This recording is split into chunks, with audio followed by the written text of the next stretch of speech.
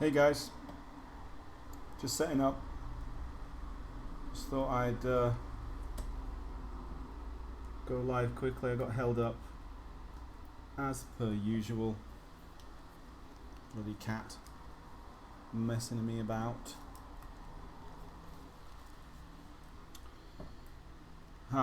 Said I'd start 5 minutes early. Here I am, 5 minutes late. Ha! Well, 2 minutes late anyway. Still got a few things to sort out, I'm afraid. Hello, Ro. Welcome. Now then, what do I need to do?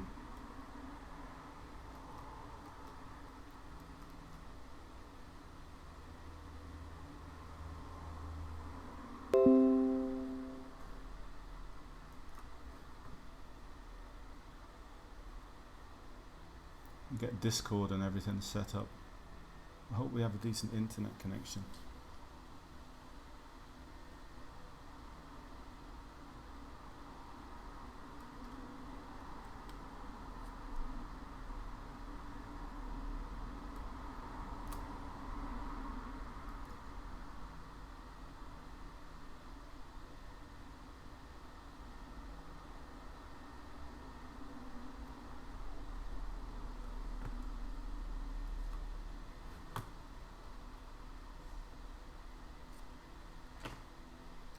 How's your week been, guys? Good?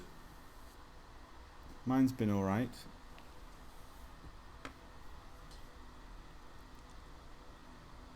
Oh, nice one, Discord. Oh, installing update 1 of 15. Great. I suppose this is the problem I have with when I switch over to this laptop, you know. And stupidly, I did actually test it, right? I switched it on and earlier today, and I switched it on, booted it up. Oh, great, no Windows updates. Brilliant. Okay, we're all good. Didn't check bloody Discord though, did I? Anyway, I'm sure it won't take too long, and yes. Who's this? Armageddon? Should I say Armageddon? Is it just like leet speak? Is that what we old schoolers call it, isn't it? Leet speak.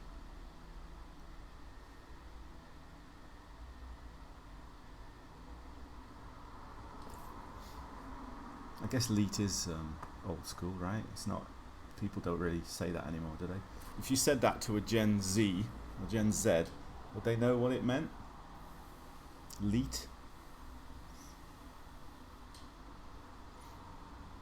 I guess leet is kind of retro, isn't it, nowadays?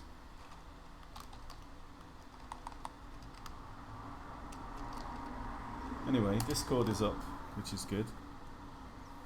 Next we have to mess about with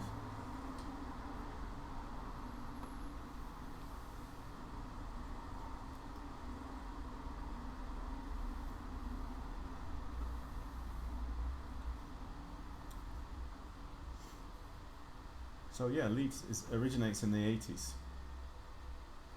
And yeah, I don't know.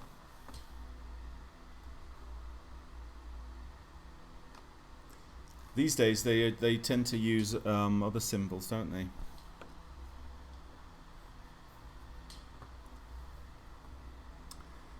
But I'm a very minimalist kind of person, so I don't tend to use those things myself. But each to their own. Right, let's see if we get Andy on. And okay. Oh, does that work first time? Don't know. Might have. Hello? Hello? Wow, that's audio's come through first time. Let me just check the levels on OBS. Good. Apparently there's an update to OBS, quite a big update, but Yeah. it's all to do with high definition, so not fussed about that, to be honest. Yeah. Okay.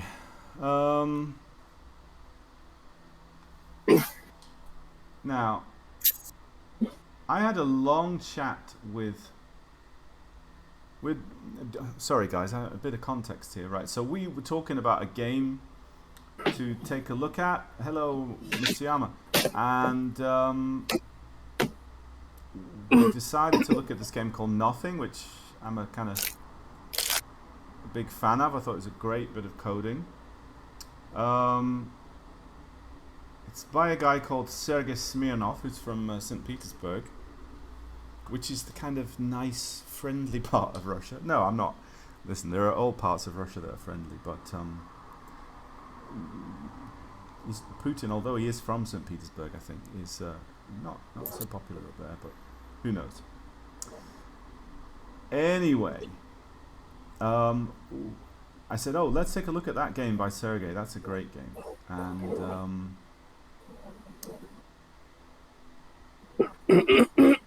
but we have to pay for it, right?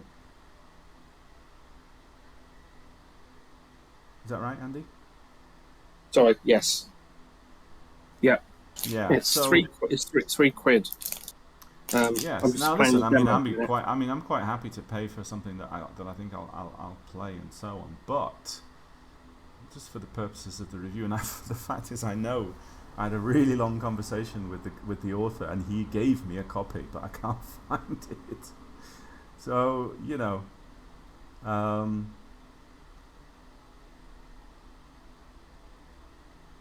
have to see. Yeah, so he's a really good coder, and he sent me some code for that I might be using on Donkey Kong, which lets you have music and sound effects at the same time. Right? Although, to be honest, Donkey Kong music is actually only one track, one channel, let's say. So yeah, but the thing is that I haven't spoken to Sergei since the Ukraine invasion. To be honest, his internet he sort of went off. Or, I mean, I don't know if it seems to me that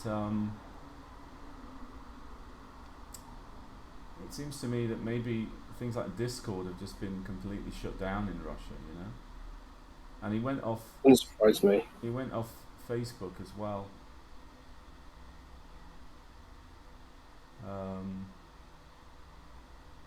I'm just taking a look at our private messages.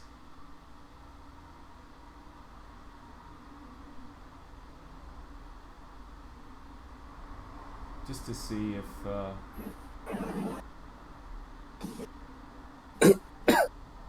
I can find it, Yeah. If it's anywhere, it'd be on my other computer, which is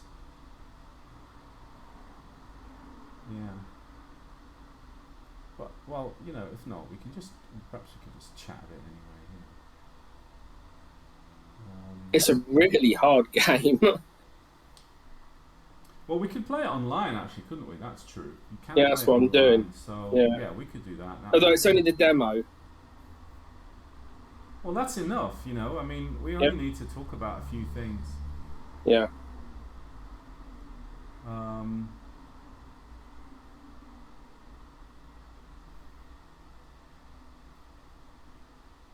Yeah, I mean, he actually, we had quite a long chat about.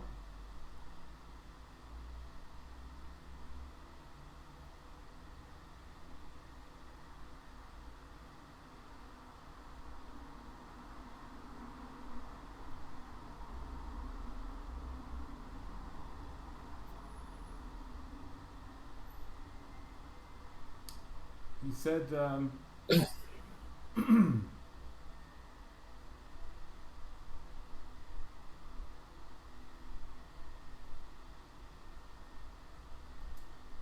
he liked asteroids, which was nice. Yeah. Yeah. Incidentally, guys, I Asteroids RX got a review in Fusion magazine, and I was pleasantly surprised that it got a 10 out of 10, which is pretty amazing, to be honest. I mean, I've got to say that I don't think everybody would get a 10 out of 10. Give it a 10 out of 10. But if you like arcade games, if you like Asteroids, then you might, I suppose, because I made it as good as I could. But well, here's the funny thing, right? This is the small world, right? So I was a big fan of this game called Nothing. I mean, well, you guys know I don't play the games that much. I'm mostly code. Whenever I have it, if I'm in the mood for something on the specky, then I'll always be coding. But when we did Snowed Under, you remember that we had there was a Jingle Bells, right? AY tune. Yeah. I mean, there was a few different Christmas tunes, one of which I did myself, and others which we got from other authors, all of whom were kind of credited. And so I got this tune, Jingle Bells, and it was by somebody called Cookin. So I wrote to him, and and I said, well, no, actually, I'm not sure if I did get in touch with him, but I gave him a credit, right? And then I got a message from him saying, "Oh, hey, I just joined your group, and I saw you used my track that I did for Jingle Bells." And I said, "Yeah, that's great, thank you." And I put your name in the credits because on ZX Art, if you're interested in AY music, you can go to a website called ZX Art. If you Google ZX-ART, I think it's .pl. I'm not sure, but no, sorry, .ee. I think that's Estonia, but I'm not absolutely sure. But anyway, you can find all kinds of AY tunes there. And that's the main source, I think, that a lot of people use. It is Estonia, yeah. A lot of people use it for music for their games, right? Yeah. And this is another topic, we could talk about that actually. But I think you agree with me as well, Andy, that music is really important to add some atmosphere to a game, right? Absolutely. And so it's great when you can. I mean, David Sapphire, our good friend, he developed the code for adding music to AGD games, which obviously then I imagine that there are probably more than 100 games that have used that code by now. Oh, easily, yeah. And I've I've adapted it to work within AGDX as well. And you can use. I think the first one I used it on was with David, was with Terrapins, and I got David was kind enough to put a bit of time into it, and what we did is we found all these different polka tunes, and then we kind of discovered that if you take polka music and put it through an AY chip, it sounds like classic 80s arcade music. So nice. So yeah, and we had 4 or 5 different tunes. That wasn't the first. That wasn't the first game to have AGD game to have music, but it was the first one to have more than one tune, right? Because the old Musikizer it basically just added music, right, where it would just play over the whole thing, which is okay. But again, it's a context. It's nice if you have a music that plays at the beginning. When you press start, it does something, and then in the game it does something. When it's game over, it does something else, I mean, that really adds to it. But have you noticed, though, Andy, that some people seem to just take a tune that they like or whatever, and they don't necessarily think about how well it goes with the game. Think with the game, yeah, absolutely. Yeah, I mean, this happens a lot with, with commercial games as well, let's say, or formerly commercial games.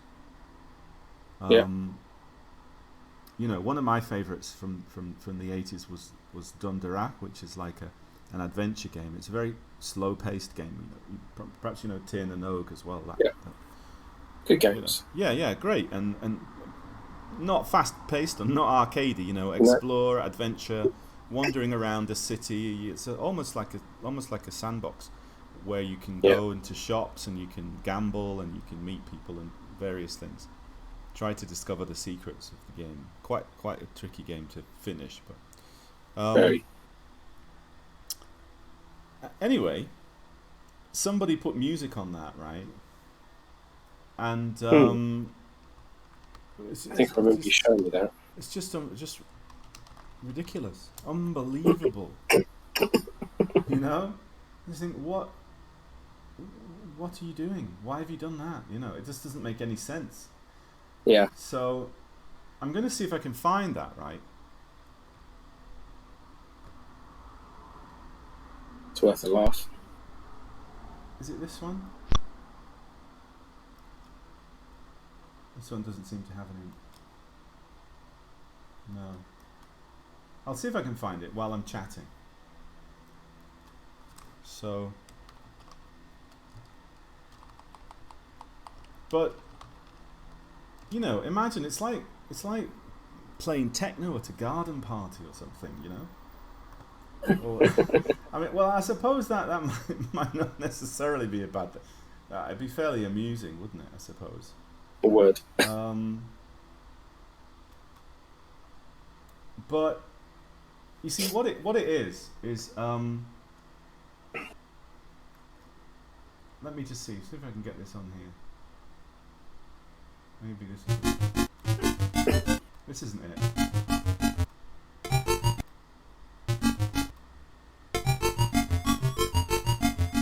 Well, that isn't it, but it might just as well be. To be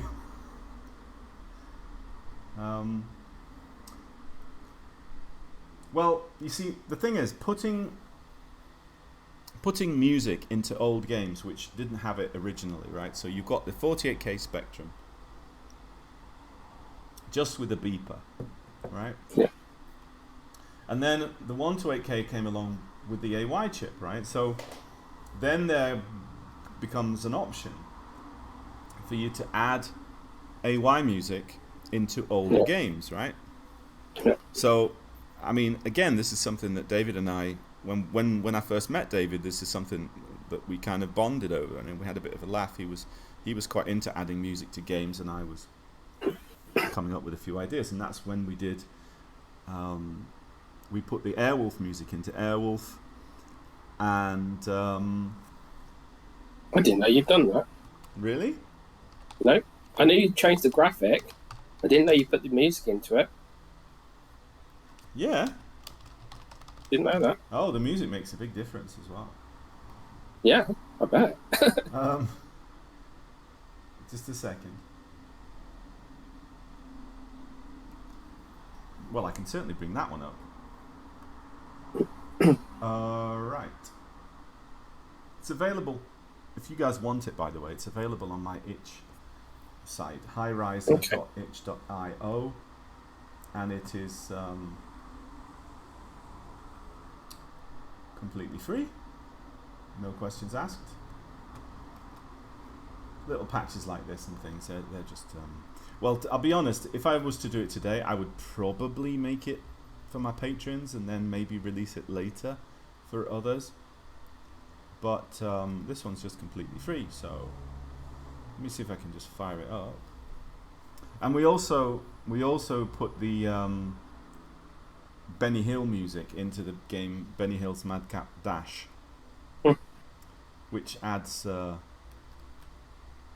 it quite significantly, I would say, because it's not a great game. It's made by Don Priestley, of course, who made Trapdoor and Flunky and Popeye, and I think he Big also sprites. and I think he also made did he make 3D Tanks, possibly? Not sure. Maybe that was one of his very earliest games. A game that I remember with some fondness, I have to say. Yeah. Well, early in the Spectrum's life, you know, sort of 82, let's say, that was 3D Tanks is a shoot 'em up by Don Priestley, published by Deakitronics in 1982. Okay. basically, it's just tanks going across a bridge, and you've got a gun that you can elevate and move left and right and shoot, and you've got to get the elevation right to land and hit the tank in the right place to blow up the Okay. yeah. Of course, he also did Maziacs, which is a classic on the ZX Spectrum, and remade onto the for the well, I think it was Mazogs on the ZX81. Yeah, it was. Yeah.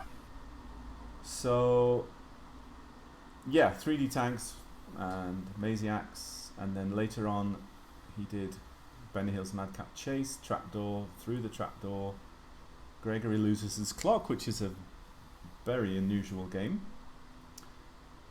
And yeah, and another game which I think would be fun actually to play on the stream is Minder. There's a couple of games I'd like to play on stream. One of them is Minder, and the other one is New Wheels John. Have you ever heard of New Wheels John?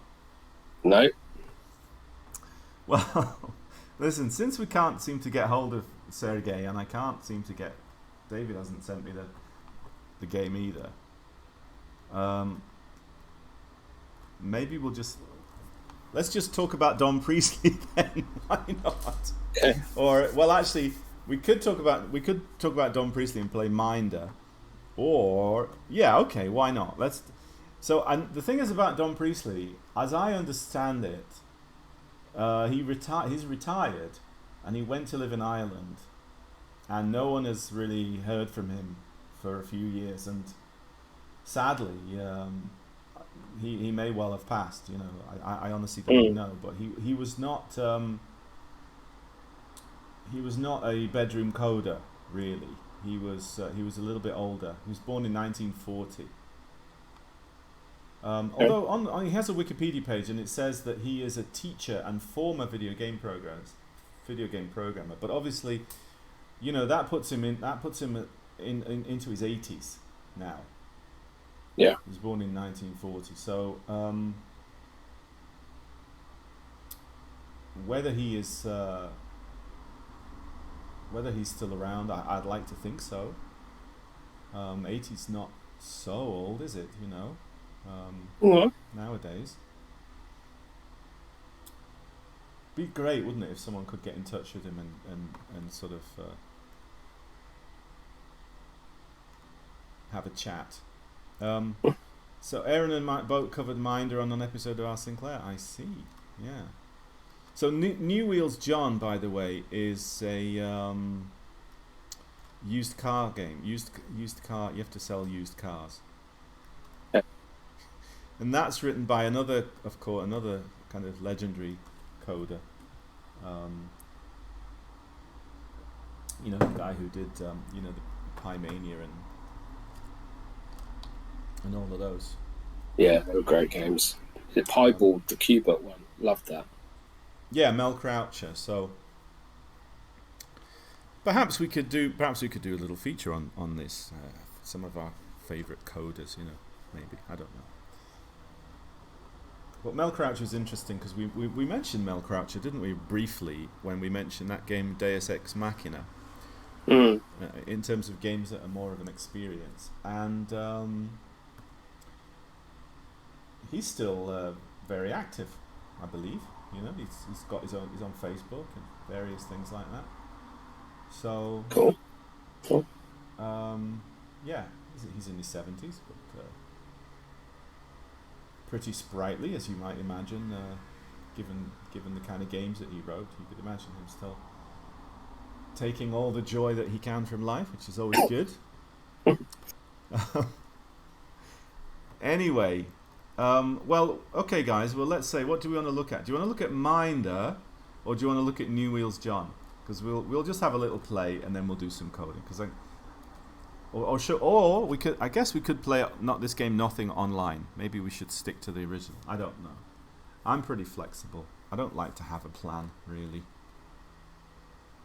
Not on the stream, anyway.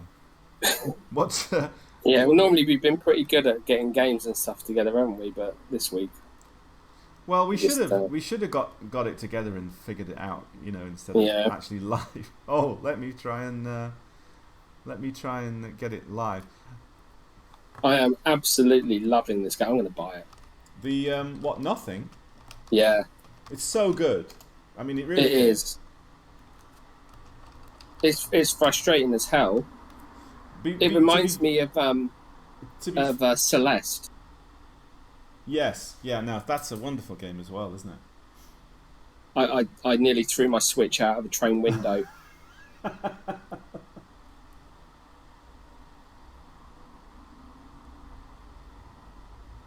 Oh yeah, I finished the demo. What a great game!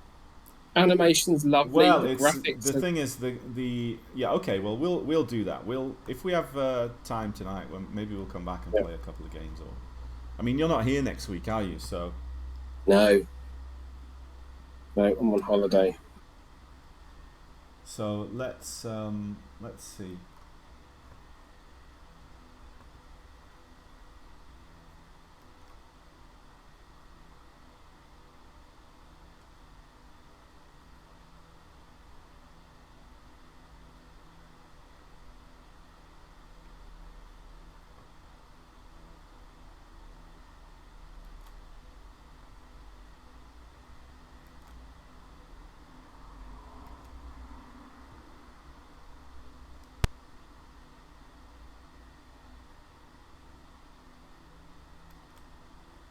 All right, I'll put the demo on then. Yeah. Just give me a second. I'll just.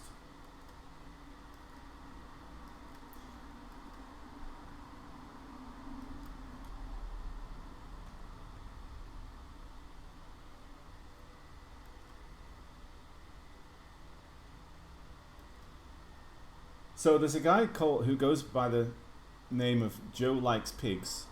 I don't know. If, I don't know. I don't know if he likes. I don't know if he likes the animals or the police. Maybe both, but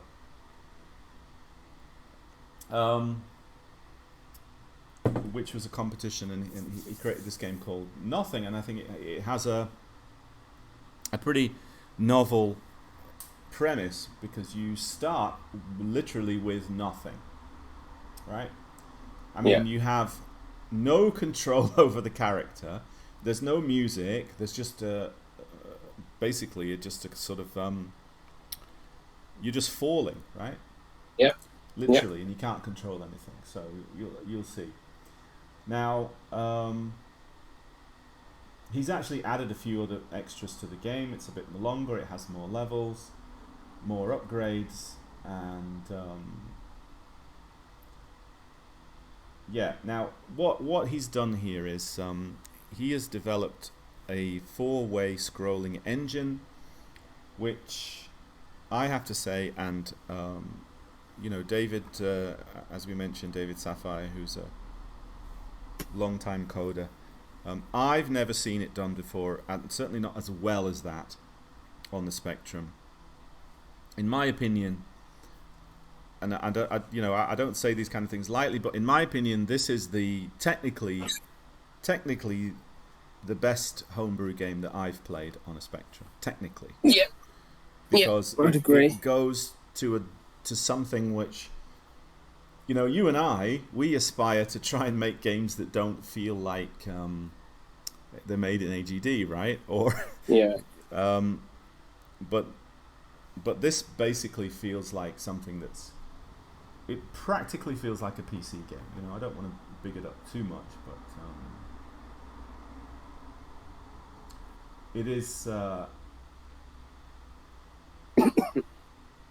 It's a bit special. So, yes, Gogin, who did. So did I tell you then that the guy who did the Jingle Bells is the same guy who did Nothing? I never actually got around to that, but there you go. So he said, Okay. "Oh, this Jingle Bells, yeah," and I said, "Oh, great," and I said, "Oh, by the way," here's my game. Here's a couple of games for you, because you did this music, and thanks for letting us use it. Here's a few of my Yeah. games, right? And he said, "Oh, cool. Have you played my game? It's called Nothing." I was like, Oh, wow! I can't believe it. That's an amazing game. So, you know, um, Small world. yeah, and I have to say that he's a really nice guy, super helpful, pretty humble, and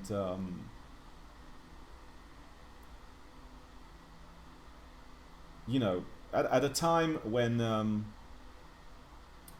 people from Russia are not exactly getting the best press. Yeah, Um, we have to remember there's a lot of decent folks out there, and you can't judge people on their origins, only on their actions, really. So yeah. I remember someone online, well, it's just like some people, not somebody I know, but I said because people were talking about what do Kazakh people think about Russian people, and I said, well, to be honest, generally Kazakhs and Russians get on really well. They're quite different. Yeah. They're quite different, right? I mean, it's Islamic and Christian, and it's like um, they eat different different foods, obviously, for that reason, and Yeah. and so on. But in general, they get on pretty well, right? I mean, Kazakhs are very, very easygoing and very welcoming of all strangers. You know, Yeah. it's a combination of two things. Firstly, the Islamic tradition. In the Islamic tradition, a guest a guest or a stranger is considered to be a gift from God, so you should always show them great hospitality. Okay. And a similar thing is also within nomadic tradition. You can imagine if you live out in the steppe and you've just got your yurt and you're traveling. If you meet other people on the road, I mean, you're generally gonna kind of try and get on with them if you can. Yeah. So yeah, they're overall, and look, they're always dickheads. Excuse my language. There are always some dickheads that make more noise than everyone else, right? Yeah. But I said, yeah, generally there isn't a lot of anti-Russian feeling, but they are annoyed. They're not happy, of course, with what's happening in Ukraine. They think it's disgraceful, just as most of the world does, and but they're not really blaming the Russians. They're blaming the leadership. Yeah. Definitely. And Definitely that. that's the thing. And someone online said to me, well, yes, but if Russians came into your country and killed your kids and this and that, then wouldn't you hate them? You know? And I said, well, yes, I would. I would. I'd hate the ones who did that, right? Yeah. But I wouldn't hate them because they were Russian. I'd hate them because of Yeah. what they did. Yeah. And it wouldn't Yeah. make me think that some granny in bloody Novosibirsk or something is the same, right? Yeah. Yeah. So it's just a little bit obtuse, frankly. I don't know. People we say like haters gonna hate, right? They always look for an outlet, maybe. I don't know. I know some people say, "Oh, we don't like politics and we don't like religion on my channel, whatever." You know what I think? I say, well, to be honest, if you don't want to do that, that's up to you. I've never had a problem discussing religion or politics with anybody because I never resort to being abusive about it because it's just opinion. Yeah. Yeah. I mean, if people start talking about killing people or these people should get out of my country and go home or whatever, so well, look, if you want to have that opinion, then you can have that opinion, and my opinion is that you're an a-hole, but that, and perhaps we shouldn't continue the conversation because there's no point. But I'm not gonna. I think politics is everywhere, isn't it? Really, but Yes. anyway, Yeah. yeah. At the end of the day, as I said, judge a person by their actions, not their origins. I mean, that of course, it's just purely logical, Yeah. So yeah, I have to admit though, I have to admit, it would be naive to be otherwise. That I mean, there's a lot of Russian people have come into Kazakhstan, right, to get away from the political situation, or Right. perhaps more accurately to get away from the economic situation, right? So, Yeah. um, Yeah. because it's really hard to manage over there. There's a lot of people come over, and they really stand out, you know. They look very different, and they're different even to the Russians who live in Kazakhstan, right? Because certainly here in the capital, it's a very family-oriented city, and they are a little bit more. Well, I suppose you might say a little bit more Western, but they'll stay up later at night. They'll be drinking more. They've got a lot of tattoos, and a lot of them are a little bit younger, and they don't have kids, and you know.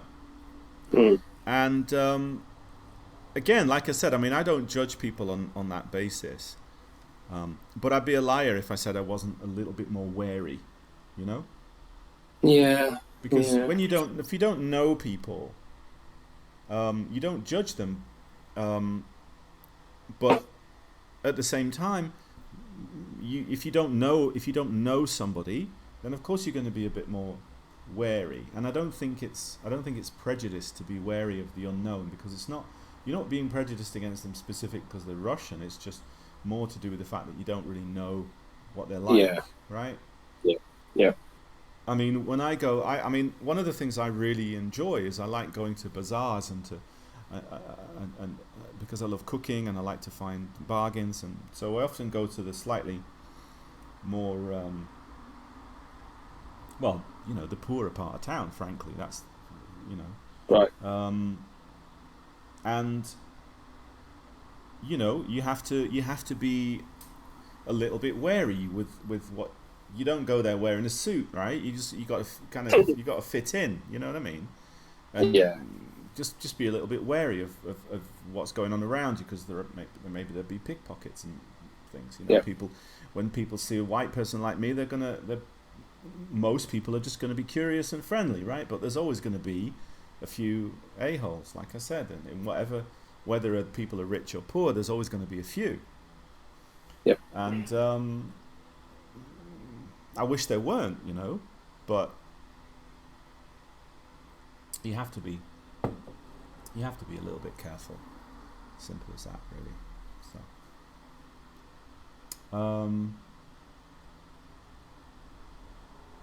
yes, there was a migration of Russians leaving 20 years ago. A lot of Germans as well. I think that there was about 10 or 15% of the population was German during the Soviet era. A lot of whom were, I believe that they were kind of descendants of prisoners of war, actually. Stalin had this policy as well of just kind of, because he wanted to kind of create a sort of, he didn't want ethnic areas with ethnic majorities, so he decided it would be a good idea to just take loads of people from Ukraine and drop them in Kazakhstan, and take loads of people from places like the far east of Russia, where there was a lot of Korean people, and there's actually a small Korean population in Kazakhstan. Right. And so I met this lovely old lady at the bazaar, and we had a chat. My wife translated for me, and she was in her 80s, I think. And when she was a little girl, she said, she remembers they were all piled onto the train. They were out in what's the Pacific location of the Pacific Fleet? What's the big city over there? Vladivostok, isn't it? Okay. Yeah. She remembers they were all just piled on to trains and just shipped and dumped. And so there you go. This is where you live now. Hope you. Wow. And I shouldn't laugh. It's a horrible thing, but at the same time, she was a lovely old lady, and she'd obviously, survived, and her family Did all had right. Yeah. survived, and they still, they don't, they didn't, they lost their language, um, but they didn't lose their food and things like this. There became a tradition of Korean food being a little bit popular here. Yeah. It's interesting. I mean, we're not talking about retro games at all, guys. This is what happens. We go on these tangents, but I hope you don't mind because I'm interested in everything and I like talking about everything. So that's what we do. But anyway, just briefly, yes. So in a way, you can draw some parallels with the British Empire and the Russian Empire, Soviet Empire, as you might call it. They called it a Soviet Union, but for the most part, it was just really an extension of the Russian Empire. So the former Russian Empire, when the Tsar fell. But anyway, so you have that kind of colonial legacy, right? So that's why in Britain, some of the most popular foods are Chinese food, Hong Kong, Cantonese food, and Indian, Pakistani, Bengali food as well, right? Super popular because immigrants and so on, right? So and similarly in places like this, you have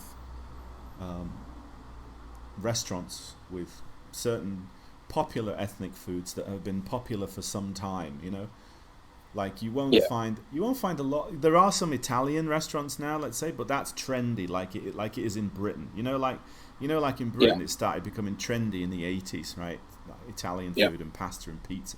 Because I'd never heard of pizza in the 70s. Had you? Probably not. No.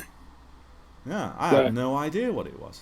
So anyway, spaghetti. Oh yeah, they're the spaghetti, just about. Yeah. But anyway. Um, Certainly not living up north, It's chips and gravy, that's all we eat, isn't it? Up there. But anyway, and pies. But anyway, I do digress, don't I? But yeah, so essentially you'll find Georgian restaurants, you'll find not really some Korean restaurants. You get more kind of Korean delicatessens in bazaars, right? And then you also get things like Uyghur restaurants, and there's another Chinese ethnic minority that has a small population here, and its name escapes me. And I do feel bad because we literally went for a meal in one of those restaurants just today, and Oops. well, there's I think it's Jungarians, yeah, something like that.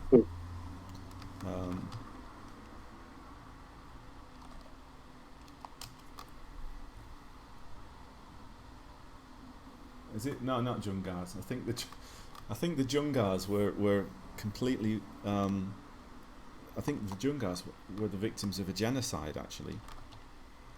In the sort of 15th century, maybe, I don't know.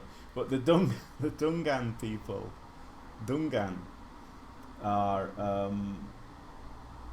they're actually ethnically Chinese, but they're Muslim and they speak a Turkic language, and they originate from the Xinjiang province of northwestern China.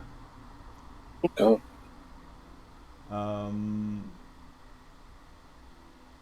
Yes, they migrated to Central Asia, and there's quite a lot living in Kazakhstan, and in Kyrgyzia, or Kyrgyzstan as it's known in the West. So, yeah, I believe that yeah. Well, at least I actually know about this. Yeah, Jungar. The Jungar was an absolutely horrific genocide that happened in the 18th century by the Qing dynasty. It was a mass extermination, and they basically just said, just kill everyone. Just kill everyone. Go. They sent their warriors in, and they just killed between 500 to 800,000 people, including all the women and all the kids, and about 80% of the whole population of the Dzungar people were wiped out, and it's pretty much a lost culture.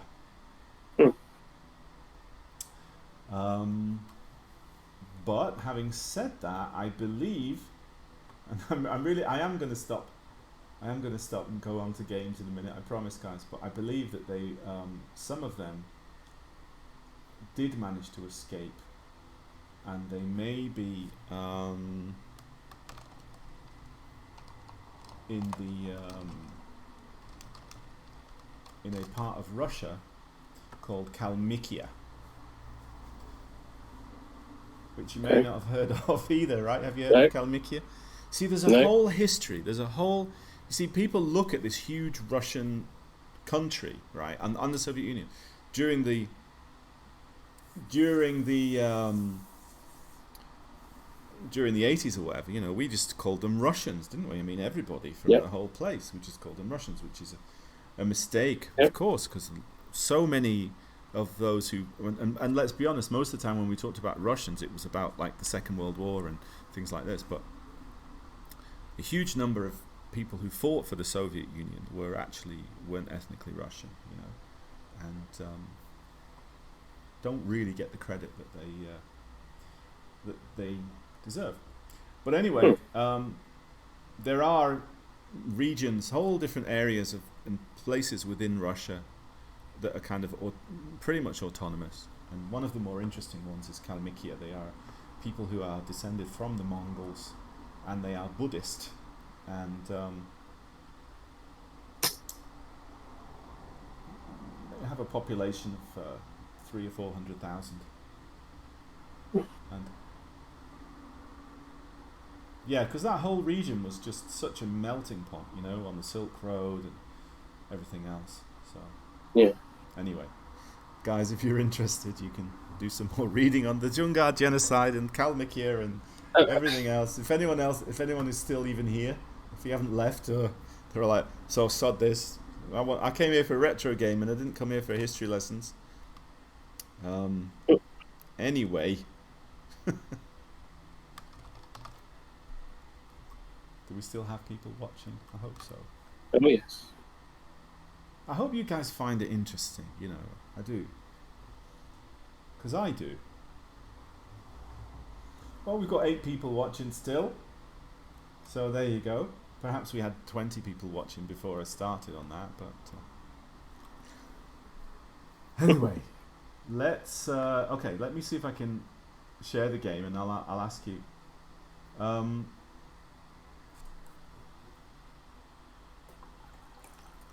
I'll ask you a little bit about it, and we can take a look. Let me see if I can get it up on OBS. Get me started. I'll just. It's hard. Mitsuyama, this is it. It's edutainment. It's all edutainment. God, I hate portmanteaus, don't you? Edutainment. Yeah. Just trying to open your minds to the world. There's so much that we don't know, and so much to learn, you know. So I love traveling. It's you really, you know, it's a wonderful thing, you know. That I won't go on, I promise. But when you learn the history, it's like a whole different history to what we learned in school, right? Yeah. Because we didn't learn about anything to do with the Mongols or not really, you know, or all of the kind of history of Central Asia. I guess we didn't really know too much about what was called the Great Game, you know, the Russian Empire versus the British Empire in Central Asia. And to learn about, when you learn the history of these places and then you visit them and you actually see these places and the things that happened, that in itself is amazing. But also, I take a lot of joy just from, if I'm traveling on the bus here, and I see all the faces, and you can see people who look Turkish all the way across to people who look almost, Korean, and it's the whole sort of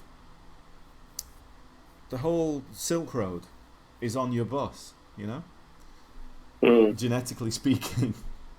and my wife and I did one of those genetic tests, DNA tests, Yeah. And that's when I found out that I wasn't English. It was really interesting for me because I found out I was 90% Irish and 8% Scottish and 2% Welsh. So it turned out that I'm not English at all. So yeah, I'm an immigrant, which is quite nice because I've always felt like an immigrant anyway. Having lived abroad since I was a small boy, Yeah. But my wife's DNA came back, and it was literally just the Silk Road. It was like everything from like 1% Italian, 2% Georgian, Caucasus, 6% Russian, and then sort of 70-80% Central Asian, Mongolian, just everything, Wow. So it was really interesting. I mean, obviously, it was very clear that she's Asian just by looking at her. I suppose that she's Central Asian, but it's interesting to find out that she has a little bit of Afghani and Iranian and things like this. So hey, Curtis, you're here early. Nice to see you, sir. Of course, everybody in America, North America, that is, not United States, North America, the vast majority, I should say, of people from North America are descended from immigrants. Yeah. And, technically, as the people who are called the First Nations, the native peoples, well, they also came from Central Asia and as well. During the Ice Age, they crossed over the Bering Sea. And that's interesting because you'll actually see a lot of parallels between Kazakh and Central Asian nomadic tribes and North American natives. It's very interesting. Another chat, another time. Let me try. Please, look, I've already been here for an hour. I haven't even started the game yet. What do I need to do? Window capture, I guess. Window capture. How's that? That works. That's not bad, is it? No? You make it a bit bigger. Okay. That'll do. Seems I'm playing the TR-DOS version, which is okay. Now what do I do? QAOP in space, is it? If you choose that key combination, yeah. Yeah. Nice font. I like that font. It is a nice font. It's very clean. Yes, clean and unassuming, which is what a font should be. If it's 8x8, frankly. Otherwise, it's trying to do more than it can manage. But yes, I like it. It reminds me of the one used in the design games.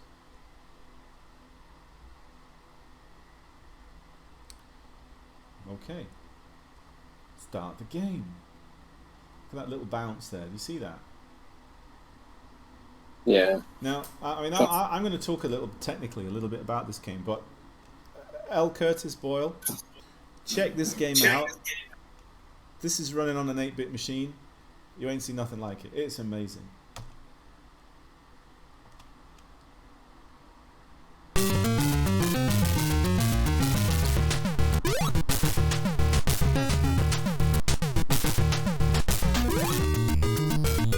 Level 2 is not as nice.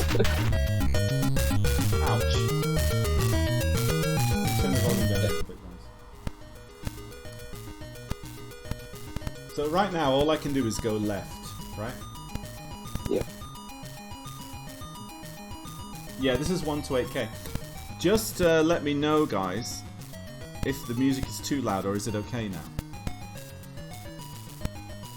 Is it manageable?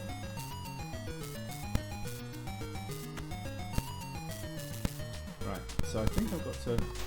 Oh, this is hard. Look at that little... Look at the screen shake, right? It's like, this is like almost a full screen. Oh, I'm in trouble now, aren't I? Oh no. Okay, let's go. Oh, I've done it again. Because I can't go right. It's tough, isn't it? It's really hard. Okay, here we go. Just want enough so I can just see that thing there. There, I can see it now, right? Okay. Let's make a run for it. And stop and run. Ooh. Ooh, that's vicious. Everything's just that little bit off timing so that you think you're going to be able to get through, Go but now. you can't. Ah! Yeah, that's doable though. Very doable. Oh, I've done it again.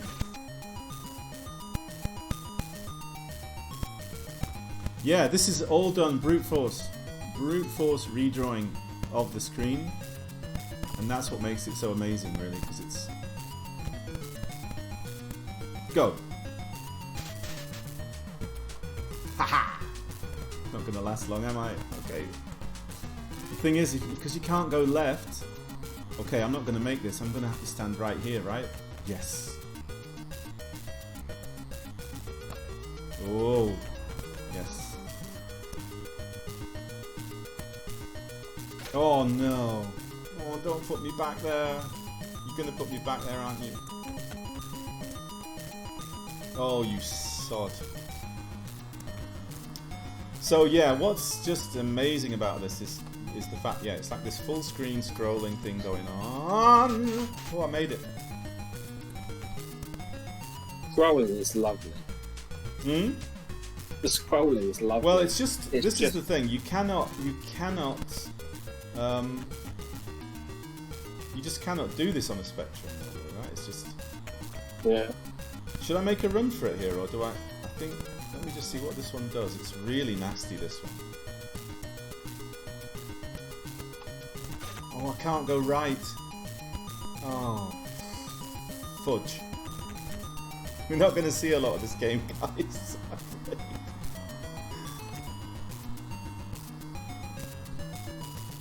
Oh.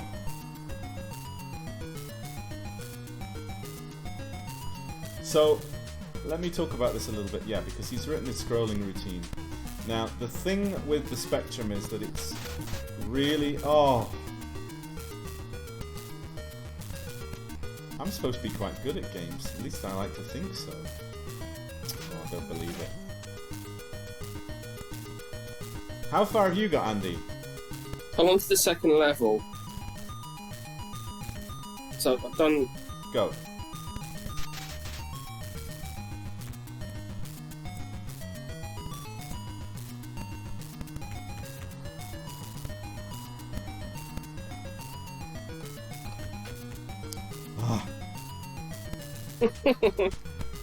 That's kind of what I've been doing for the last half hour. I'm saving it. I've just got past a really tough bit. I think I'm alright. Am I alright? I think I'm alright. I think I'm alright. I'm using the blocks. I'm using the blocks.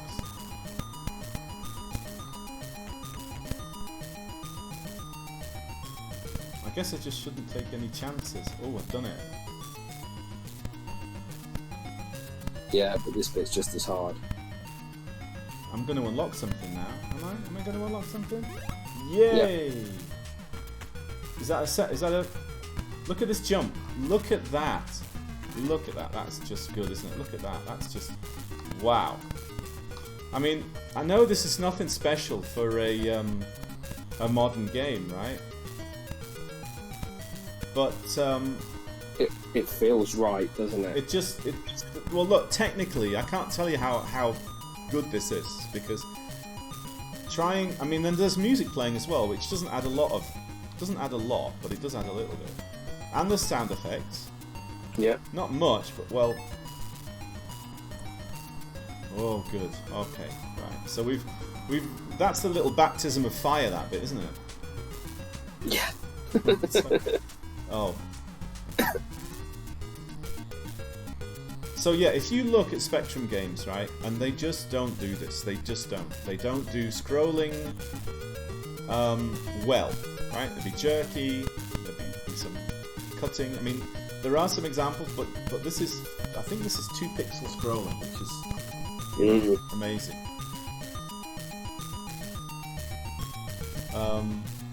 Yes, as Curtis is saying there, you just take it for granted. But obviously, on this stream, we like to talk about the technical side. Now, I'm guessing that platform is aligned with the other one above it, right? Oh no, I have a camera. Look at this. I've got a camera, guys. Look, I can look down. I didn't realise that. And look, that isn't just scrolling. That's decelerating as well. Look. Yeah. That's like snapping. Look. Yep. It's really nice. Wow. Oh, I still can't go, that was a bit mean. I still can't go, right. Right, no. You get that in a little while. But I can jump, though. I just remember that I can actually jump. Yeah. So. Yeah, well, I bloody hope we get it right. I should hope so. Oh, I could have gone there, couldn't I? Right, come on.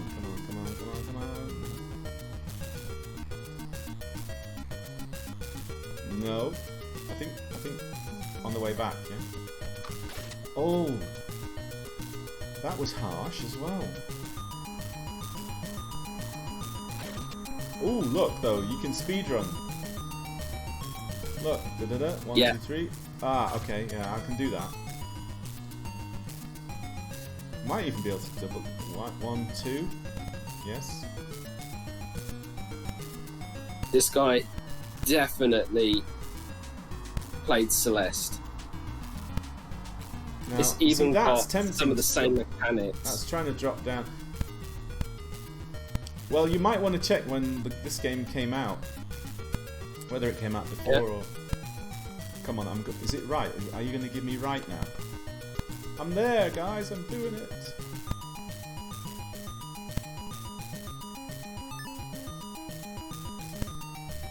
Yeah, okay.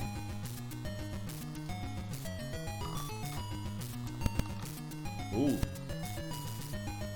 Yes. Was that a checkpoint? Please be a checkpoint.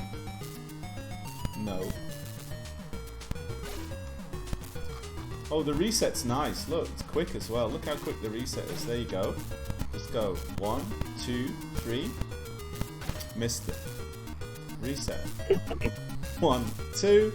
Down. Oh, I see. Yeah, I could. Oh, but I can't because I haven't got right. Can I actually go like this? Let me see. 1, 2, jump, and then jump. No, I thought there was another.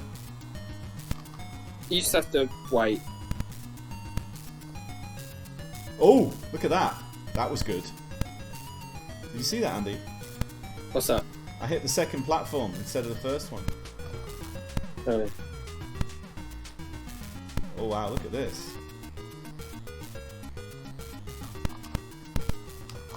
This took me ages. No, what I did is I went like this and I landed on the second platform. Yeah. But the timer, the time is different every time. Yeah. Ah, I see. Yeah. Okay, I'm gonna pause it, right? Can I pause it? Yeah. Yeah. Okay. So, Curtis, I haven't said any questions. Dirty tile techniques. That that doesn't sound like something very pleasant. Okay. Well, listen. I was chatting with Sergey, and I don't. It was a lot, but it was a while ago, and I don't remember exactly what was said. But first of all, it's not absolutely full screen, but it's pretty close to being full screen. I mean, again, when you see games on the Spectrum and they are that they have scrolling and things like this, quite often they'll only be within 2/3 of the screen, let's say. Yeah. And that's because, as we've talked about on the streams before, it's all about you're just constantly pushing data around, right? You don't have hardware scrolling, and you don't have sprites, hardware sprites. So everything you do is just CPU and memory, and that's it, right? So you're constantly then having to move data into the CPU, processing it, and then putting it back into memory. And at which point the ULA chip will then display the screen memory, right? So that's it's a reason why the Spectrum is a really good, fun machine to start on, because it's very pure in that sense, right? But it's very challenging as well. But so you can imagine a screen like this, right? The first thing to say is, of course, there isn't any color, all right? Which doesn't it doesn't cut down the amount of data that you're moving around by much, but it obviously would save a little bit, and every single nanosecond is helping this thing to do this. But yes, the the trick then is to be able to draw the screen as quickly as possible. I imagine that there are it might be using a double buffer system where you draw on one screen and then flip it, right, each time, so it's running at 25 hertz. I don't know, that's a guess, but it might be running. I actually might be running at 50 hertz, because I know that Russian coders, they really love to try and make these things run at 50 hertz, and to be honest, it does kind of look like it is, because it's so smooth, you know, and fast. It is the same resolution as Coco, yes, 256 by 192. This game, incidentally, Curtis, it is originally like an indie game, a PC game that was then converted. So, yeah, I mean, what I know is that the fastest way that you can move data around is using the stack, right? So using push and pop, because it uses you move 2 bytes at once, essentially.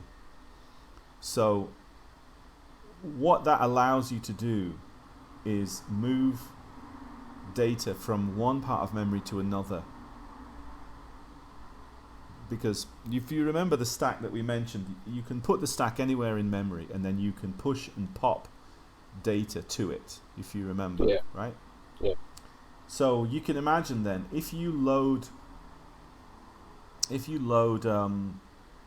your registers with values, right, then you can push them onto the stack quickly. And if you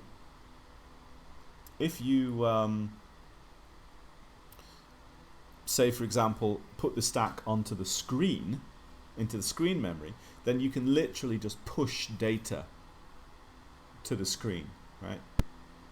Okay. But you're fairly limited, because you only have a certain number of registers, right? Yeah. So you're limited to, say, 18 bytes or something like that. So normally what you might do with something like that is have a whole load of kind of pushes or possibly pops, but probably pushes, where you will then well, basically you'll use some kind of self-modding code, so that you can update what's on the stack, and then push it to the screen. To be honest, I mean, look, this is the highest level of coding on the Spectrum that I know of. It's what I will say is, and I'll just just a second. Let me close this window. we'll switch the game off for now. We'll move over to the coding section in a minute. But is it this window here? Yeah. Okay. We'll just leave that there for a minute. So obviously, I'm not. I was sharing that window, and I'm not going on Facebook and look and everything when I'm to put it on the stream. I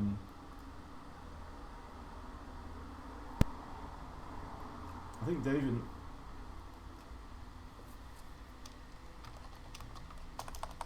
Yeah, David messaged me, but.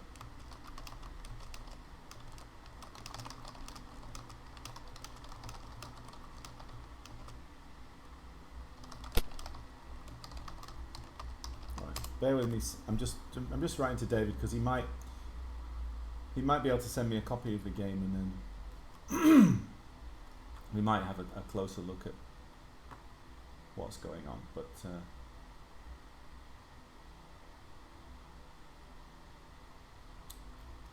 yeah. So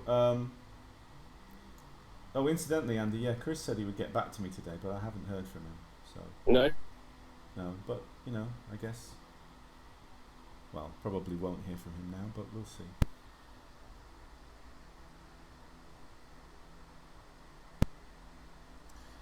Yes, you can. If you can clear the screen using push. Some people use it for scrolling. There are certain tricks that you can do as long as you're not dealing with a large amount of data. A large variety of data, I should say. Yeah.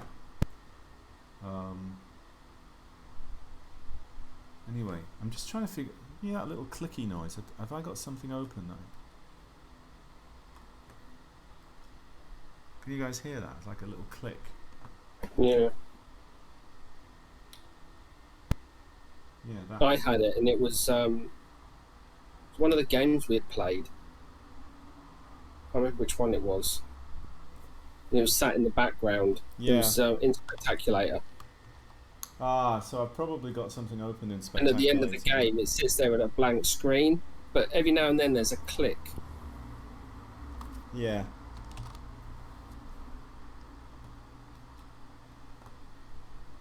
Okay, just a second.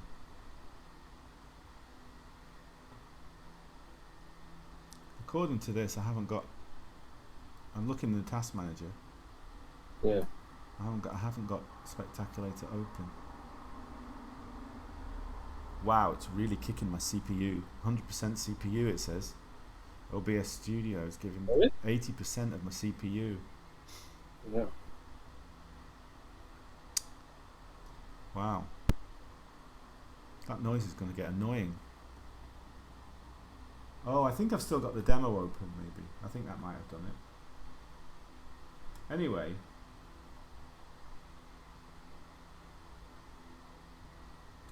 I'll just see if there's anything in here. I'll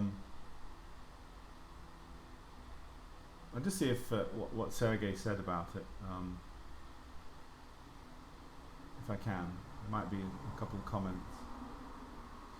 But what I do know is that he said that he basically used all the techniques that he knew. Yeah. From various different games, you know, with lots of different games, you have lots of different games have different requirements and needs. So, and he said, yeah, every fraction of a percentage of performance was a battle. You know, constantly squeezing and squeezing and squeezing. Wow. It took about 9 months for him to make the engine itself. Oh wow. And the main game took 3 to 4 months to make. And he used there was a lot of chat room and various things going on to kind of lots of people were chipping in and giving him little suggestions. Yeah. You know, can you use this? Maybe you could try this. And various different suggestions. And so it was a constantly... I mean, there is a thing, I mean, Curtis will I'm sure agree with this. There is a thing with coding where you'll kind of you'll write something first of all, and it'll make sure that it works, right? And then and then once it works, you can then start thinking about how to enhance it, how to economize, and Yeah. how to sort of improve it and make it more efficient. Yeah. And sometimes that involves not coding in a necessarily clean way, you know. Right. Sometimes your code can then become a little bit obfuscated, or you'll make a jump to another place or something a little bit kind of you're not really doing what you're supposed to do, but you might find that a jump to a certain place is going to help you or whatever, and that makes the code more difficult for other people to follow. And but if it saves you a few nanoseconds, then you have to go for it, because if you need that time, if your game isn't going to work without it, then you have to do it, right? But it can make it a little bit impenetrable for people who are looking at the source later. Mm. Anyway, Yeah. it's 3:20. There's nobody here but you and me. Well, okay, there's another 7 people. There's a little song quote. Anyway, let's do some coding. But overall, that is a fantastic game. The coding is absolutely outstanding, and really quite remarkable that has been done. Yes. And I don't like saying things like this normally, but if we'd have seen that back in the day, we'd have been amazed. Yeah, no, I don't. I mean, look, it's still personal, but yeah, I don't like saying things like that, because I think it's great even now. I think, wow, that's amazing, you know. And to be honest, I think it's probably more amazing now, because I know a little bit more of the yeah. So Graham is chipping in here. By the way, Graham, give yourself a shout out for you got an album, haven't you? I think I saw you mention some sort of ambient thing. Looked pretty interesting. Give everybody a link and we can check it out. It's a late night thing, so it's probably quite a nice thing to listen to at night. Well done, sir. We've got a musical crowd out here, you know. Do you play music as well, Curtis? I don't know. I can't remember who I saw on the Amigos stream. Are you one of the? Are you Graham? Are you in the Amigos group? The what are you called? I can't remember now. They do this thing where they play a song and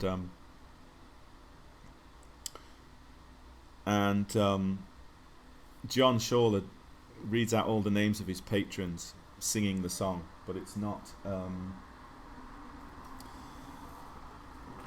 easy listening. Let's just put it that way. Anyway, I haven't played guitar for a while. I put my guitar here, right near my desk. It's literally look. It's right. It's literally. Look, that's how accessible it is. Look, it's right there. Right? And there it is, look. And is it in tune? Oh, I'm not sure, maybe not. And I'll tell you why it's not in tune. It's that flipping cat. I'd love to bring the cat. I'd love to bring the cat and show you guys to see how she's grown in a week. But just a second.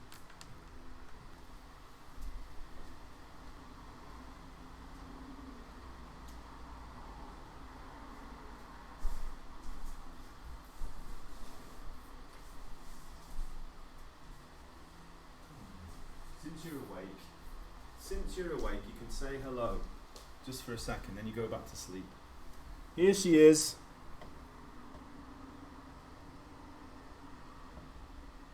Oh. Hey, sleepy one. Yeah. Hello. It's cute though, huh? Just a second. Put it back.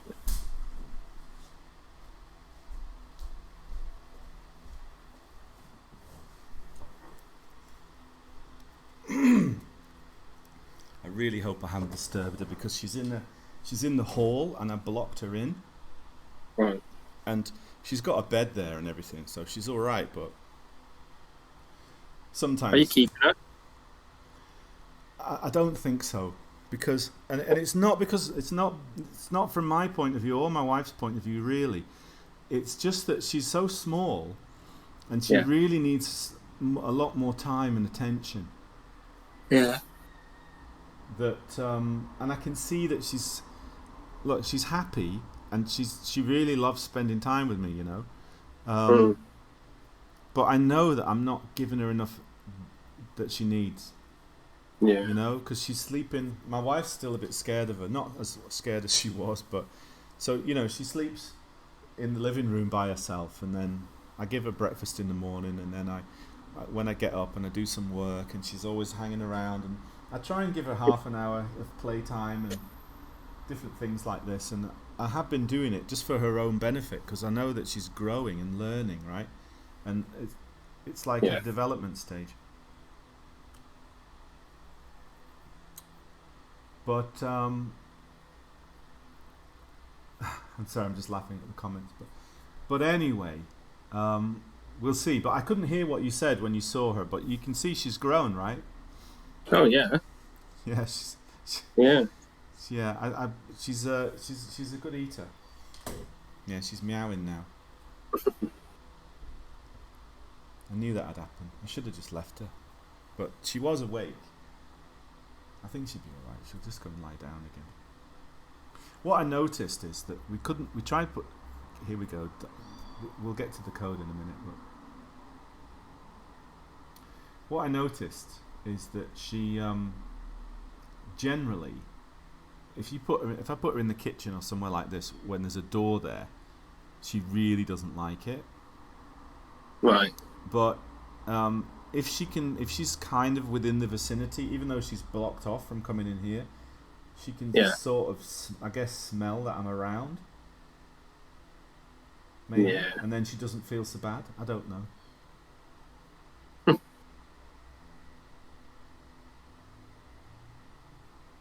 But she's. I guess that was a bit of a mistake, really. But I couldn't resist showing it to you. So. Anyway, right. Let's get on. Where were we? You'll have to help me catch up here. I don't think we're anywhere, are we? Not really. We did that last week about plotting the pixel, didn't we? Yes. No. What I mean is, though, there isn't any threads. There aren't any loose ends to tie up in terms of anything I was talking about, is there? Oh, I don't. No, we're just talking about music. But anyway, Graham makes music. You're a bass player, right? I was back in the day. I see. Don't play much anymore. No, I haven't picked it up in years.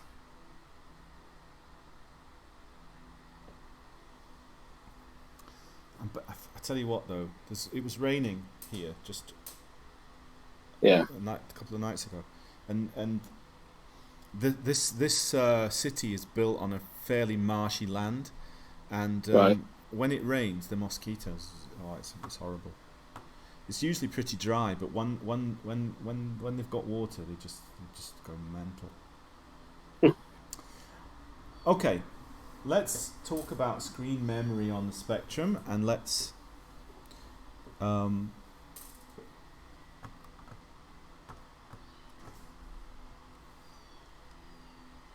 she's not happy. Can you hear her? No. Oh, okay. She's meowing. Yeah. She's doing the wow.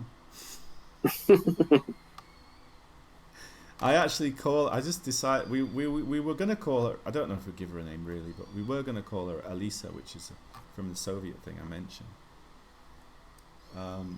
But I was joking with my wife.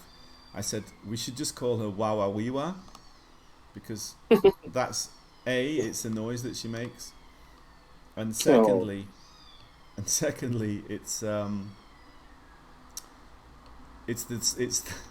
thing that Borat says when he's excited. He goes Wawa Wiwa. Wow, she's made it. She's actually got up and climbed over the barrier. Wow. Yeah, that's her name now. Wow, that is. So we said let's call her Wow Wee One. We'll just call her Wow for short. Because when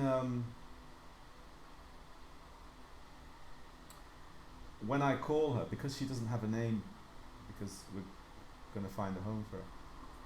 I just call her by saying "Wow, wow" like this, you know. So I thought, well, that's a Yeah. pretty good name. Yeah, she's made it. You've made it. You've climbed the barrier. I knew it. For 3 or 4 days. Okay, you watch this, right? Watch this. Just a second. Wait. Yeah. Am I on screen? Let me move this. Okay. Watch what happens. Watch this. We'll see now. She's just gonna climb right up me, and right up to my shoulder. Is what'll happen. Because that's what she wants to do. I just know it. So in a minute, a cat is gonna just suddenly appear. Ready? 3. I'm trying to train her not to bite because she's really keen on biting. She's here She was now. probably on the street for a little while, weren't she? Could be. I mean, she's not sharply biting, but Yeah. I mean, even my cats bite, and they're like 12 years old. Stop biting. Stop it. She just wants to play all the time. Yeah. Right, ready? She can't see. Look, there she is. She's. Can you see her? Oh, yeah. Yeah. Yeah. She's like a parrot. She comes and sits on my shoulder like a parrot. That's awesome. It's a shame that you can't see it, really. She's Mine don't even like to be picked up now. Ah. You're not going I mean, over they're there. friendly. That's the window. You They're can't go friendly over on their terms. Look, there she. Look, can you see her? Look. She flicks in every now and then. Yeah, there you go. Yeah. Oh. Come on, that's enough of that.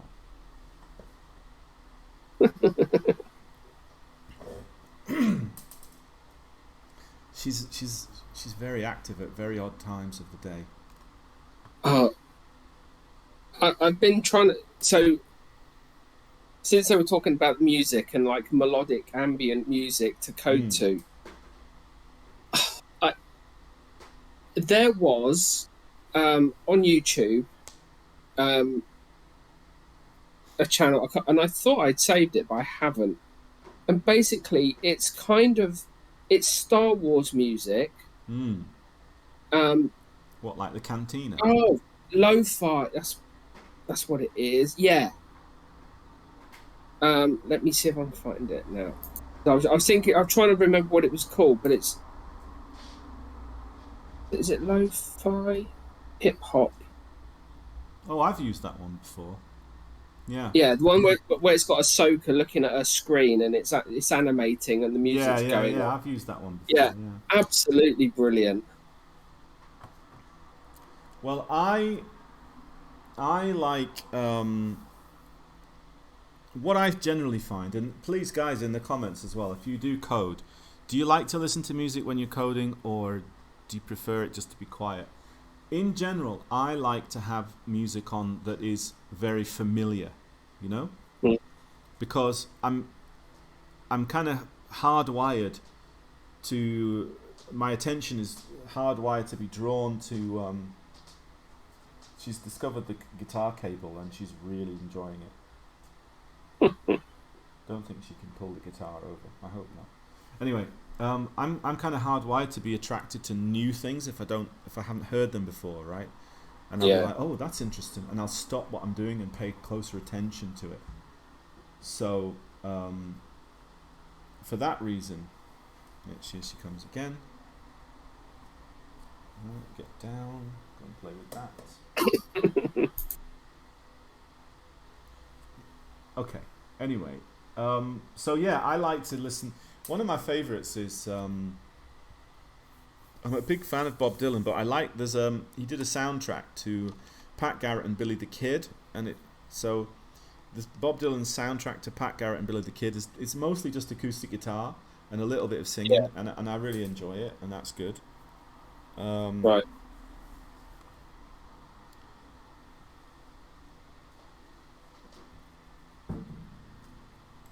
Just 1 second, guys. I'm just going to put some more toys out on the floor so that at least she has a few options.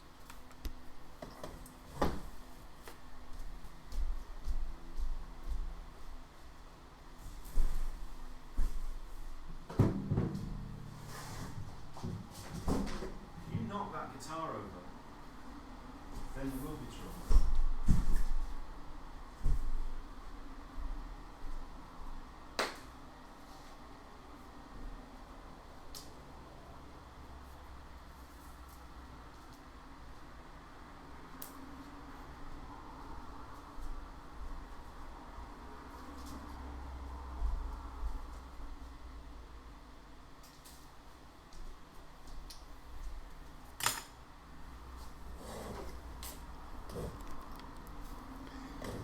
Anyway, okay, I'm back. Sorry about that, guys. The trials of fatherhood, eh? Anyway, sorry, got a message from David as well.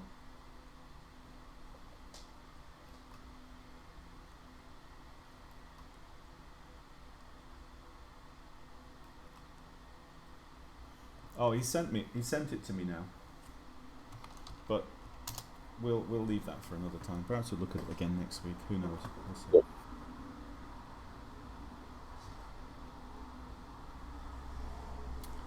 We'll see. What I need is I need an anti-cat climbing system, because like good luck. I found myself sitting in the lotus position, you know? Yeah. Because then she can't climb up. Because this chair is like metal. It's like metal legs, so she can't climb it. But then she just starts meowing like, "Oh, come on, let me climb up." Because she literally just runs right up my leg, right up my chest, up to my shoulder. And she's done it enough times that she just knows exactly how to do it as well. Yeah. Anyway, I digress again. Let's talk about screen memory. Okay, so this is I'm gonna give a little pocket overview of the screen memory again. So I'm looking here at ZX Paintbrush. Which I guess I can share with you on Discord. Yep. So we'll do that.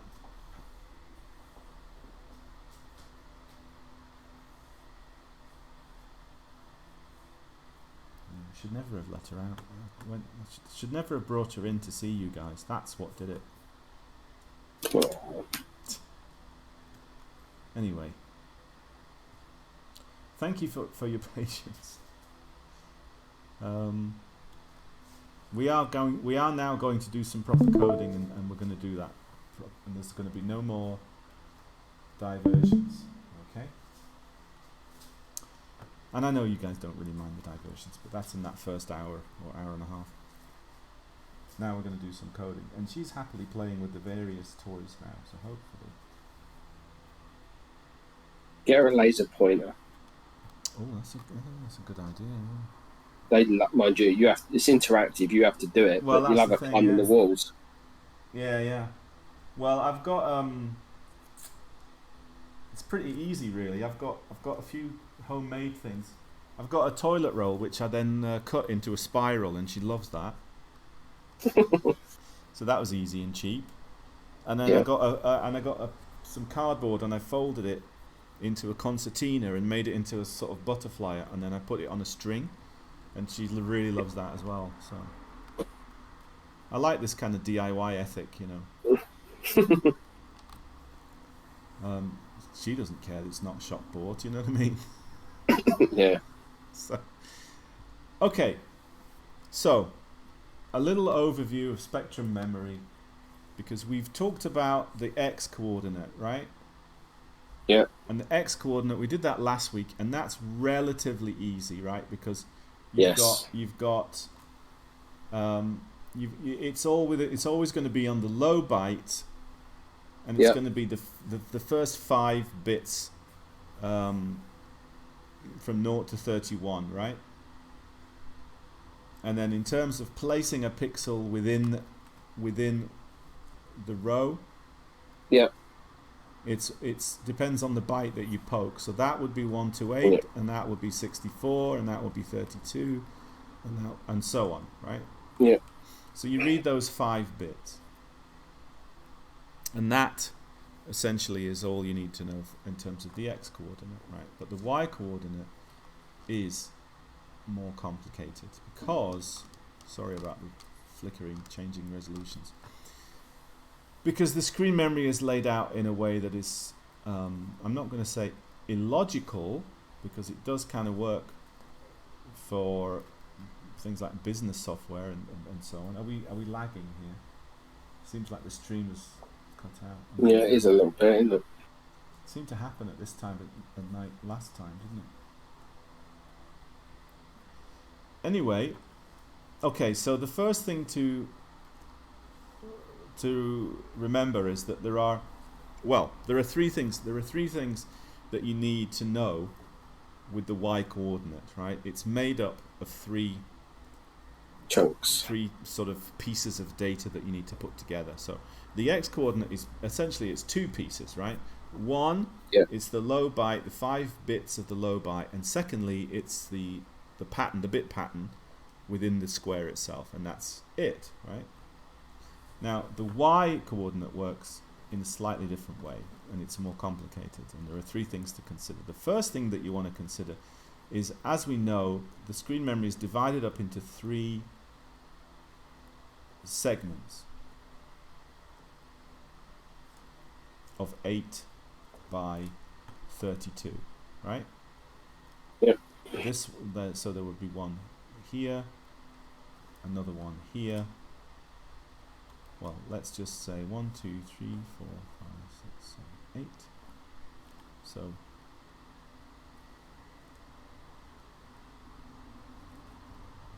I think that's right. Can we see that clearly enough? I think so.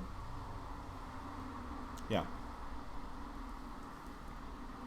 So when you're thinking about the y coordinate, the first thing you're going to need to think about is which segment is it in.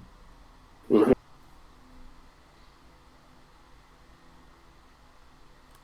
It should this one's too big. It's fine. No, I have to have it right. Otherwise the balance of the universe is not right, you know? Okay. Okay. So there's the segment, right? That's the first thing. Easy enough, right? Now we already know, because of the way that the x coordinate works, is that we'll need to know something about the row within the segment, the character row. Yeah. Right? So, and we know there are 256 characters in each segment. And that's where the low byte gets its address, from 0 here to 256 here. Yeah. Right? Of the character square. Okay. So that's the second thing. And then the third thing that you need to know is, within the character square, just as with the x coordinate, you need to know, is it here, here, here, here, here, right?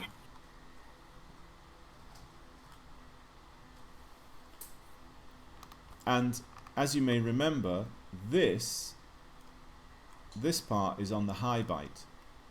It's the position within the square itself is on the high byte. Yeah. So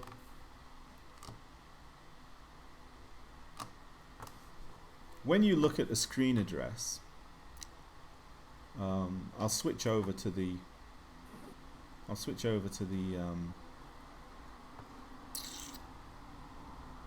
other screen, just a second.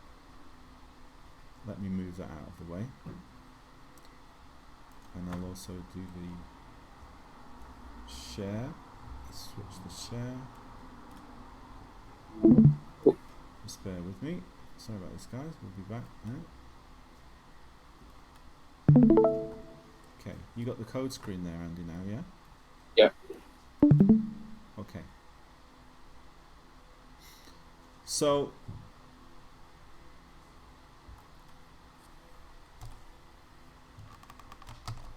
if I start with this screen address, 4000, right? Yeah. We know that's the top corner of the screen. Yeah. And we know that the low byte tells us the x coordinate. Right? Yep. I mean, if we break it into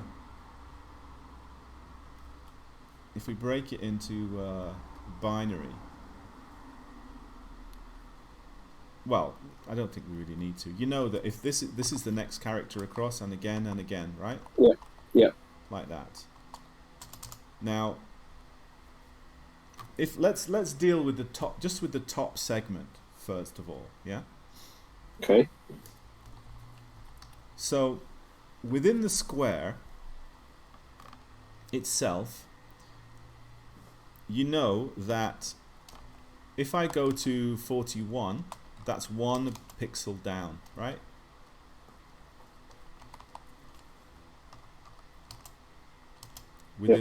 Let's say now we're working just in the top row. Yeah. So we go 1 pixel down. Do you remember doing that, or do we? Briefly worked on that, didn't we?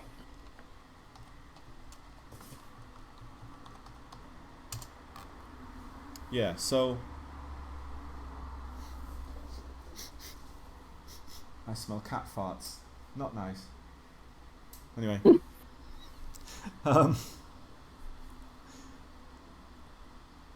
Well, within the character squared, if you want to move down 1 character, you have to add 32, right? Yeah. You remember that, yeah? To the low byte. And if you want to move 1 pixel down within a character square, you add 1 to the high byte.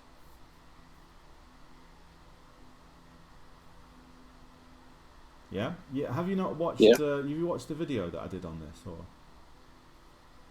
Long time ago.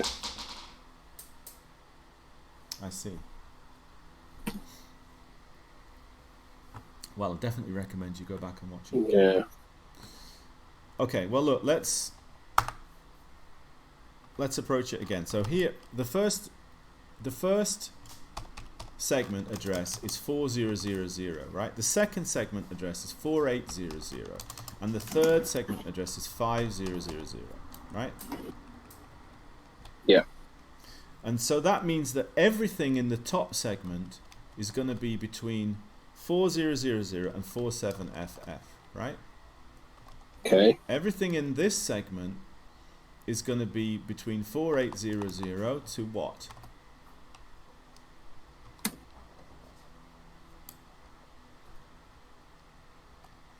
Shout out in the comments as well, guys, if you know. Now you're expecting me to know hex off by heart. I don't. Well, all you need to know is it's one number less than that number there. Right? Oh, true. Yeah. So, was it 49FF? It's 4FFF.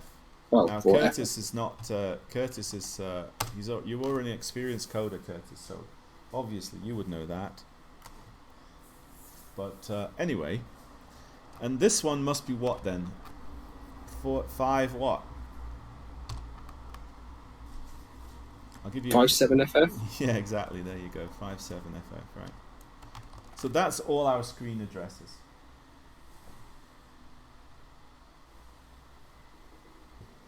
Okay.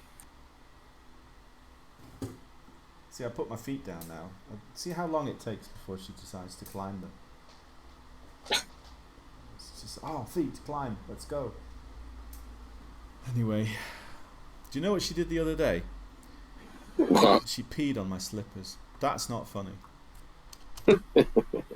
I said, this is not your territory. Is now. Yeah. Anyway, anyway, I do apologise, guys. We are coding. We are and it's good to go through this step by step. Okay, so 40F to 47FF. That's our screen memory, right? Right. Yeah. And this is the low byte, right? And this is the high byte. Okay? Yeah. So we can split it like that, right? And we're now looking at one segment. And that segment is 256 squares. Got it? Yeah. 32 squares by 8. Yeah? Okay. Yeah. You sure? Yeah. Okay. 32 squares by 8. Each one of those squares then can be given a number from 0 to 255, right? Yeah. Or 0 to FF. So, our low byte here, this low byte, always tells you which square we are in. From 0 to 255, right? Yeah. So in that sense it's linear, but because it's rows, then obviously it's every 32, right? Yeah. So what that tells you is if you add 32 to that low byte, you're going to go down one square. Make sense? Yeah. And again, you're going to go down one square, and again, you're going to go down one square, and again, like that. Yeah. Yeah?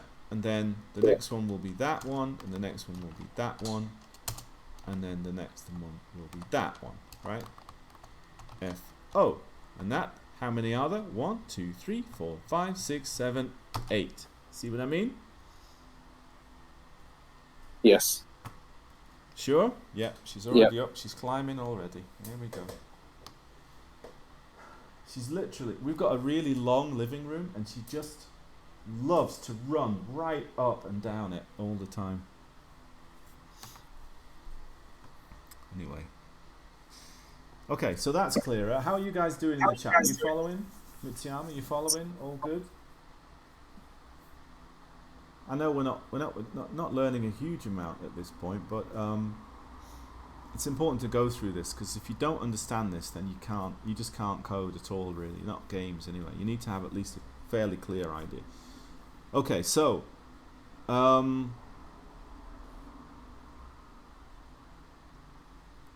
we've got 255 squares. They're in a kind of a grid, right?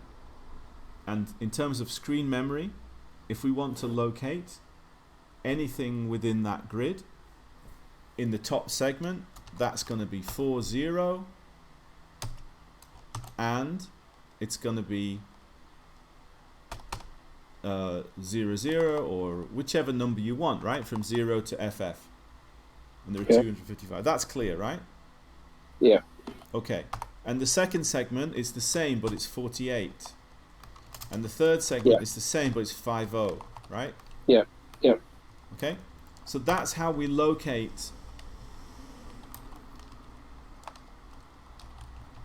like that, right? That's how we can locate any, with that knowledge, we can locate any square within the 768 squares that we've got in total. Yes. Right? So, and once we've located the square, then we can look, okay, there are 8 rows in that square, so now we just need to identify which row, right? Yeah. Because in this case, it's not a byte that we're poking, because the byte is horizontal.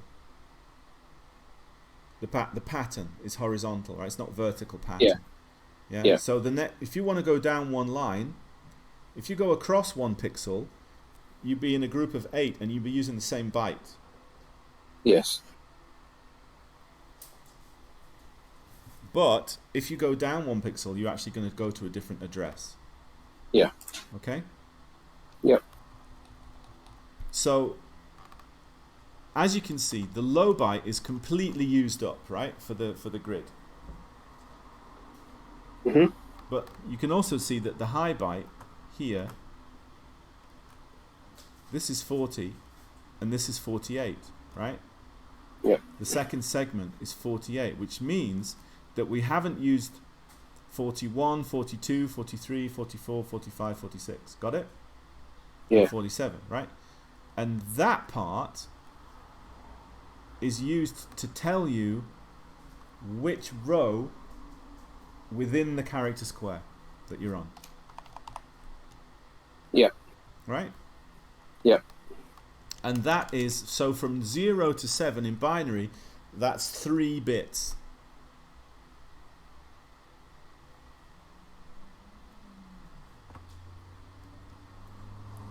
I recognize that silence. Yeah. Okay, just a second.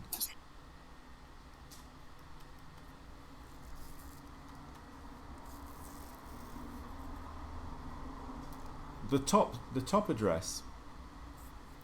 Let's put this in binary, right? And then you'll see. So 40 in binary is this.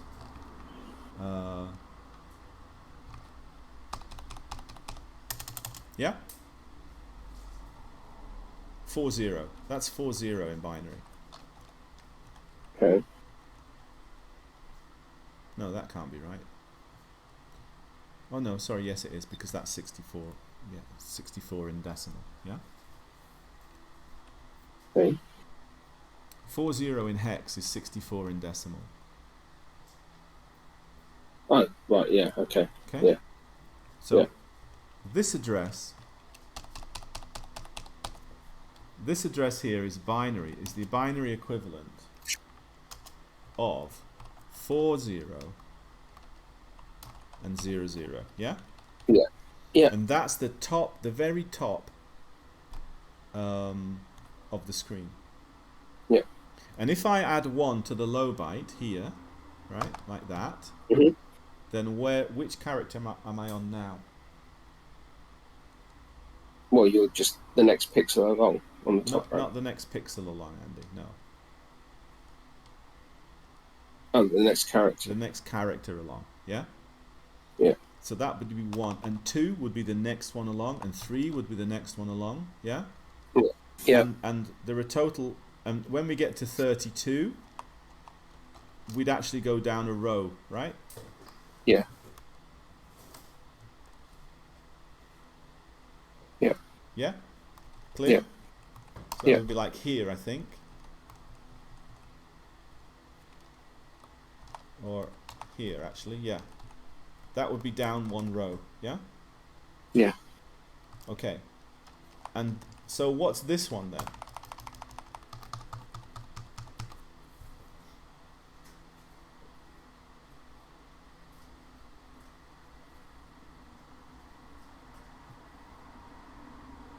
I don't know. Yes, Curtis, it does. You're starting to lose me now. Okay, well, we're only starting to lose you, which means I can reach my hand out and pull you back. Now, you remember the low byte has a number from 0 to 255, right? Yeah. And that's within that segment, because there's 255, well, Okay. I should say Yeah. 256 characters, yeah? Yeah. 32 across and 8 So that down. would be so that's going to be the bottom last character in There that you go, section. exactly right, yeah. Okay. Successful rescue. We pulled him back. Good. So as this number increases in binary anyway, 1, 1, 1, 0, da, da, da, da, right? That covers all your characters within this segment, right? Yeah. So that's how we can define any character within the segment. Okay. Okay? Yeah. So if I want to go 1 across, there it is, like that. That would then be the next one along. And that one would be the next. That would be 2 in binary, right? And 3. Yeah. That's the third character along. Got it? Yeah. Okay. And I take it this is going to sound like probably a stupid question. No, there's no such thing. Please go ahead. I mean, obviously you're using hex as well as binary here. Yeah. Could you just write these numbers as decimal? You could, and in a sense it feels more human readable when you do that. Yeah. But in terms of coding, if you have any ambition to kind of progress beyond a kind of dabbling level of coding, then I strongly recommend that you kind of just got to get used to it. Well, is it slower to use decimal then, or No, it's not slower. no? I mean, you mean in terms of the assembler? Yeah. No, because everything, look, as far as the computer is concerned, everything is binary. There are no readable numbers. There are no readable numbers. There are only pulses. Right? So it doesn't matter. The decimal is only for you. Right?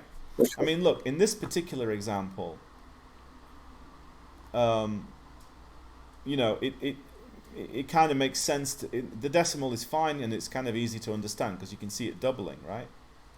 Yeah. Each time. But at the same time, if you did look at it in hex, you know, you would see that it was equally readable, right? Because it actually in hex it would look something along the lines of this, right? You'd have something like 80, 40, 20, 10, and then 8, 4, 2, 1, right? Right. So I guess in that sense you can see a little bit how that it might be a little bit more readable, right? But it's not that readable. Yeah. But it depends. Listen, I still use a bit of it, but what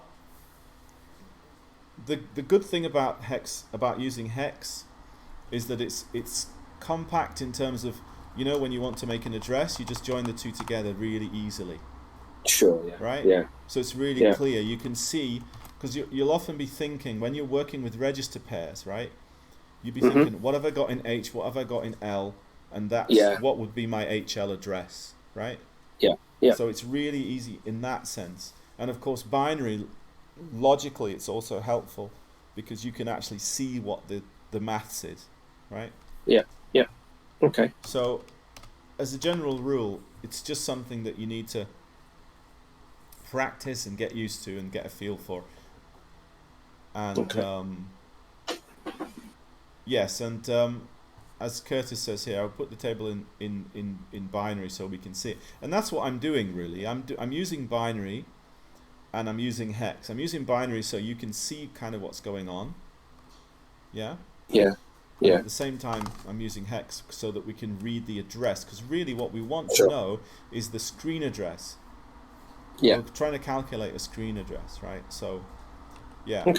Okay, so, and listen, a lot of this is, it's a kind of, a little bit of a grind, you know? It's a bit like in an RPG, you just got to grind it a little bit, and then and then you'll level up, you know? You will. So, just roll with it. It is a bit of a grind, but it's worth it, because once you understand it, you'll feel a lot more comfortable with a lot of things that come later, you know? Okay, so right now we're in character square 3, right? Yeah. And essentially what we do within the character square, in this particular address, we are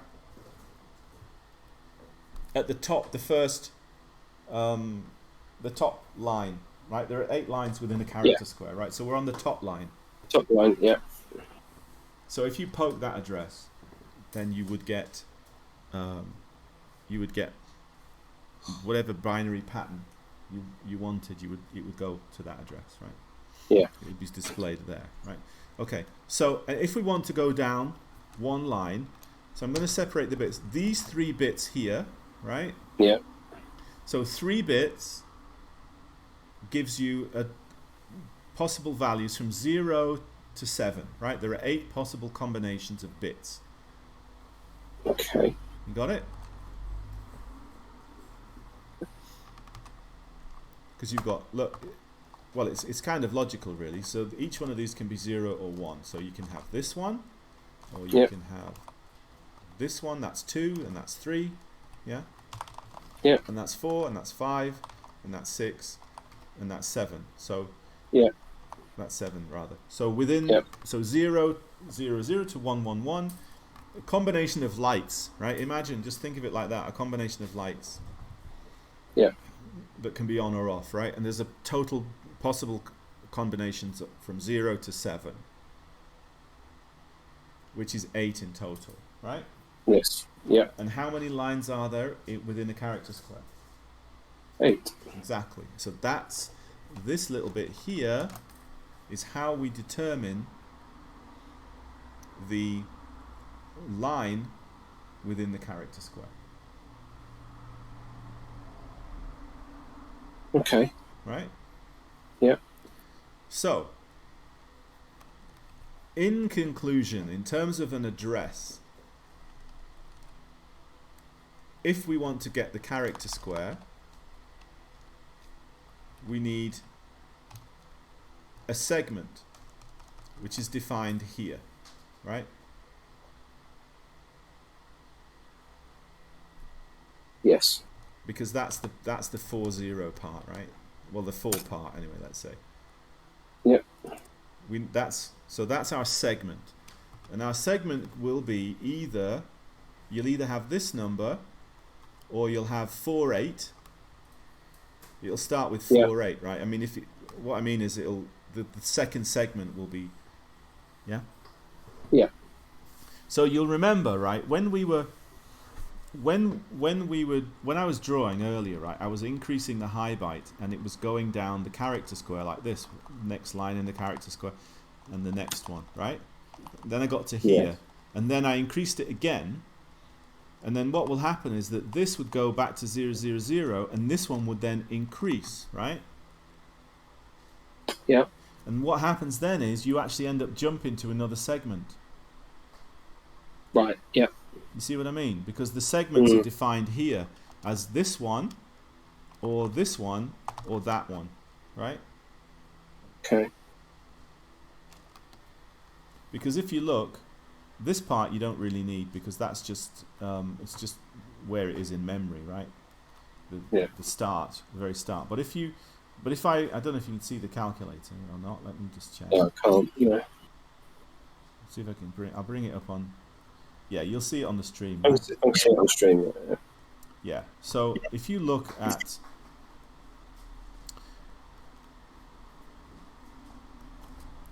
this value, right? And that's what I've got here, right? And if you look at that in hex, that's 40, right? Yeah. Okay. And now if I add 1 to that like that, yeah? I mean, I'm not adding 1, right? If I set this bit here, yeah? Then I'll have 1 0 0 1 0 0, right? And 1 more 0, which is 48, which is the next segment, right? Right. Okay. You say right, but I know that I need to just go through that one more time. No, I think I get it. Okay. Well, for the clarity of it, right? Yeah. This part here, that's the high byte. Right? This is the high byte. It's just hard to follow you on that screen because it's so laggy. I see. Well, but I'm sharing the code screen, aren't I? You can see that. Yeah. Right? So, okay. So look at that. Look at that. This 40, right? Mhm. We're not going to use these 3 bits here. Yeah. No. Because that just tells us, that just gives us the start of the top of the screen memory where it starts, right? So we don't need those 3 bits. Okay. These next 2 bits here will tell you which segment you're in. Okay. Right? And there are only 3 segments. So it would be either 0, 1, 0, or 1, 0, yeah. but not 1, 1, right? Because 1, 1 is actually in the attribute area. Okay. So 0, 0, 0, 1, and 1, 0. If you go beyond that, because there are only 3, right? Yeah. If you go to that one, you'll end up going higher up into the attribute area. Okay. Which is why when sprites sometimes fall off the screen, you get all this color messed up stuff, right? You see that? Yes. Yeah. That's Yeah. why, because it means that Okay. your address has gone over that, right? So this Yeah. one here that I'm highlighting, that's your segment, yeah? Yes. This part here is, well, let's say this part here is your square within the segment, Yeah. and this part here is your line within the segment, within the square. The row. Hmm? The row.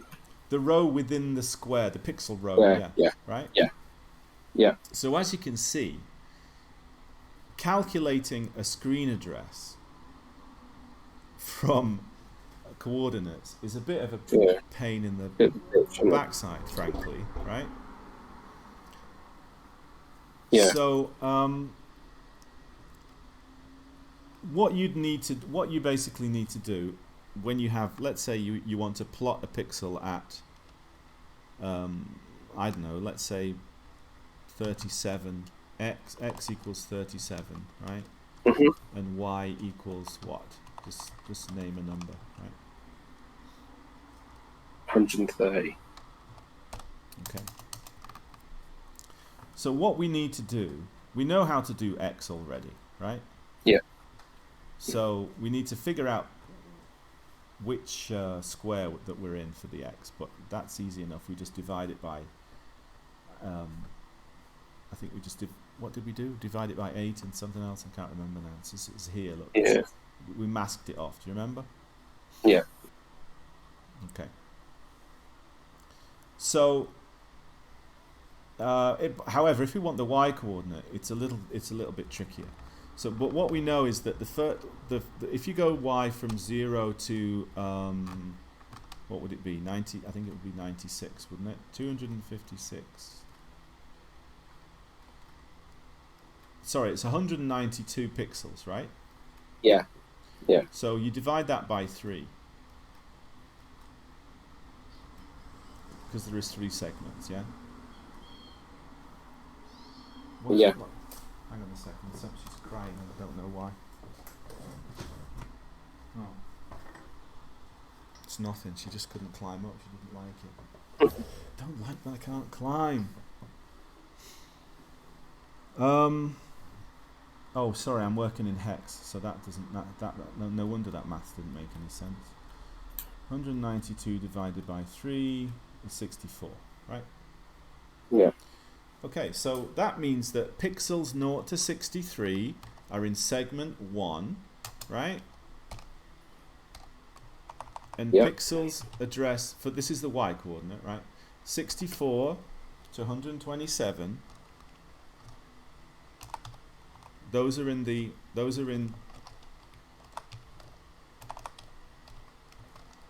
we'll call this one segment 0, right? The top one. Yeah? Yeah. And 1 to 8 to 191, right? That's the last coordinate. That would be segment 3, right? Yeah. Okay. So what we know then,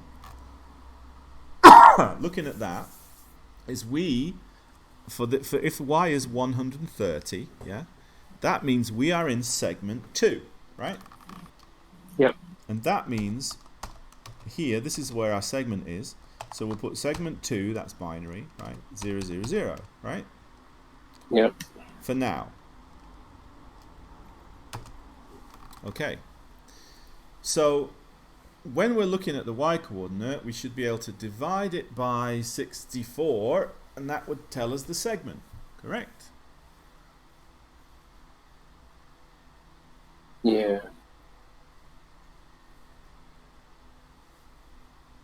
Yes? No? Yeah. Yeah. But the segment is actually stored here. It's not at the end here, is it, right? It's stored. So we have to shift it across by 1, 2. How many do we have to shift it across by? 1, 2, 3. We'll shift across by 3, right? Okay. Are you following that? Ish. Say that's segment 2, right? Yeah. That would be 2. Okay. So yeah. I Yeah. see what you mean. Yeah. Yeah. So, but what I want, where the actual position for the address, I actually want that to be shifted over 1, 2, 3, right?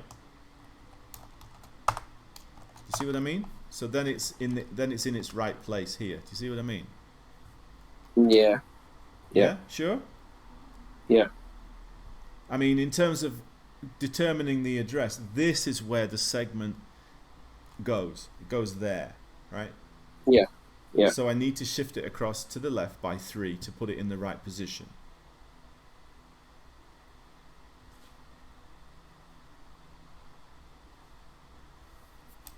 Yeah? Let's put it again like this, right? We have segment 0, we have segment 1. Yeah. No, I get segment that. 2, I don't get right? why are we shifting it? What? Okay, yeah. Well, listen, look at this. This is an 8-bit number here, right? Yeah. I'll write A, B, C here, right? Yeah. Okay, so which one of these, A, B, or C, which one of these is our segment? B. B, right, okay. And where is it within that 8-bit number?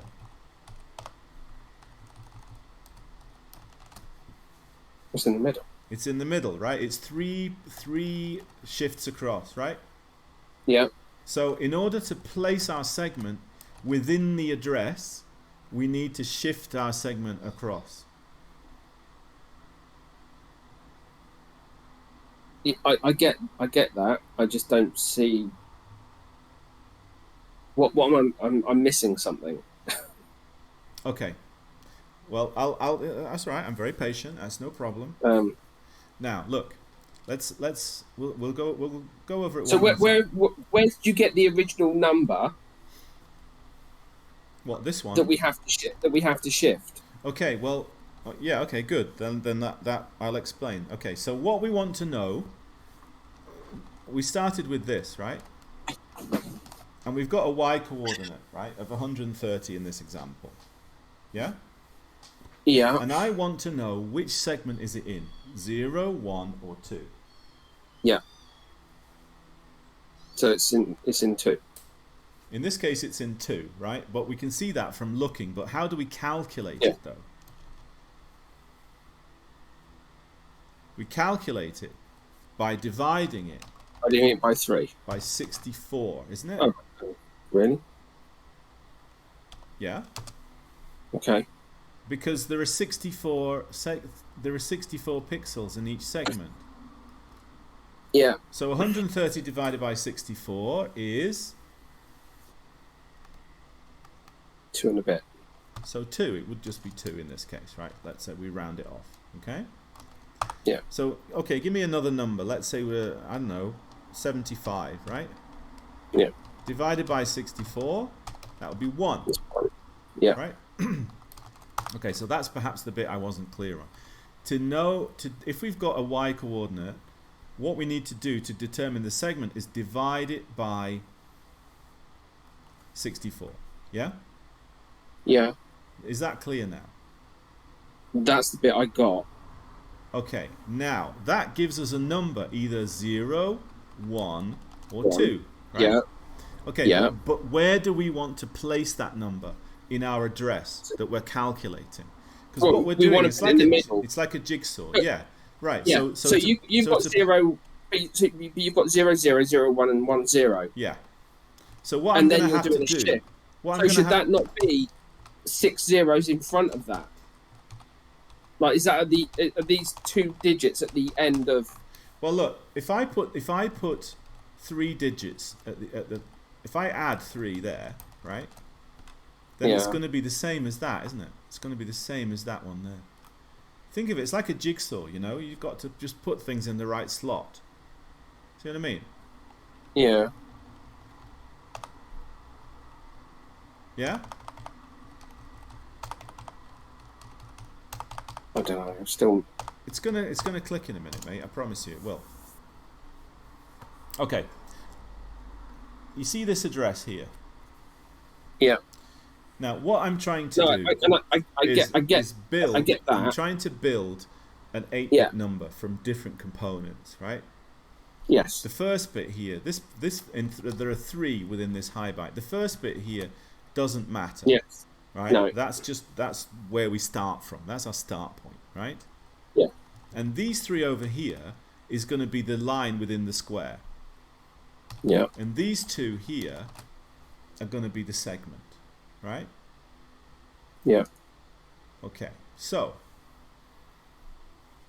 if we want to put this number into this position,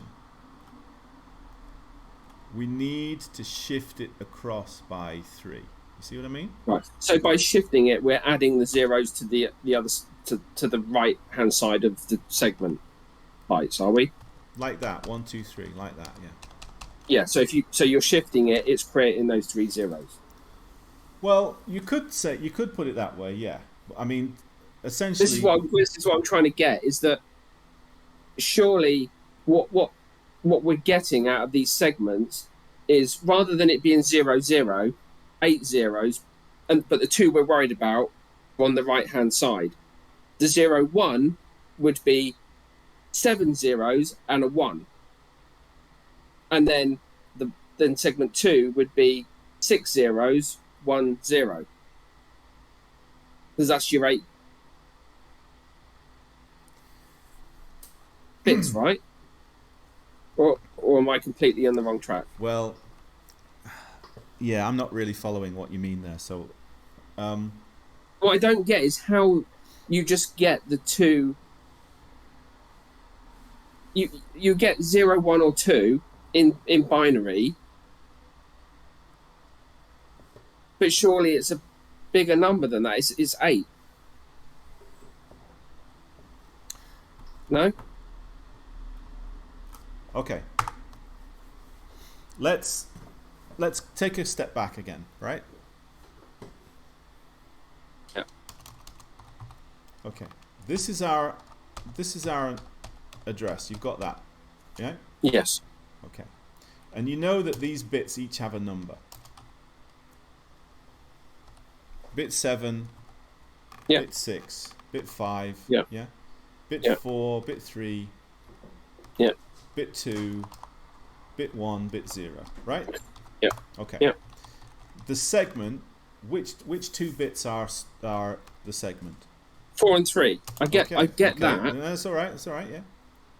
Patience. Yeah. Now, if we divide the segment by 64, we're going to get a result, which is this. It's going to be 1, 0. Sorry, it's going to be 0, 0. Yeah. 0, 1. This is exactly what I was just saying. Okay. So that's what you're what you talking get. about. Well, that's what we call leading zeros. You don't necessarily need them, but yes. Right. See, I didn't know that. Well, you know, when I write the number, when I write the number 123, you know, I don't write that, do I? So. No, in binary I would. Well, in an 8-bit binary number, yes, you probably would. That's fair enough. Fair enough. That's a fair point. And All right. it's worth. So that's the bit that I was missing. Cool. I mean, I was just dealing with this. Now I get it. So now I get that we shift it three times over, and because right now, those 2 bits. Yeah. It's at bit 1 and bit 0, right? But it needs to be at bit 4. So we need it to be 4 and 3. So we need to shift it 3 times. Shift it. Right? Yeah. Yeah. No, I get that now. Yeah. Okay, so look at this, right? So in this first example, we divide by 64. Yeah. Yeah. And then here, to shift it by 3 is the same as multiply by 8. Yeah? Yeah. So if we divide by 64 and multiply by 8, then actually we don't need to do both of those things because we can combine them, right? Okay. Yeah? Yeah. Yeah, I can see that working, but I don't know how you do it, but yeah. It's divide by 8. Right, okay. Yeah. Well, if you think about it it, is, well, you know what? I mean, in binary, it's even easier because you can understand, right, that if I have a number if I have a number like, well, let's say 1, 2, 3, 4, 5, 6, 7, 8. Right, we'll just use the number 1, right? Yeah. To multiply that by 64, I would go like this, right? That's multiplied by 2. Yeah. That's multiplied by 4. So that's 2 Yeah. shifts. That's multiplied by 8. That's 3 Yeah. shifts. That's multiplied by 16. That's 4 shifts. That's multiplied by 32. That's 5 shifts. And that's multiplied by 64. And that's 6 shifts. Yeah. Okay. Now you can, of course, because it's rotational, you could rotate it the other Yeah. direction, right? That's possible. Yeah. You'd only need to use 3, I guess, right? Or maybe something like that, right? Which you could do. But what we've got here then is divide by 64 equals 6 shifts to the right. Yeah? Yeah. And multiply by 8 is 3 shifts to the left. Yeah? Yeah. So instead of going 6 to the right and 3 to the left, Yeah. we can just go 3 to the right. Yeah?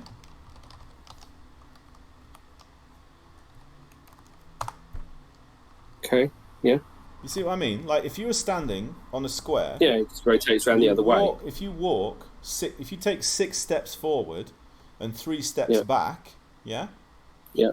Yeah. Well, you might as well just take 3 steps forward. Yeah. Right? So if you take 6 steps to the left and 3 steps to the right, well, you might as well just take 3 steps. Yeah. So essentially, what we need to do to know the segment, well, at least to set the segment more or less, we're just going to divide it by 8. Right? Okay. Make sense? Yeah. Yeah. I think so. Does that make sense to everybody? Hope so. Mitsuyama still watching. A couple of other guys still watching. And guys, I know it's a grind. It is a bit of a grind, but it's super useful, right? Now the irony is that a lot of the time you're not even going to bother with all this because you just use a lookup table, right? But what we know is then, if we want to know the y coordinate, well, I understand your head hurts, Andy. You're going to go on holiday next week, and you'll come back after 2 weeks, and you'll be like, "Can we start again? Yeah. Can we start?" Forgotten everything. So, yeah, it's messy. But the thing is, look, there is a reason that it's messy, right? And the reason that it's messy is that when they designed the spectrum, they wanted screen memory to work easily with 8-bit numbers and for printing characters and text. Yeah. Right. And they figured it would be pretty easy to say, well, why don't we just break it up into 3 sections? It's 4x3 screen, and we'll split it up into 3 sections, and each section will have 256 characters, and we can address the top of them easily. And then when we draw a character, we'll just increase the high byte like that, bam, and it's easy, right? So for the computer, it is actually pretty easy to work with text. But as soon as you want to start getting within a square, which is like, smooth movement of sprites, whatever, right? It's going to be a bit of a grind. Yeah. I can't even think about how difficult it would be to move a sprite across the 2 segments. Well, it's honestly not that difficult once you start to get your head around things. Yeah. Okay. It's only data and addresses. It's the same thing. Yeah. Yeah. So. Okay.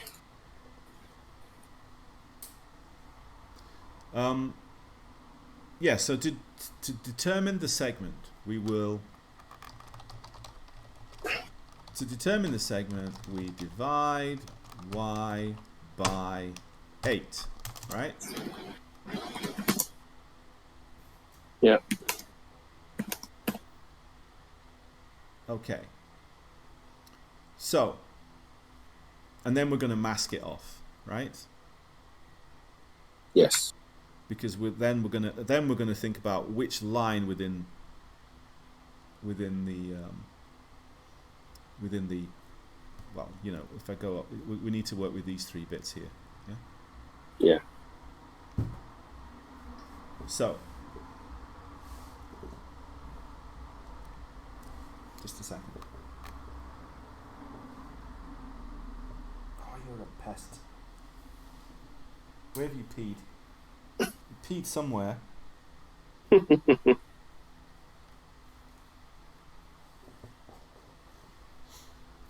just wants attention. That's it.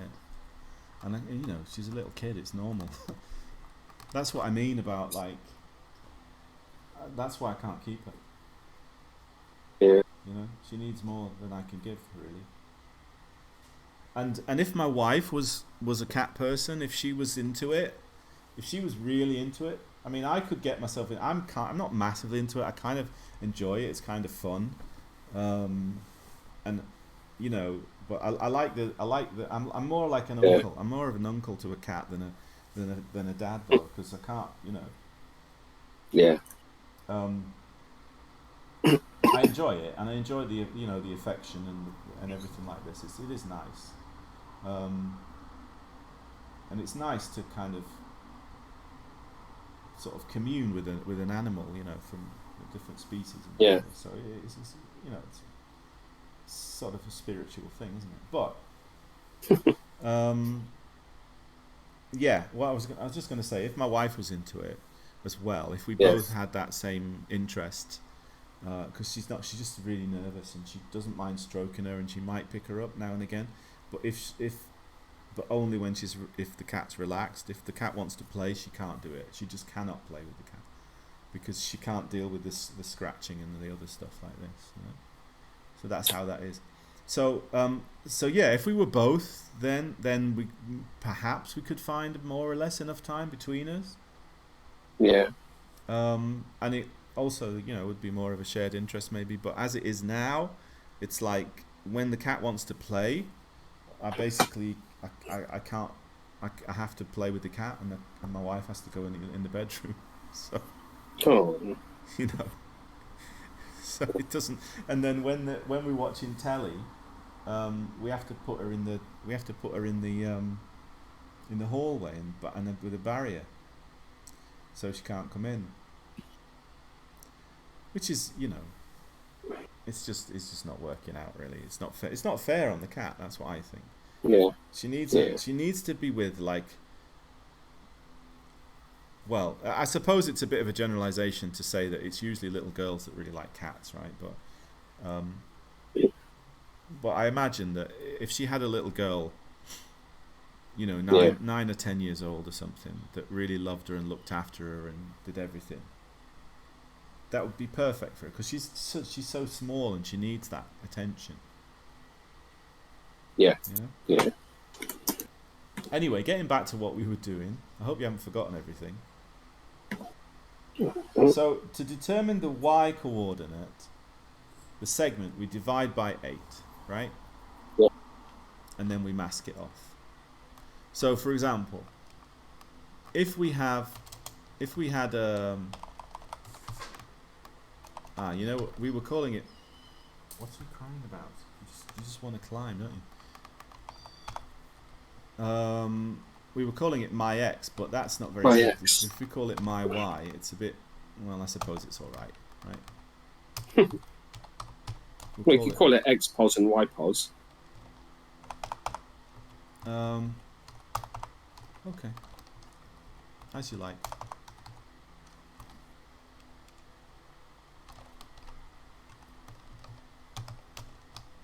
Okay, and we'll say, I know, 46, right? So we'll keep this in that we had from last time about plotting the pixel. And here it worked out the x coordinate, right? You remember? Yeah. Well, we'll have to review that So in a that's minute, plot. because we're going to have to combine the two together, Yeah. right? But Yeah, we are. Yeah. for now, let's just do something the same as we did last time, maybe, but just down the screen, right? Yeah. With the x coordinate as a 0. Yeah. So what we would do then is we would load the accumulator with y pos, yeah, and sorry, I'm just going to change this to xpos. So Yeah. so you remember, we load the accumulator with xpos. We might temporarily store it, right, as we did before, because we might need it later because we want to read the segment, right? We want to read the line Yeah. number, right? So we'll look at that in a minute. But first of all, so we'll temporarily store it, right? And then we're going to divide it by 8. So how do we divide by 8?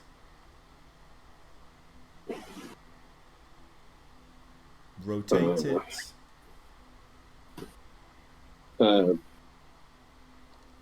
Yeah. Is it RRL? We'll just rotate like that. RRC Three with the times. carry, right? Okay. It'll be fine. So that'll divide by 8, right? Yeah. And that's going to put us in a section that we want, which is going to be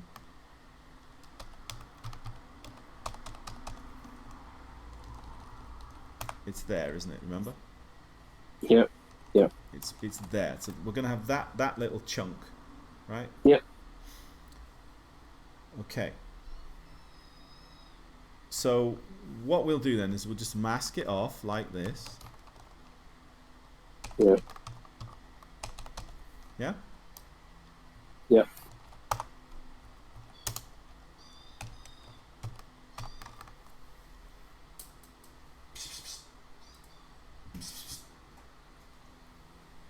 Where are you?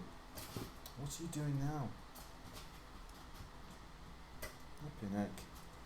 Okay. Climbing into a box. Okay, we'll temporarily store that. Yeah? Yeah. So now we've got our segment, right? Now let's bring back the original Y position. Yeah? Yeah. And then we want to know now which line are we on, right? Within the character. Yeah. Okay? So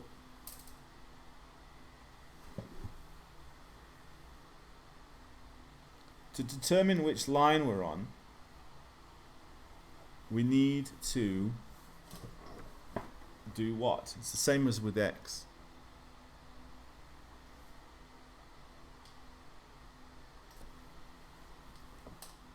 Two divided by 8. Back in a second. Yeah.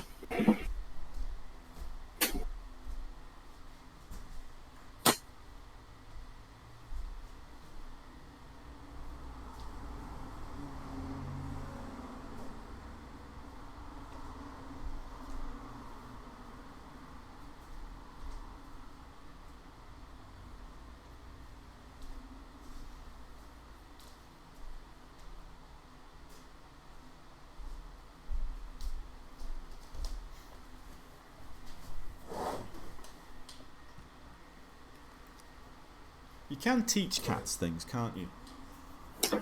Yes. I'm trying to teach her not to bite because I'm trying to basically if she bites me she ends up being she gets isolated for 5 minutes and then I let her back, but usually she just comes back and bites me again, so I don't really know if it's working.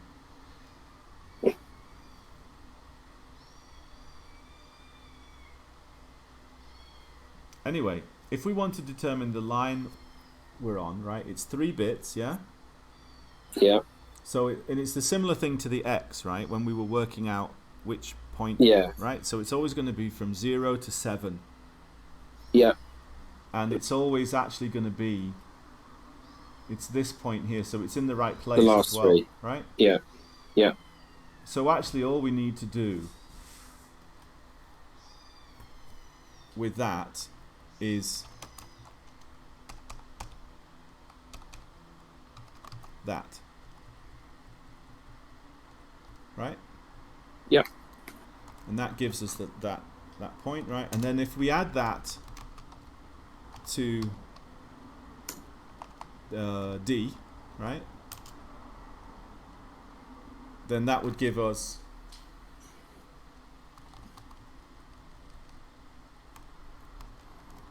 that whole section there, Oh. right? See what I mean? Remember, D is this bit here.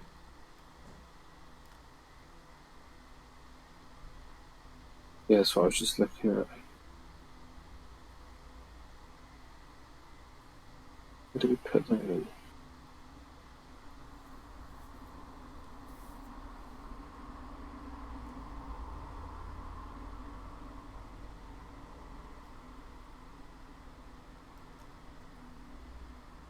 That makes sense?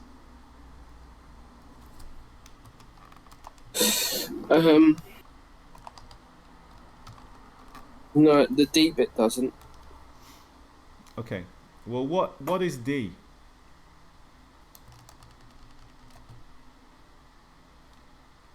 Here, D is the segment. You see, we worked out the segment there.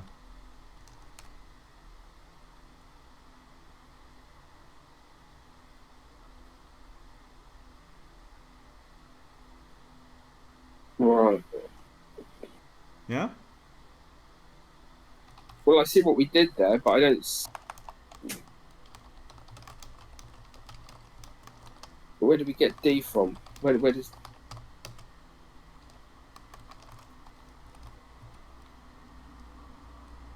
I don't see where we put anything into D. Here.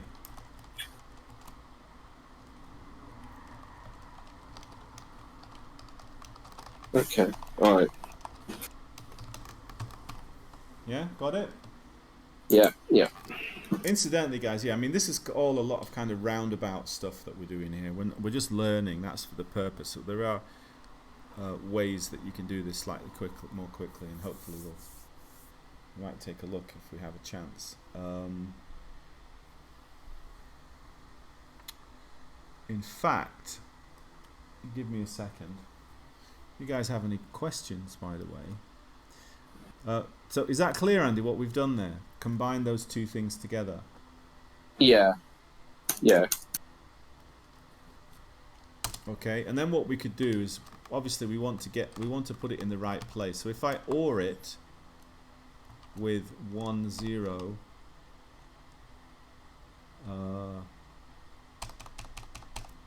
sorry, not 1 0, 0 1, right? All I'm doing there is I'm just putting this back in there, right? This part here, just so that it's either. Do you see what I mean? Yeah. Ish. Well, remember, this part is the segment, and this part is where we are in the. Yeah. Right. So, but Yeah. this is to make sure it's in the right place in memory. This bit. So why would you not just use all three? Sorry, what do you mean? I don't understand. Why is it? What bit 6 only?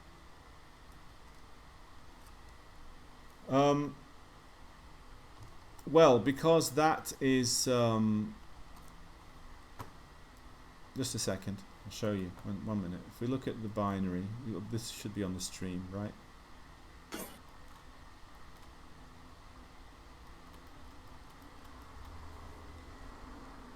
Is that right? Yeah. So this number here, right? Yeah. Is 40. That's the top of screen memory. You see? Yeah. So I'm calculating here which segment we're in, and which line we're on, right? But then to make sure we're in the right place in memory, we also have to then just effectively we have to re-add the top of screen memory so we're in the right place. Oh, okay. You see what I mean?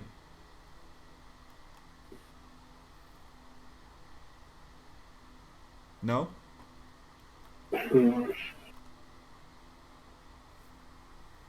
See, when we're doing any of these calculations, we're working from an offset of 0, right?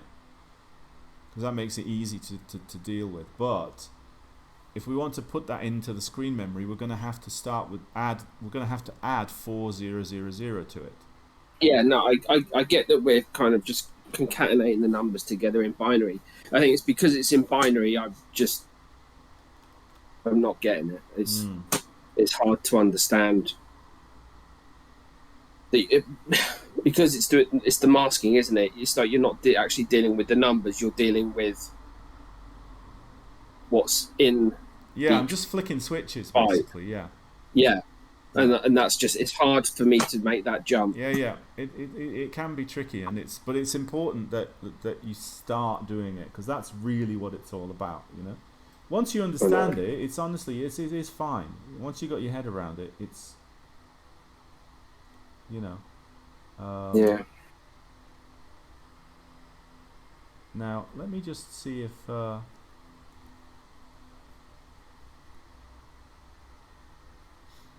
just want to. I'm trying to see if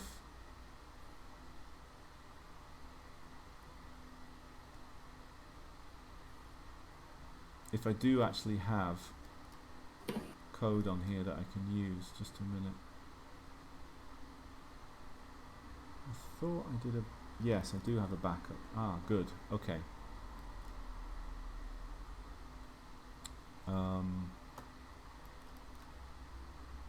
Okay.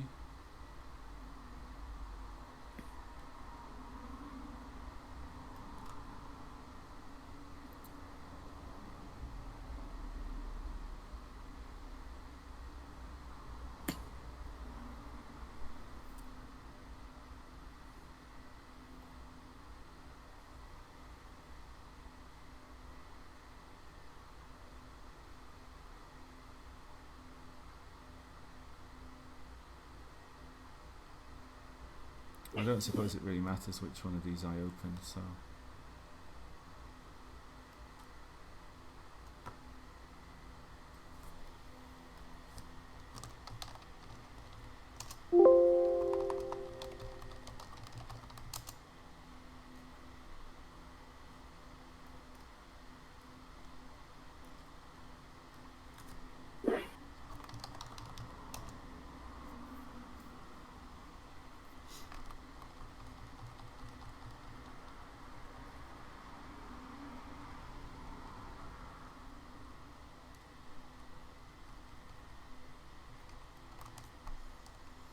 So he actually does use decimal there. Hmm. He's actually using decimal there to do the masking. Yes, but again, it's a habit that you ideally you want to get out Yeah. of. But Yeah. yeah, okay. So this is AGD source code, but I'm gonna go. I'm actually gonna. This is how AGD calculates a screen address, right? And it's a fairly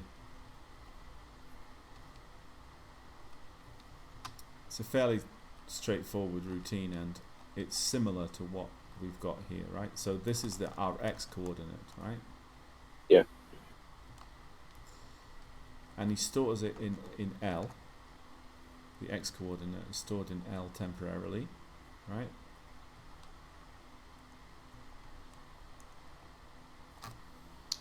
And then let's see. Oh, yeah, because you know what?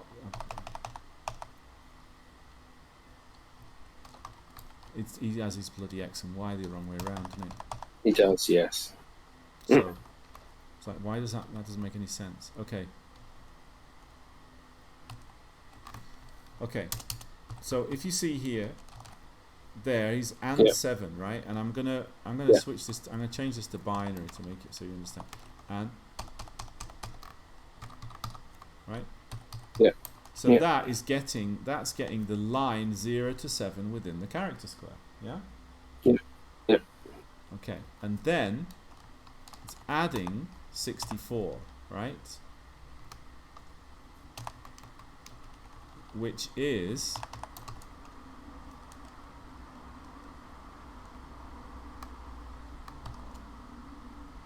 um, 0, 1, 0, yeah, 0, 0, sorry. 0.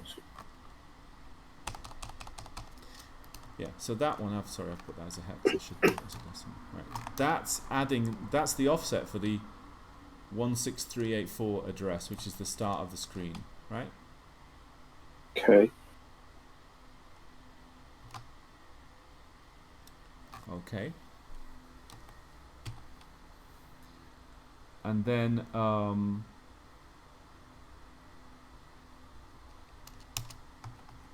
so that's then stored. Okay, and then we are going back to the Y position, dividing it by 8, right? Yeah. To get the segment. And then 24 in binary.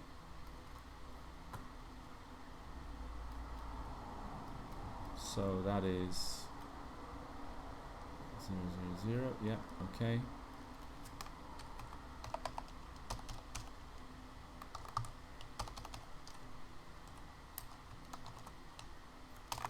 Same as what we did, isn't it? Yeah? Mm-hmm. That's our segment, remember? Yeah. And so you add that to the high byte so that we get the right segment. Yeah? Mm-hmm. Okay. Then store that in H so that you've got the right segment. Yeah? Are you following that so far? Yeah. I think so. Hmm? I think so. Okay. I do have one question. We'll come back to it. Well, you can ask it now if you want. So, line 4, where he does that 64 times 256 equals 16384.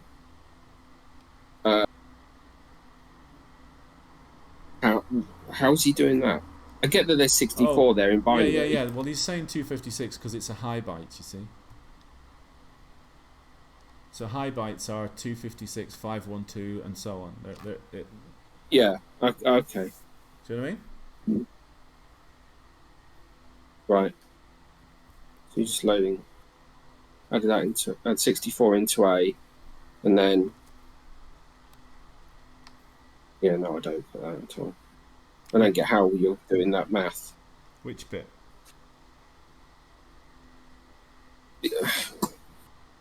The 64 times 256. So you're saying he's doing an offset there, but how is he doing? Well, let's put it this way. You know the address is 4000, yeah? Yeah. And this is the high byte, right? Yeah. So, when you've got an address, it's always, this one is times 256, and this one is times 1, right?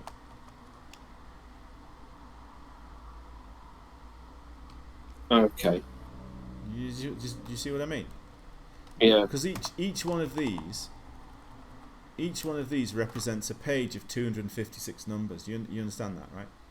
Right, I do now. And this one, okay, and this one is which number from 0 to 256? Right. It's from 0 to 255, right? So this is 0 Got to you. 255, and when you get to 255, this one increases, right? Okay, so by one. Yeah. And that's okay. 256, and that's another 256, and that's another 256, right?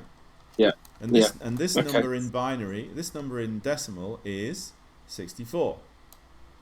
Yeah. And so therefore 64 times 256. Okay. But that's just the top of the screen. That's like the offset. Yeah. Yeah. I just didn't see how. That's all right. That's fine. Whatever you don't see, it's all valid. It's all good, right? So that's the segment, right? And we worked out the segment. Okay.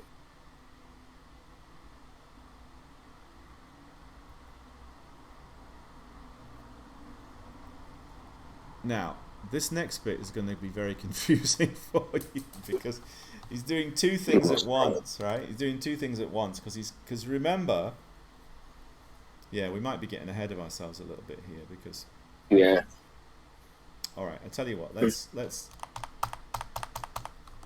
we'll leave that for now because what that just to explain and for the guys watching, because the x coordinate because the lobite determines which of the squares you're in, right?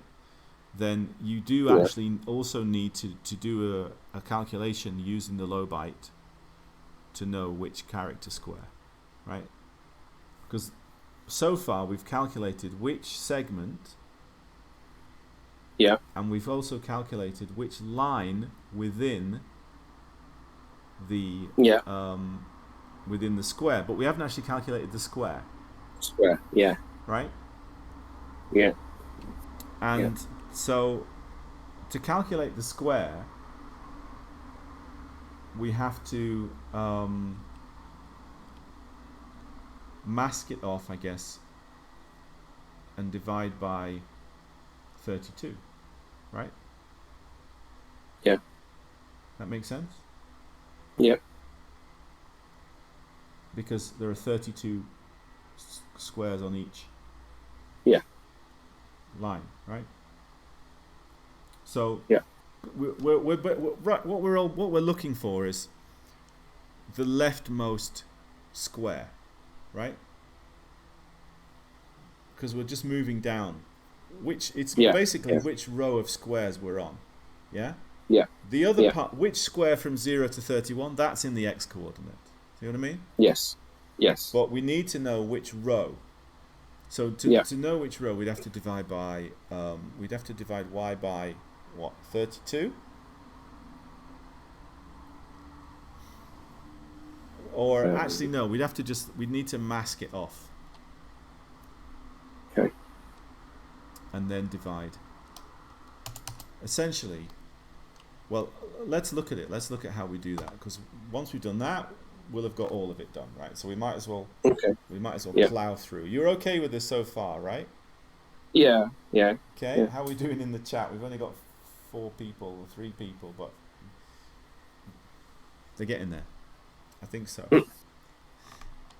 They're more dedicated than you, Andy. I'll tell you that. You don't do anything during the week, do you? I come to you and say, "Oh, have you done anything?" You're like, sorry, I was busy."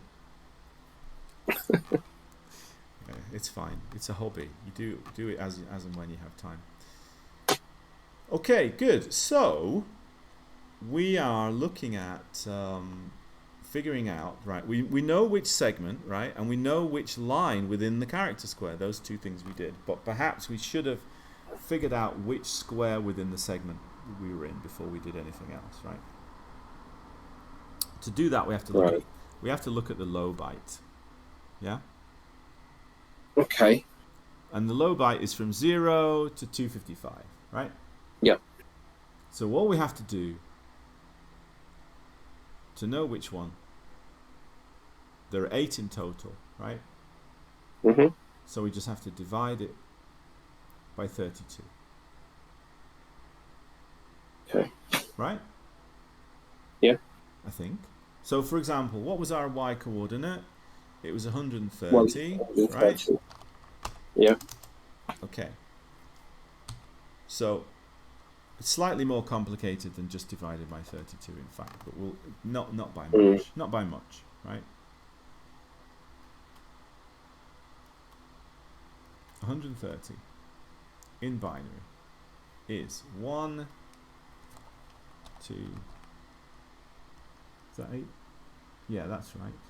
1, 2, 3, 4, 5, 6, 7. Okay, that's what it is in binary. Yeah. Yeah. Okay. Now, we know though that we've already figured out the segment, right? So we don't want to divide that by 32 because we actually need. Let me think about this a second. I'm getting lag now, but not on the screen, but in my brain. Do we divide it by? No. Oh, right. Okay, just a second. We need to get a value between 0 and 64, right? Yeah. So do we divide it by 3?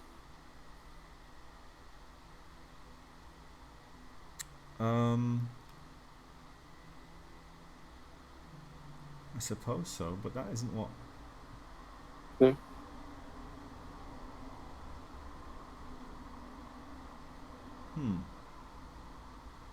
No, I think all No? we. No, I don't think so. I think all we need to do is we just need to mask that off there, right? See what I mean? We just mask off the 6 bits here. So we would do something like this.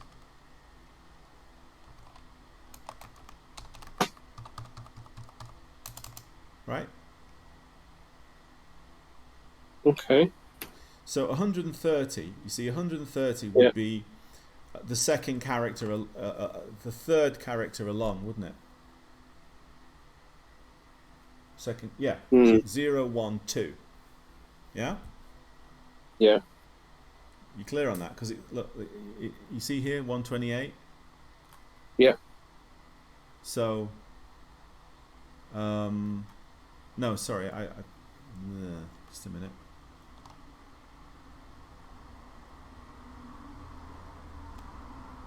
I don't know. My brain's. Help me out in the chat. I'm so frazzled.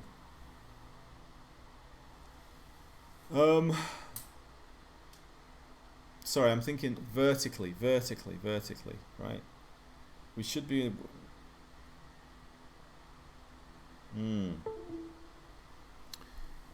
We need to. Oh, okay, all right. Look, within each square, we've got 8 pixels, right? Down. Yeah. So. Yeah. I guess we need to mask it off so that we get a number from 0 to 63, right?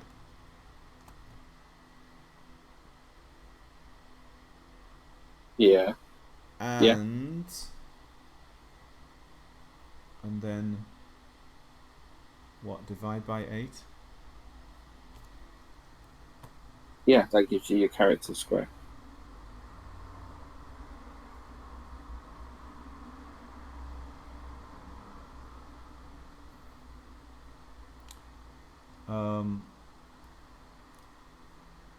Divide x by 8 and multiply by 32. Means multiply by 4. Mask off the bits you don't want. Yeah, okay.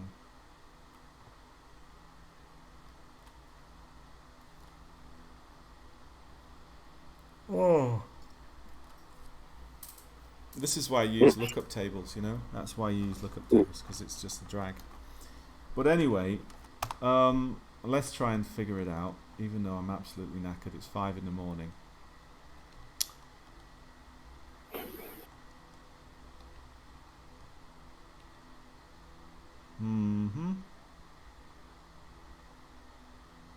Let's just think about it for a second.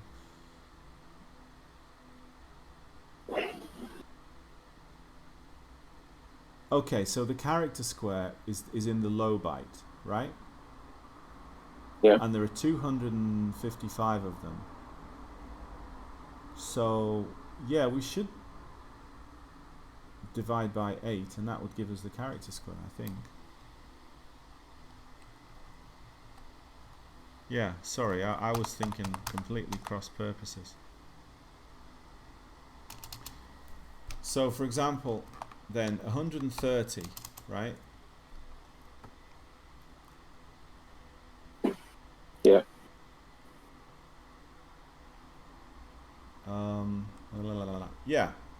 Yeah, okay, yeah, this makes sense. 130, first of all, we take off the top segment, right, so that it's 0 to 63, right?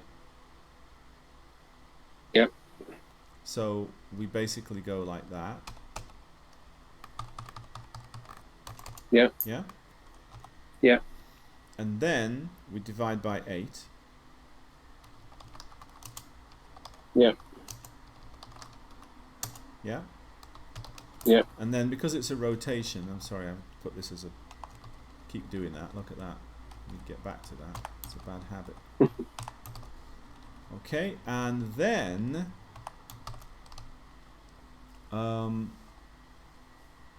we want to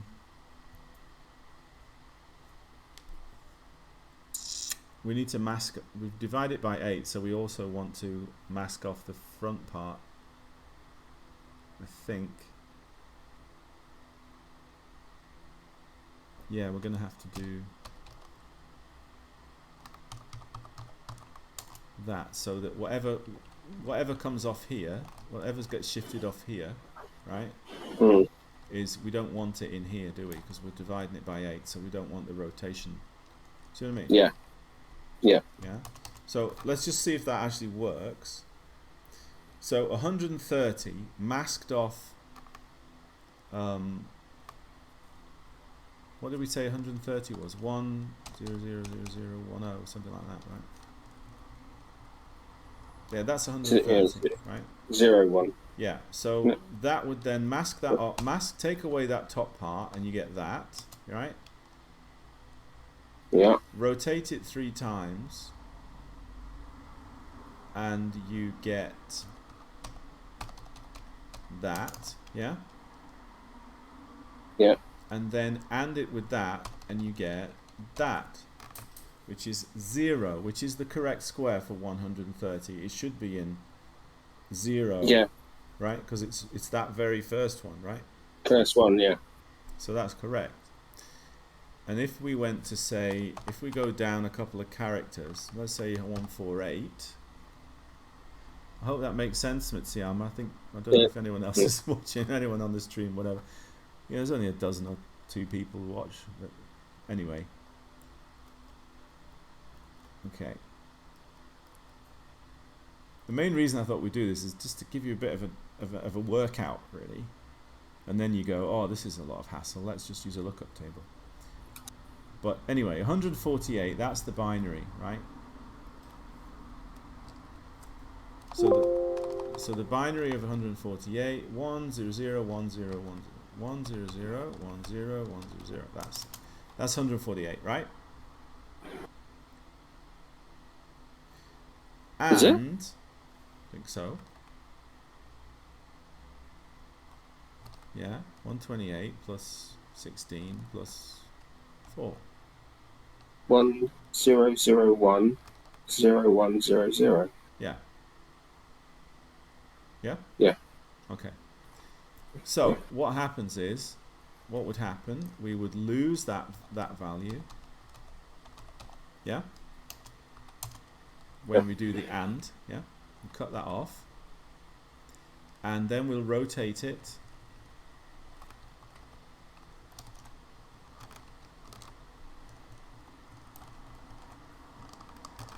Here. Yeah. Clear? Yes. Okay, and then we'll AND it, so we'll slice that off like that. And the answer is 2. 2. And yeah, but there's some, oh, I see, right, okay. But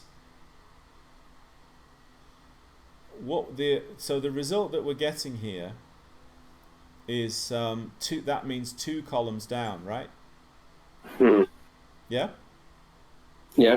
So this is 0 columns down, and this is 2 columns down, right? Yes. Yeah. Okay, but the low byte position of the position of that is actually going to be a multiple of 32, right? Yeah. See what I mean? Because each row is 32, isn't it? Yeah. So we have to multiply by 32. Okay. Are you sure that's clear? Yeah. Yeah. It is. Yeah. Okay. Yeah. You're not just going down one line. You're going all the way across. Yeah, and then yeah. down So that would involve that would be multiplied by 32 would be 1, 2, 3, 4, 5, right? Yeah. Okay. But we've got that here, haven't we? Right. So instead of dividing by 8 and multiplying by 32, instead we can multiply by 4. That makes sense? Well, look. Step right, step right, step right. Yeah. Step left, step left, step left, step left, step left. So the only these ones are cancelled. Can be cancelled out by these ones, right? They can. Well, yeah, because it's 2 steps forward, 1 step back, same thing, right? But don't we need to do that to get the?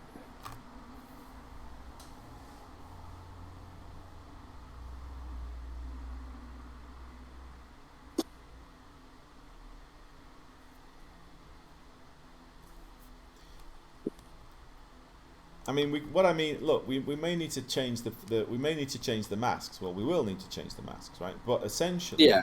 Okay. Right. Okay. right? Yeah. No. I see. I see. Yeah. Definitely the mask. Yeah. Because we haven't really done all we've done really is we've moved things around and we've sliced a few things off, but really we're just it's the same principle, right? Yeah.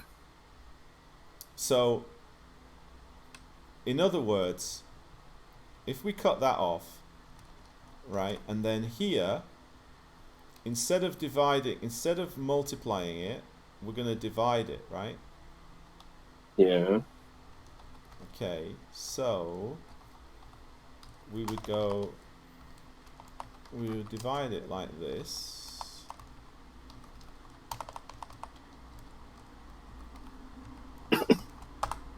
Okay, and then our mask is going to be, instead of being there, it's going to be, where is it going to be? It's going to be,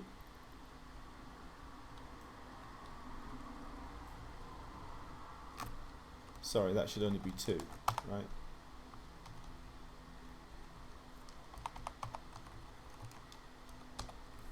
Yeah, so I guess our mask is going to be there now, right? Yes. I think. Uh. Yeah, because we're Isn't just... there? Well, actually, but can you see this, right? Because we've done that, yeah? Yeah. Because we've done that there, yeah? Then those Yeah. 2 are already blanked out anyway. Yeah. So that means that we don't need that anymore. Do you see why? Because all we're doing is telling it, don't use these 2 bits here, but we've already blanked them off here anyway. Yeah. True. Yeah. I think, right? So... Yeah. Does that make sense to you, Mitsuyama? Hope so. I mean, it's all trial and error, you know, you kind of figure this stuff out and... Yeah.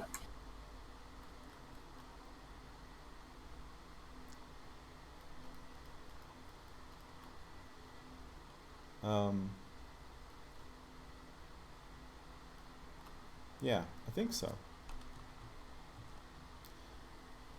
So that would give us the character square, right? I think.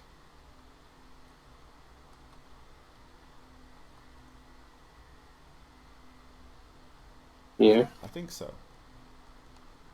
Well, let's try it and see, right? Let's just see what that actually does, right? So, if we're at 148, right? Mhm.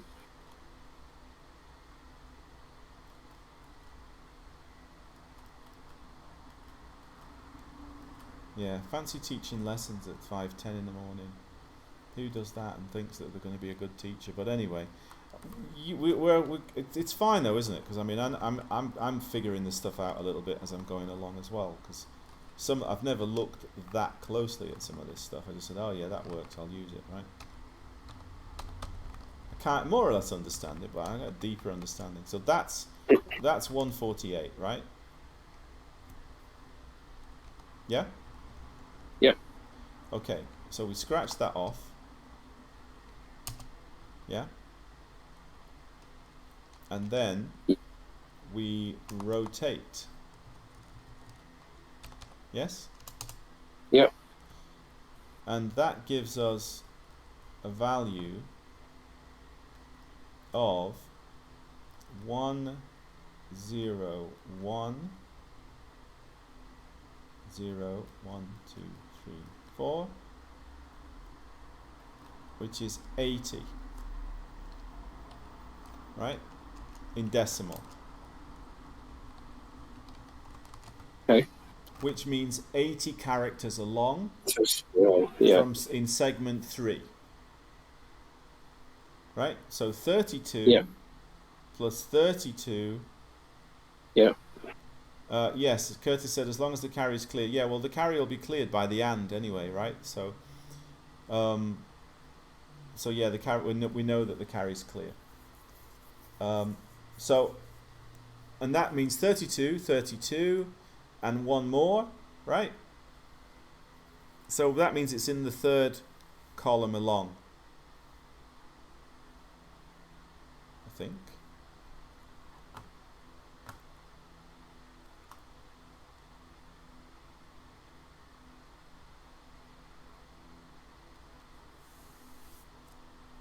Oh, I see. And then, yeah, so what we need to do is after we've rotated it, yeah? Then what we do is we do this. Because we want it to be, sorry, my mistake. Yeah, we want it to be a multiple of 32, don't we? Because we only need that first row. Yeah, see what I mean?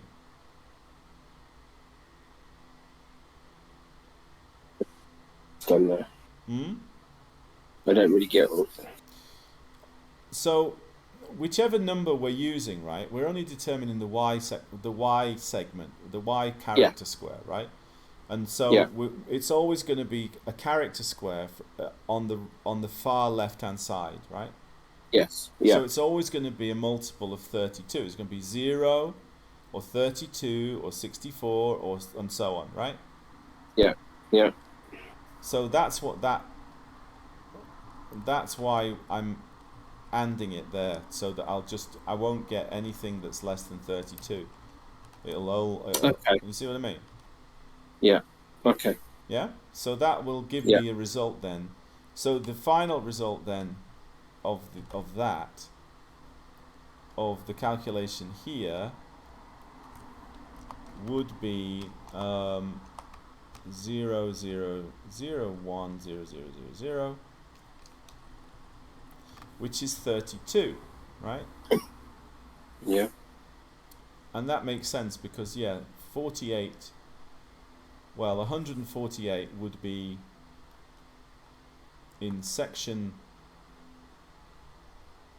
it would be in segment 2, and it would be how many pixels down? 12 pixels down, right? Yeah. So that would put it in the second character row. Yeah. Which would mean it would be 32. 0 is the first one, 32 is the second one, right? Yeah. So that does make sense, doesn't it? Yeah. Okay. All right then. So let's try and code all of that together, because I think we more or less know what we're doing, don't we? Do we? Ish. Don't we? Ish. All right.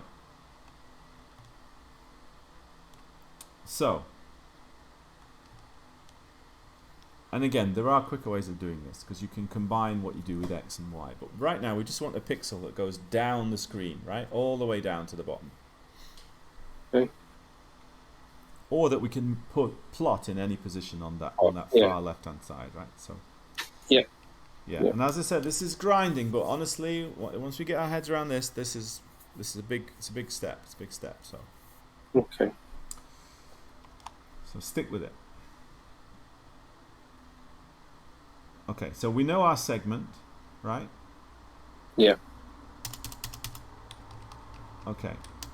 So we'll store that there. Now, we're going to restore our...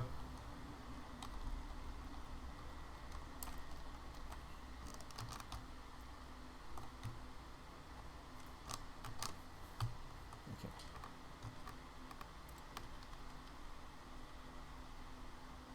doing. Well, You're moving stuff about now. I know, don't worry. I'm going to talk to you about what I'm doing, so it's all right. I'll put it back. Okay. So this part has dealt with the high byte, right? Correct? Yeah. Yeah. Just like that. So we'll put H there, yeah? Now we will get the low byte, or, well, we need to calculate the low byte.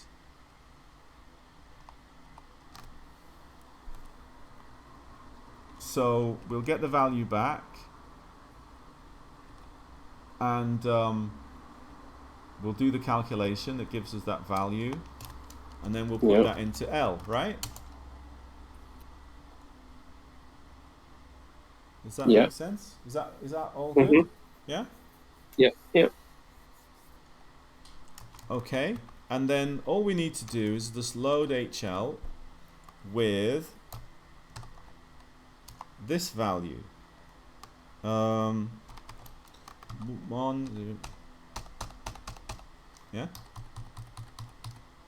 Because the pixel is going to be on the far left. Okay.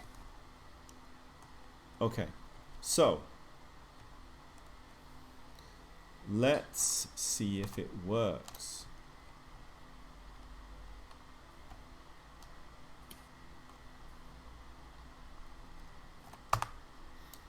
So what I'm going to do, guys, is I'm going to put this code,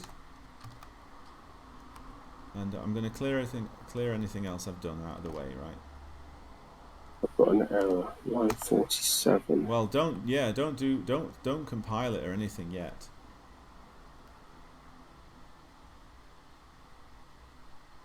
Wow, we've got all kinds of old code there as well. Okay, so we'll stick this up here. Right. And this other stuff, we'll just do a ret, yeah, so that we're not going to use any of this old stuff here, but we might come back to it later. But all what we do, old stuff? From the plotting the x position.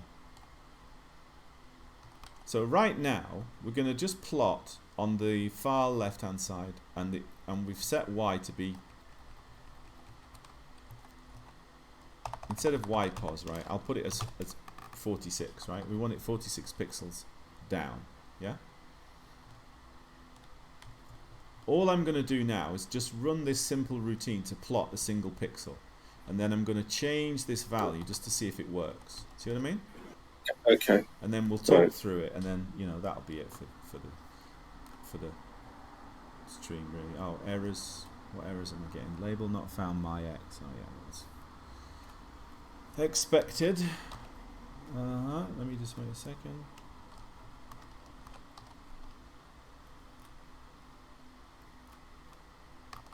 I've just done a quick replace my x with x pos, right?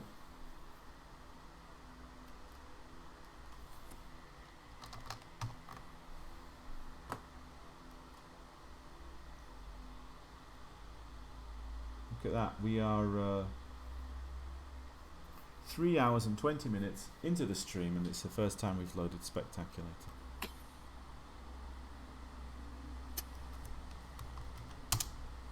I shouldn't chew the fat quite as much as I do, huh? It's all fun, isn't it? Right, so we load that in and we randomize 49152, right?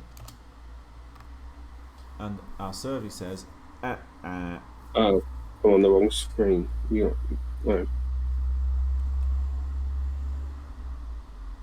Oh yeah, it's at the top.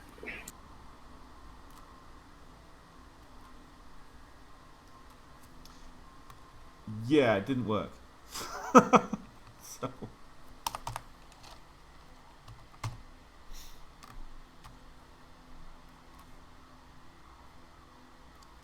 but it's all part of the fun.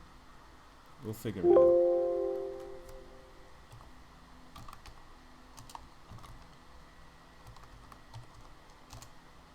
Well, it's kind of working because it plotted it there, but it didn't do that one.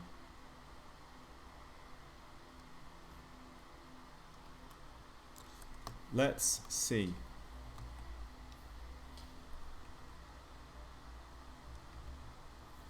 I think we're getting the right segment.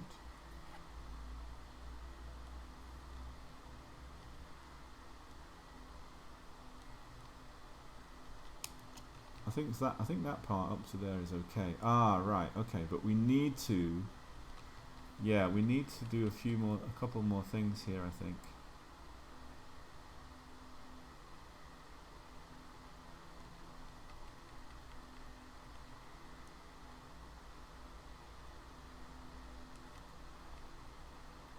Ah, yeah, just a minute. So,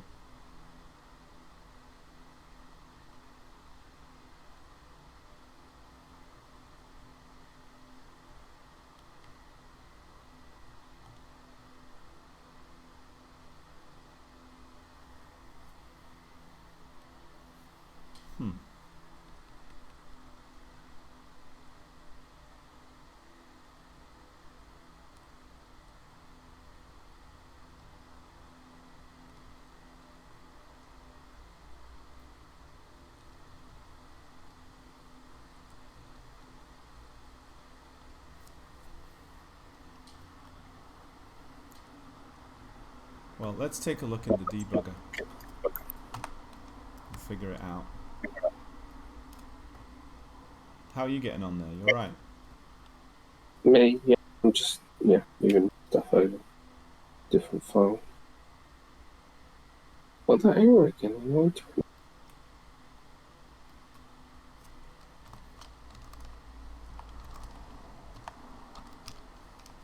Oh, because I've done what you've done. Keep doing that. Fun. Put a dollar sign instead of a percentage sign. Ah.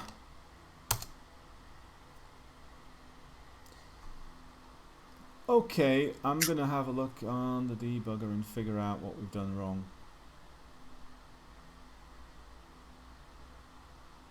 It's supposed to be coding Donkey Kong and I'm doing this, plotting little dots.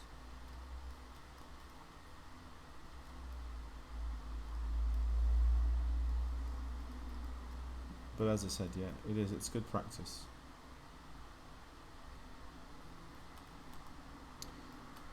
Now, I don't know if you guys can actually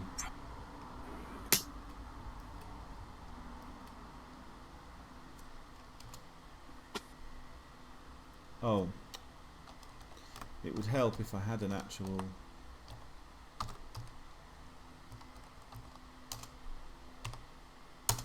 okay. Debugger doesn't show up necessarily on here, does it? On the stream? Oh, there is a debugger there. I think I can see it, so maybe I can bring that up.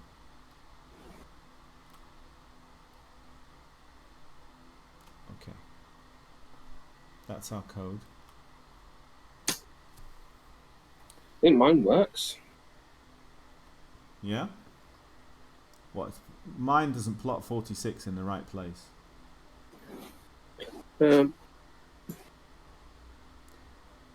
Start with 46. Well, I'm just going to go down line by line. Yeah, yeah.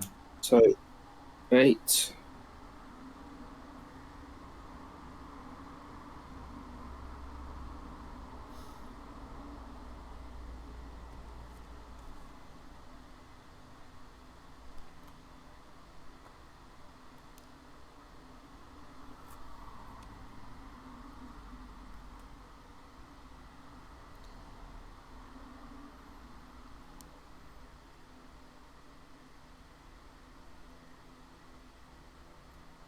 So according to that, Mine seems to be. yeah, maybe I've done something wrong. I don't know. I'm going down 8 pixels at a time, and it's stepping down 8 pixels. So if I do, so if I do, I did 55, and it was roughly in the right place. Yeah. Okay. Well, I'm just looking on here. That's segment 0. I'm just guys on the stream can see. That's segment 0 calculated correctly. And then 48 or 46 is 6 pixels down. So H should be 46 in in hex. So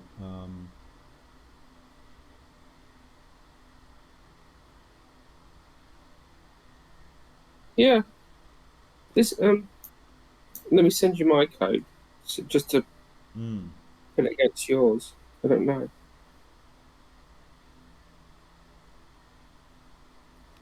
why have I got add AD there? What's that all about?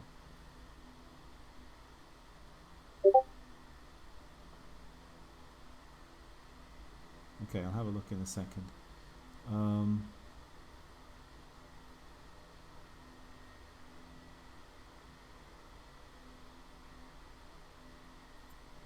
Yeah, okay, so that's the segment plus the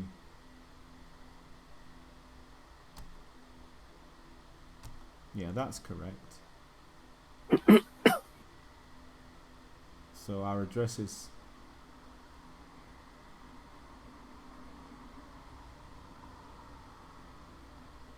oh no, just a minute. Why is D0?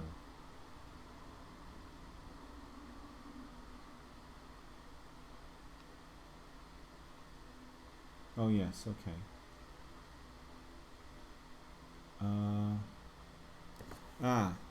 Yeah, okay, I can see what I've done. Oh, actually.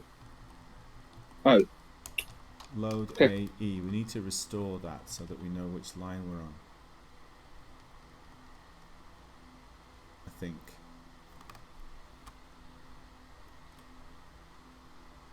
Alright.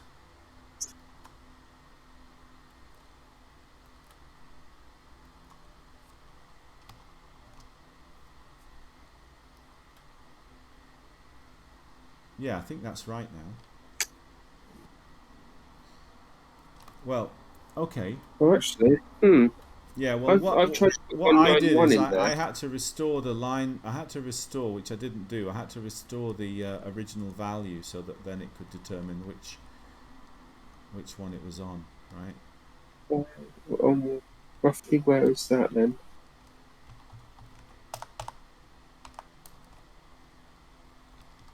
Oh, I wouldn't see 191, would I? So what we're going to do, guys, is we're going to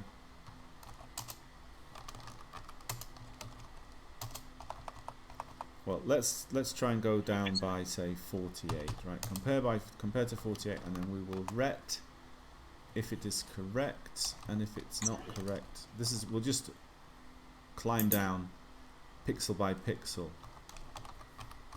Okay, I'm not going to talk through that too much because we did that in the last stream. So we're going to load the pos y, then we're going to increase it. We're going to see if it's reached 48, and if it hasn't, then if it has rather, then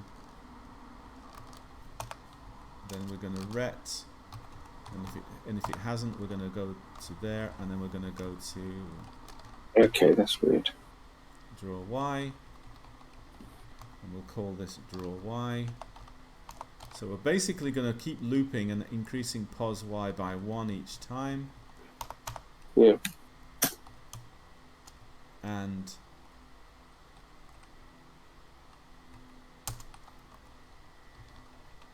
I guess we should put a halt in here just so that it runs nice and slowly. Oh no, I've got 3 errors. It's overwritten. So basically anything that goes below what? Hold on.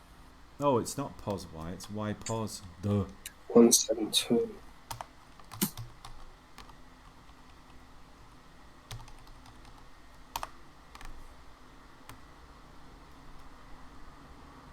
Still got 1 error. Reading memory at low address 0.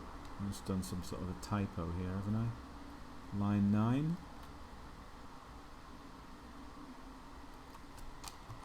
One more of those. Y pos. Duh.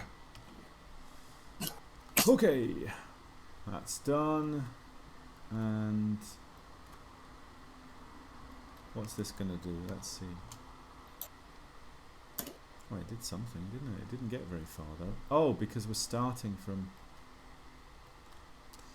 Yeah, we're starting from a low number, aren't we? Where's y? There, right. So we went from 46 to 48, which is nothing. Yeah. Right. Let's go 100 pixels. 100 pixels down.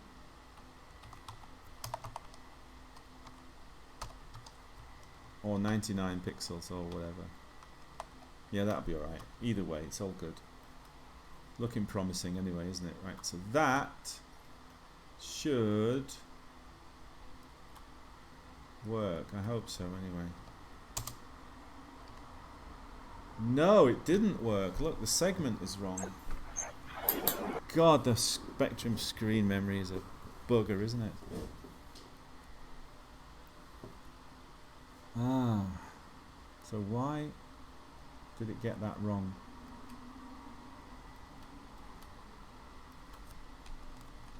I hate to leave a stream with an unsolved problem though, you know?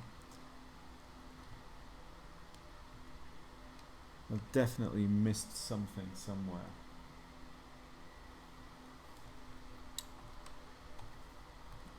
So, yeah, it's been so long since I did this with the screen. I literally just don't ever bother with this code anymore.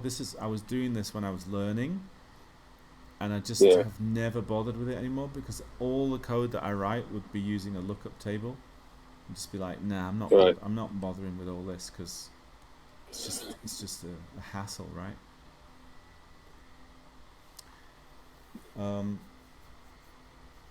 But I guess, you know, having started, I should make it work. So I just learned something. What's that? You can't plot pixels into the bottom two character rows. Yeah, well, I mean, there's something wrong with the maths. That's basically it. I mean, I don't know. No, they're there. They just get overwritten by what I don't know. Like when you run it, the pixel appears, then it disappears, but only if it's above 175. Oh, right, yeah. Well, you mean the basic when it returns to basic, it just overwrites probably just overwrites the. Yeah, that's probably true. Yeah.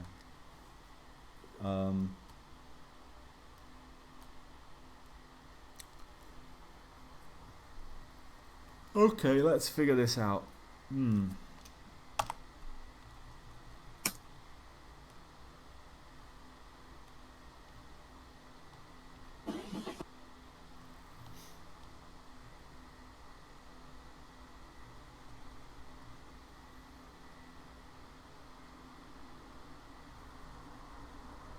I'm pretty sure it's something to do with this. Which line are we on?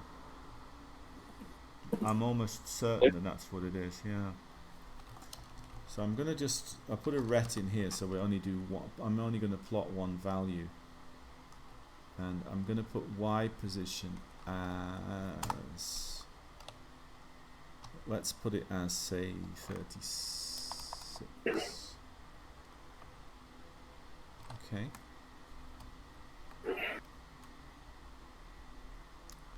We'll figure out why it's not plotting it in the right place.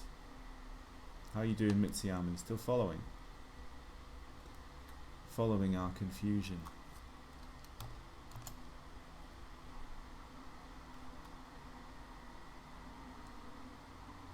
Okay. I think I can see what the problem is. That was working. The first code that I wrote was working, but it wasn't drawing. There was a certain section that it wasn't drawing, right? It wasn't. It's not calculating the line correctly, right? It's not calculating the correct character square that it needs to be in. No, definitely not. It's definitely not doing that because it seems it draws the first one. Is that because you've modified the code that? Well, no, I don't know. I mean, well. Yeah. Let me just. Oh, I'll just have a look and see. I mean, it could be that I've just done some schoolboy error. You know, certainly prone to those. Because the code that I've got here seems to work perfectly for drawing it in any y position, any y coordinate. Really? Yeah. Oh, okay. Well, I'll take a look then. Maybe I don't know. Yeah, the code that I just sent you, Yes. that seems to work fine. Admittedly, I'm drawing pixels on the screen and then like adding one to the one to the coordinate and Yeah. Why have you got a seeing if line? it's Why moving. have you got a line 8 in there? By the way. Like where? Oh, that I copied that from somewhere else from Okay. the. Because you don't need that because you've got No, org yeah, co. exactly. Load A128. Yeah, Load EA. yeah. So 128 is where I'm Oh, you're testing drawing the it at chord. 1 to 8, Drawing, right? yeah. I see. Yeah. So I'm just changing that number and rerunning it and resending it, and I'm seeing it move across each character square and across the boundaries of each segment. So Hmm.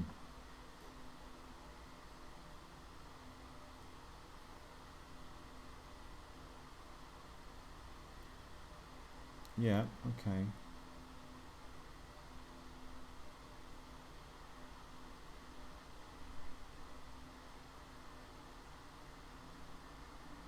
Yeah. I mean, I've got exactly the same so far. Well, it yeah, must be this last bit. I must have maybe yeah, because it's definitely the last bit that there was a problem. So okay, and RLCA and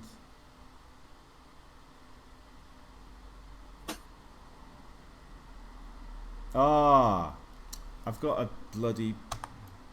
I used a hex number instead of a symbol. You know, like the percentage. oh yes, yeah. The same thing again. Oh God, this is what happens when you're so tired. That's what I'm blaming anyway. All right, so I really felt that was working as well. So that was, and I couldn't understand why it wasn't. So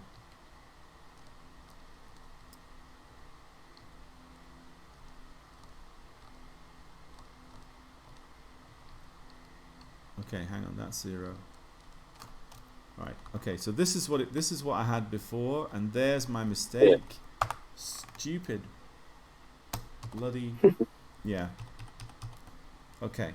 Because I don't use binary. You know, once you're used to it, you just don't use it. It's very verbose, as you can see, right? I mean, it is good Yeah. for educational reasons, but I'm so used to just using the $sign, I hardly ever use it. Mm. But anyway, we are running this one now, which hopefully you'll see on the stream, should Yeah. plot right down the screen from 0 to 100 with the Y. Let's see if it works. Oh, I haven't got the loop running probably. Okay, just a minute. Yeah, sorry, I blocked the loop. So that should run, and that should plot.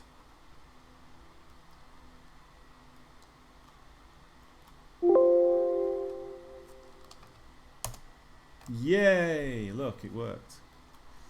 And I'll just put a halt in there like that. Let me put a couple of halts so that we wait for the raster beam, and then that way it'll run slowly.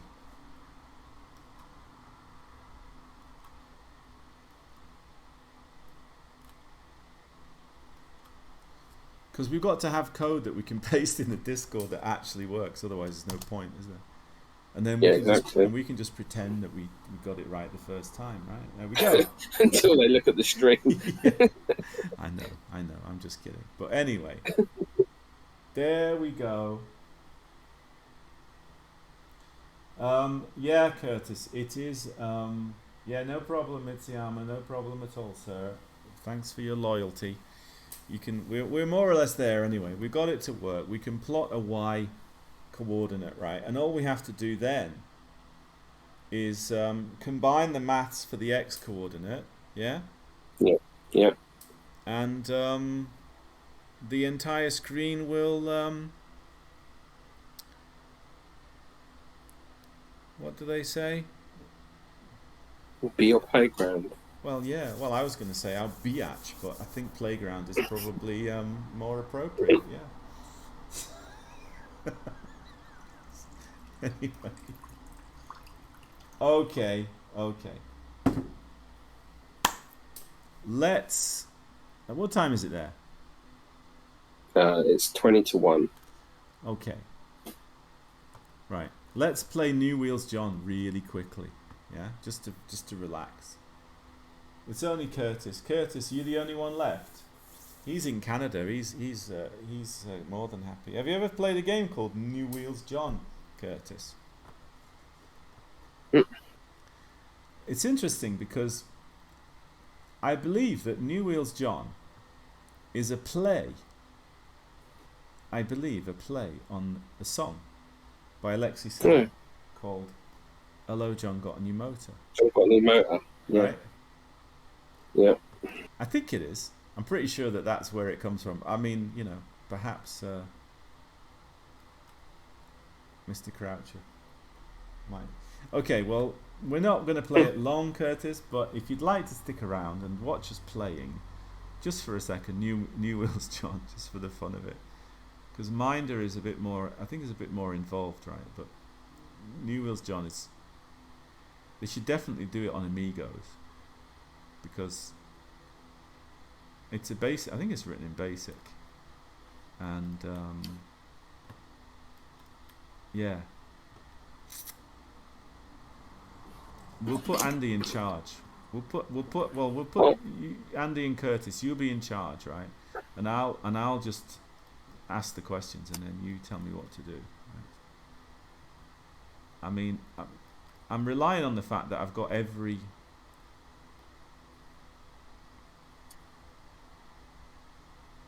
game here, more or less.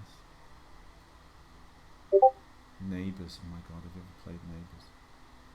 Yeah, I'll send you the code, Andy, or you can take it if you know it's working. But here it is. Well, I got my bit working. It's just the line drawing stuff I didn't have. New Wheels John. Right then. Let's get started on this. All right, my son. Let's get started. Right. New Wheels John. Right. Here we go. See to continue. One is Tony Reynolds. All right. One is Tony. Are we starting a new game? I think so. Hello. Oh my God. Who are you? Is it basic? Yeah, I love basic games. I'm only interested really in basic games. I can't be bothered with anything else because they're more amusing because they're just sort of punk, you know. They're just sort of like. Anyway, right. My name is Andy, and I'm a used car salesman. Here we go. Is this correct? Yes, it is. Are you male? Are you male, Andy? Oh, was the last time I looked? Are you married? No. No. Okay. Well, Andy, your girlfriend thinks you're mad. That's true. But you want to wheel and deal, duck and dive, cut and shut. In short, you wish to join the used car trade. Your working capital is £2,500, borrowed from Gran. Okay. Let's continue. Next stop, bank manager. Here we go. He's got some questions for you, Andy. Are you ready? Right. What's your date? What's your date of birth? Well, we should probably not be absolutely honest because we've given the stream your name and your surname, so I don't think we should put your date of birth. What's your credit card number? And what's the last three digits? And we'll put you as first of Jan. 1970. Right, there you go. My son. Is this correct? Yes. Enter the number of years over which you will require his help. How long do you want to play together? We'll just play 1 year, yeah? Yeah. Alright. You now have to sign the loan application and enter today's date. Enter the first three letters of today. Okay. Alright. It's Friday, isn't it now? It is here anyway. Friday.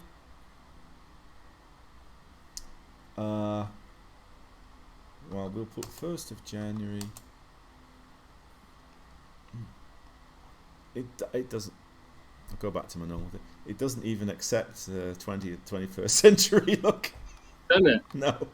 Well, they probably thought no bugger's going to be playing this in the 21st century. Okay, so we'll put 86. 86. All right, there we go.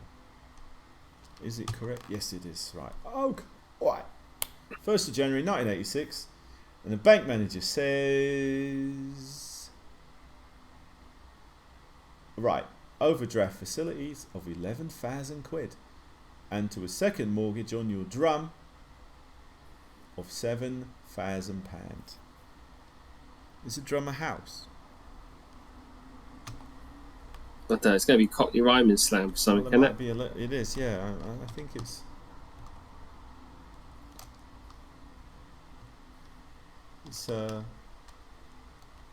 It's a house, yeah. I'm pretty sure it's a house. Drum and bass, placed. Oh. It used to be a room or prison cell. The home. Right. But now it's the modern interpretation is drum and bass. Anyway, that's your place. Good start, Andy. You've got £9,500. Right. And you've got an overdraft of £11,000, which ain't bad.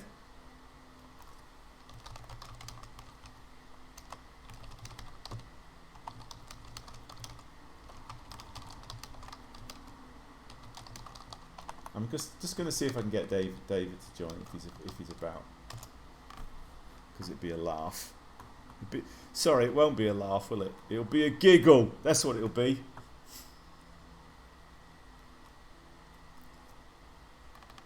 Right, just a second. You still there, Andy? Yeah, haven't give up. Yep, I'm here. Because you're going on holiday, so I might as well have a bit of fun while you're here. Yep. Right. So it's gonna be a bit of a giggle. Right, let's have a look.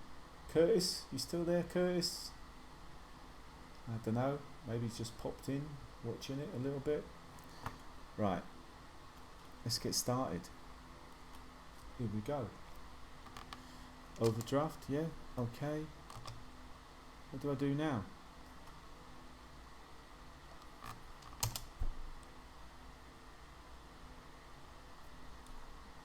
Don't know. Your overdraft. A good start, Andy. What's going on? Oh, game, don't be like this. Did it crash? I don't know. It's not on. Oh, is it on pause? I think it's on pause. Oh. Oh no, that was the sound. It's not on pause. That was the sound. Oh. I don't know. What's going on?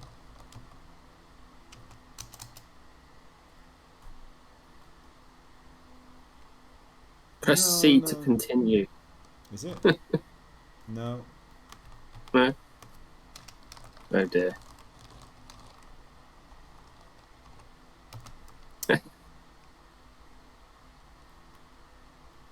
You just check, convert it to pounds and pence. It's exactly the same. I know, he's just messing. He wasn't being serious. Right. I think he knows how to do that, Andy, but thanks for the advice. Okay, just a minute.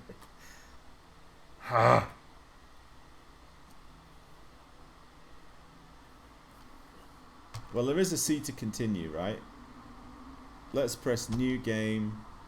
Hello, who are you? Oh, and I'm gonna. I think it'll speed it up if I put the processor up faster. I'll put the processor up faster. Hopefully it'll work. Right. Yep. Okay. Yes. Are you male? Yes. Are you married? No. Well, Andy, press C to continue. Next up, the bank manager. Okay, we'll do this quickly. I hope if it doesn't work, we'll have to just. Okay, 170. Is it correct? Yes. Number of years we will require 1 year. And to enter today's date, 1/1. Oh, okay. 1. Oh, yeah. Okay, Monday. What? Oh, look at this basic. I've messed this up. 1, 1, 85. It might not even be a Monday, but who knows? Probably isn't a Monday, is it? The bank manager hopes is he gonna give us the same? Yes, the same. C to continue. Good start. Your overdraft working cap. Oh, we've got more money. Yeah. What happens now? It just gets stuck there, does it? Yeah.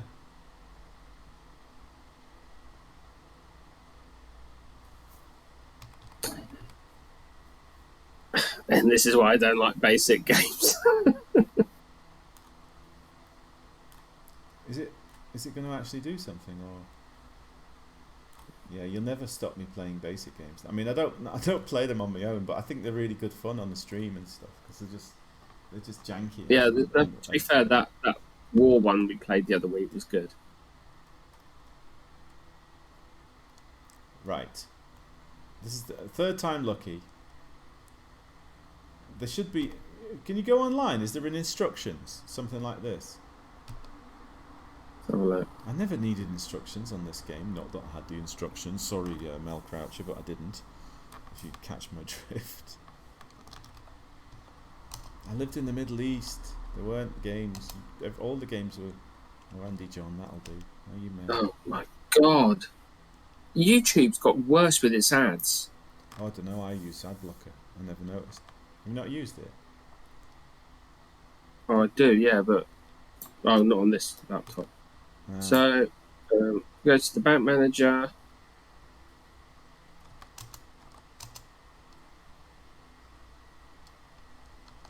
Yeah. Yeah.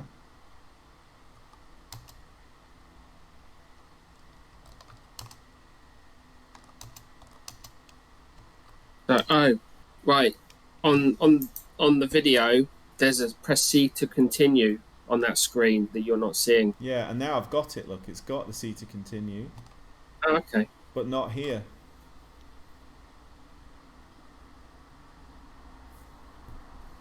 Oh, hold on. Well, for some reason I'm in a pentagon. Which is not... Yeah, no, it does on that screen. It goes C It says to a good continue. start. Player, your working capital is that, your overdraft is that. Press C to continue. Well, the thing is, I had it as in pentagon. Oh. Yeah, Curtis, I don't know what instructions are either.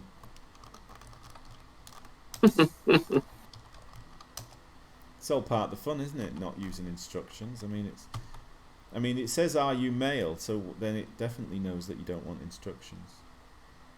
Yeah.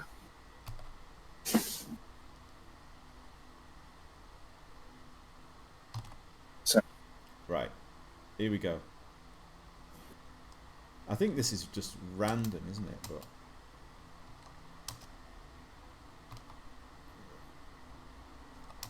hopefully.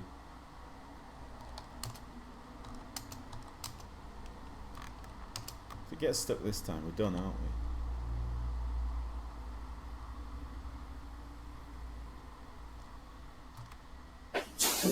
Yeah, look, it works now.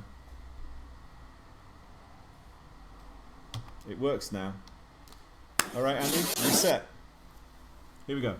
As the days fly by, you now have to decide which of the free sites available for rent will suit you best. Clappers, A1 Cars, or Elite Motors. We'll look at each one in turn. Right. This is Clappers, Good Used Motors. Seedy Beck Street, 5 cars, outside only, no workshop, no paint shop, 4,500 per annum. It worked? Yeah, it's working. Oh.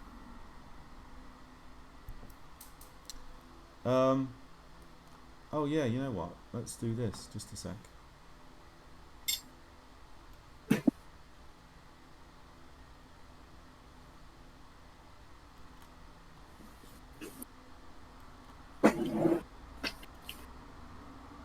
Yeah. I remember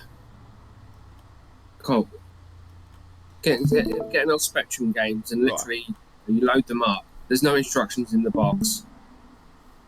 Fat Worm Blows a Sparky is one of them. Yes. No idea what you do in that game. Anyway, this is Clappers. It's a cheap place. You can rent it for $4,500 a year. It's space for 5 cars, but it's outside only. Right now, this is AI cars. This is your location. You're choosing your spot where you're going to have your. Right. This is AI cars. It's on an industrial estate. It's a 4-car showroom.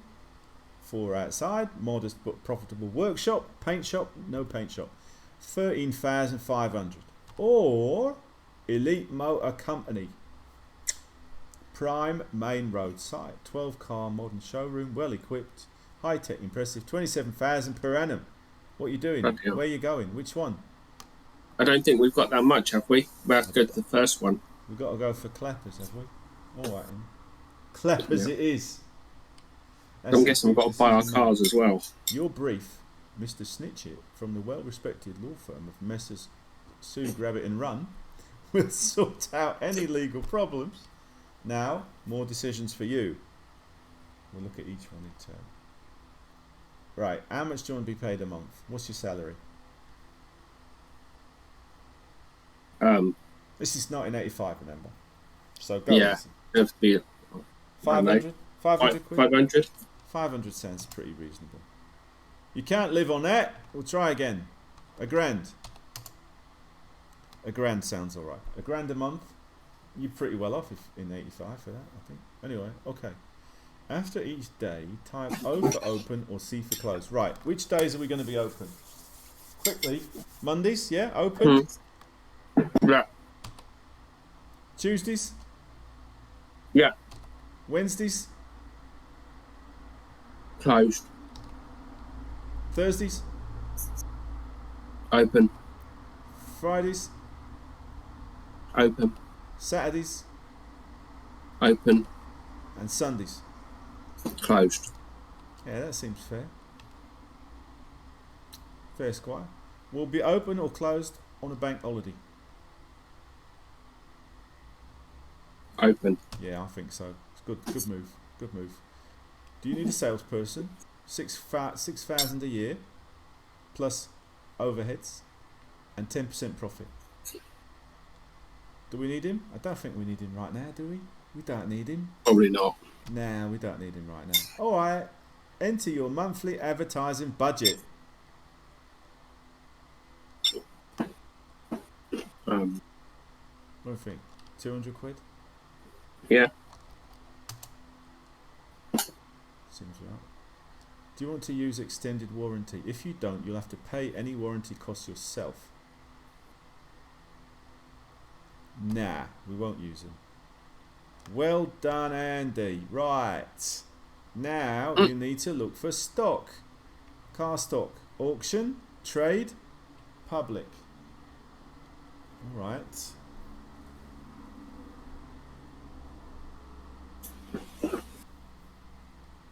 Right then. Where do you want to go? Auction or trade? Auction. We'll go at the auction. Here we go. Wizard's auction. The auction's about to start. Lot number 1. It's a 1983 Metro. 13,000 miles on the clock. Preparation costs 185. It's a right old wreck. Book mileage. Currently at 2,000. You want to bid or you want to go to the next car? Next car. Alright, here we go. Lot number 2. Datsun Sunny. Oh, Datsun Sunny. It's a tidy car, but it's done a lot of leg.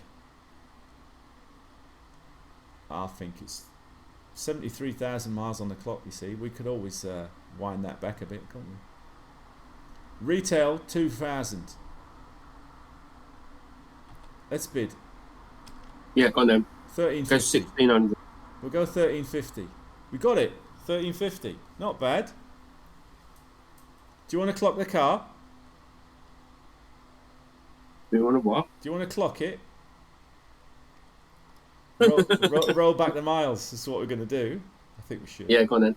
It's a bit risky. What's the new mileage? We'll put 23 on it. That sounds alright. Job done. Okay. You want to retail the car or trade it? Retail it. Okay.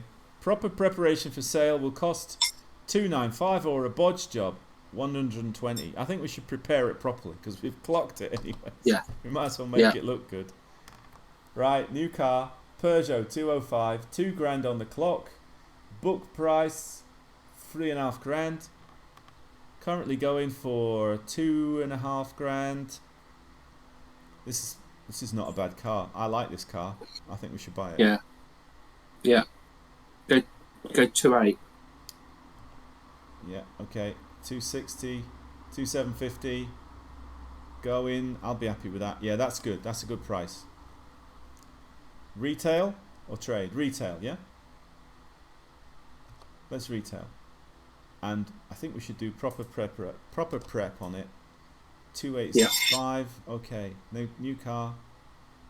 Oh, it's a Fiat 127, 1978. 59,000 miles. Mileage is okay. It's a fairly cheap car, so we can. Yeah. Oh no, go 600. 375. Hey, we might get this cheap. Look at that. Oh, yeah. Nice. I mean, you've got to have stock, haven't you? How many cars can we have? I think 4, right? 4. Yeah. Unless we go to trade and then we could sell one. I don't know. Yeah. This is a nice car as well. Not too expensive. Right. I think we'll go to the next one though, don't you think? Because look, it's going for. It's getting quite high price. Do you want to bid or not? 67,000. Nah, we'll skip that one. Go next car. Lot number 6. It's a Fiesta Ghia, 77,000. Quite a clean car. 1,500. Yeah, I had a Fiesta Ghia. We're having that one. Okay. 775. Oh, it's going up a bit. Oh, 875. We're not going over a grand, are we? No. Right, there we go. Bloody hell. That's it. That's our last car, yeah? Retail? Yeah. Prepare it nicely. There we go. And now, oh, an MG Maestro. It's an old wreck, high mileage. Nah, we don't want it, do we? Maestro's a piece of crap. Okay. And then, I don't know how many there are. Fiat 127. Well, I don't know if you can we, if we do it on trade, it might, yeah, I think we'll pass. Should we leave the auction and just make do with, there's an Astra there. It's not a bad Astra's a nice car. Vauxhall Astra. It's going for 2 grand. Sells for 4. If it goes for 3, I'd pay. Go for 3 and then trade it. Yeah. Okay. I think we might win that. You know. No. Oh. We're going to get it for 3. 2950. And this time we'll put it on trade. You now have this car in stock. Total standing price 2950. And we will leave the auction unless this is a really nice. Oh, it's a Ford Capri. No, will he? Okay. Right. We now own 5 cars. Right. Yeah. This is a Datsun Sunny. We bought it for a 1645. Let's sell it for 19. Enter the asking price. 1999. Yeah. Hold on, what did we buy it for? We bought it for 1645, but the book price is only about 2, so we got. Okay. This one we can sell for 3499. 3488 then, fine. Okay. This Fiat 127, it's not worth much at all, but we'll sell it for 900. I think that's a good price. Yeah. And then the Fiesta Ghia, you wanted that one. Yeah. The retail price is 1580. Let's sell it for 1450. There we go. We'll see how we go. And this is the trade. We've got the Astra there, but we haven't. That's trade stock, right? Yeah. Do you have enough stock to get started? Yeah, I think so. Isn't it exciting, Andy? The young grand opening. Right. As the time, let's take a look at the financial position. Okay, no cars sold. Totals, trading balance. Right, we're in debt. All the bank and everything, we're in debt. But get a good night's sleep, you're going to need it. Wake up, it's another new day. It's a quiet day. Here comes a mug. She has 750 quid to spend. What have you got for her? Well, I've got a Fiat 127, darling. It's 900 quid. If you fancy it, I might even give you a discount. How do I move? Press up or down and then offer or nothing. Right, I got you a Fiat 127. I'm going to offer it to you. You offer the mug the car, but she can't afford it. Well, let me give you a discount. No, that's silly. I've put it a little bit too high. No, I'm sorry, love. I haven't got anything else. Well, I should have been able to offer her. Yeah. She had 750, and I should have been. I said, look, we'll do it for 800 or something, right? Wow, nobody's come in. We're not spending enough on advertising. And now it's Sunday, and we're closed, and it's Monday. Right, come on then. Any trade cars to offer? No, because we can't. We haven't got the space. Alright, it's a quiet day. A trader calls in looking for stock. Yeah, we could trade the Astra.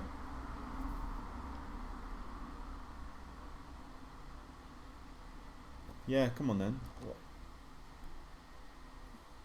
Wow, he's offered. He's offered 3,075 for it, but we paid 2,950. I'm not accepting that offer. Sorry, mate. That's no good. God, we haven't sold a car yet. Here comes a mug. Ooh, look at that. He's got 2,750. She has.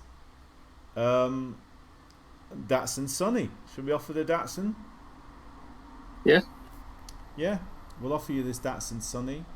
That's the one that we clocked, isn't it? Yeah, we clocked. Okay. What do you think? It's a possibility. You've had a deal. Yes, we've sold a Datsun. Brilliant. And we got away with the clocking as well. I think you can't do that very often, you know.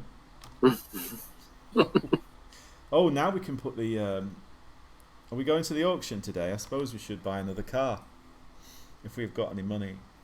All right, there we go. Maestro. It's tidy. Not bad. 3,500. Nah. It's going a bit high, isn't it? It's done a lot of leg as well. Let's not worry about that one. We'll go to the next car. There's an Alfetta. Retail 1,600. Well, okay, I'll pay 8 for that.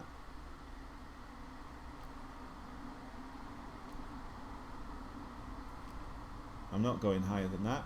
825, that's alright, I suppose. Should we put it on sale or trade? You got it. Yeah, I'll trade it. Yeah. Right, we'll put it in stock because. Alright. 1982 Maxi.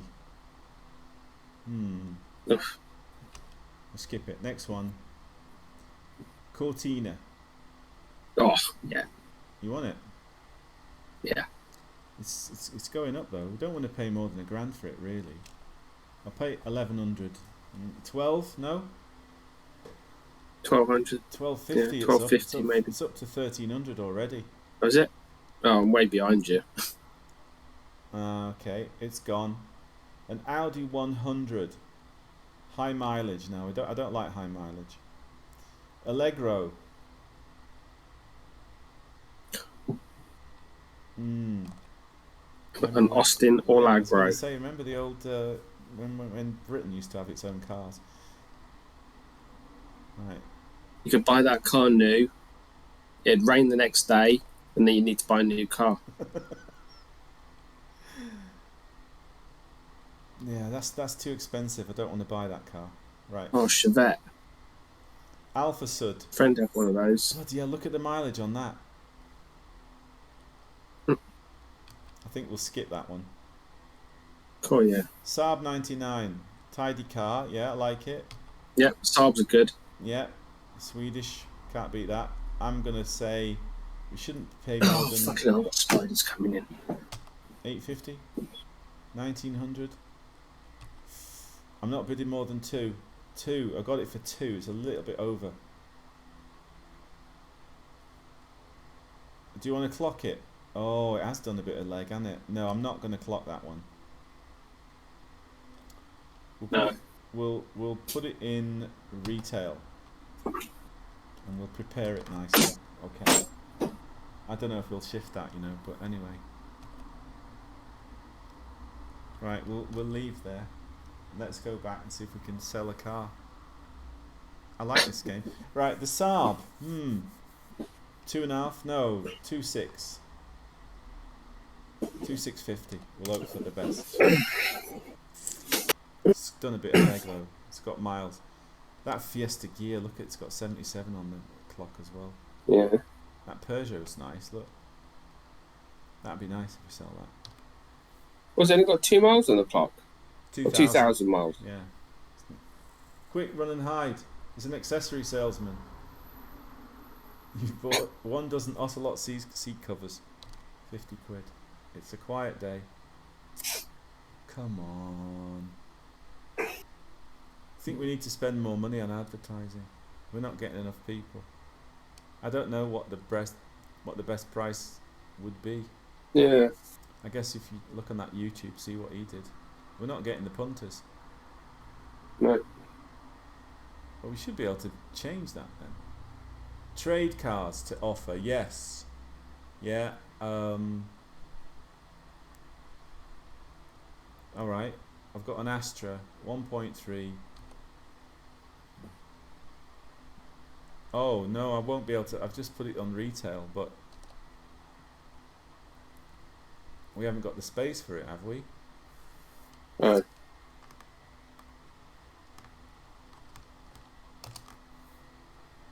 Apparently we do. Well, maybe we do, maybe we don't. Maybe it's like, oh, here comes a mug. 750 quid to spend. Oh, come on. You would buy that Fiat. You would. You'd offer them the Fiat. Yeah. You'd be able to say, offer them. You can't afford it. No, sorry. Here comes another mug. Oh, we're having a good day today. He wants a Capri. Well,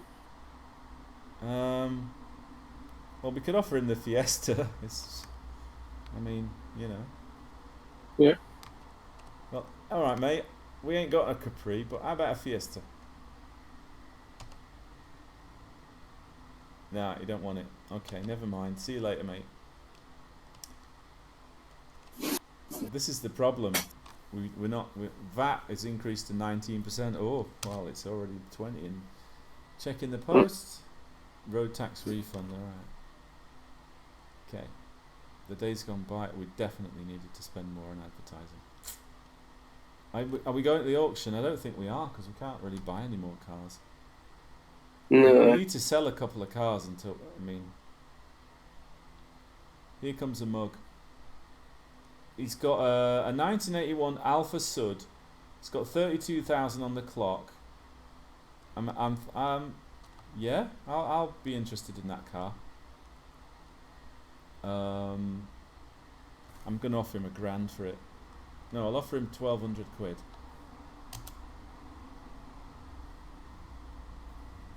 Okay, 1,300. And my final bid is, okay, I'll bid 15. That's it. No, never mind. No. Well, you know, if you're buying it from a punter, you want to get it cheaper, don't you? He wants a Fiat Panda. We haven't got a Fiat Panda, but we have got a Fiat 127. I don't think that really helps, but unless it matches up. Oh, maybe. Yeah, he's going on a test drive. Okay, he didn't like it though. Damn. Um, Try. you know what? Because it's a game, I might offer it to him again and just say, "Well, we got this one as well." Maybe this time he'll like it, right?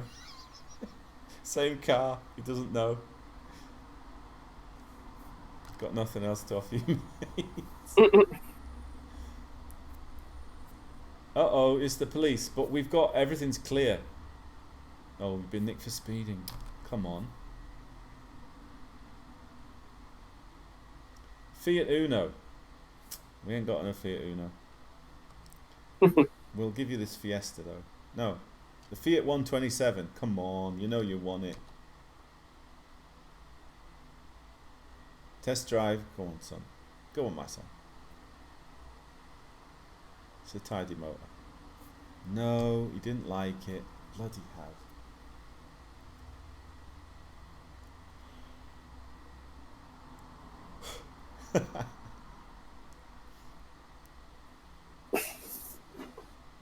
What? I wonder what happens if you just stay open every day. Oh no! Yeah. Vandals have damaged the stock. Mind you, it wasn't too bad. We really need to. We need to shift another motor. Insurance inspector. Replace some. Oh. This is what happens when you run a business. Loads and loads of people just start taking money from you for loads of stuff that you don't even. Yeah. Right, we're not going to the auction. We've got to, maybe at the end of the month we can change our advertising. He wants a Peugeot 104, and I've got a Peugeot 205, and it's a nice motor. It'd be a nice tidy profit if we could sell it. Yep. He's very interested. There's no part exchange. Will you reduce the price? Actually, yes, I will. A little bit. I'll let you have it for, what did we pay? We paid for 2.8, right? I'm gonna let. I've already knocked it down a bit. I'll let you have it for 3,300. Yes. Good. We made a bit of money on that anyway. We made 500 quid on it. That's not bad, is it? Okay. Let's go.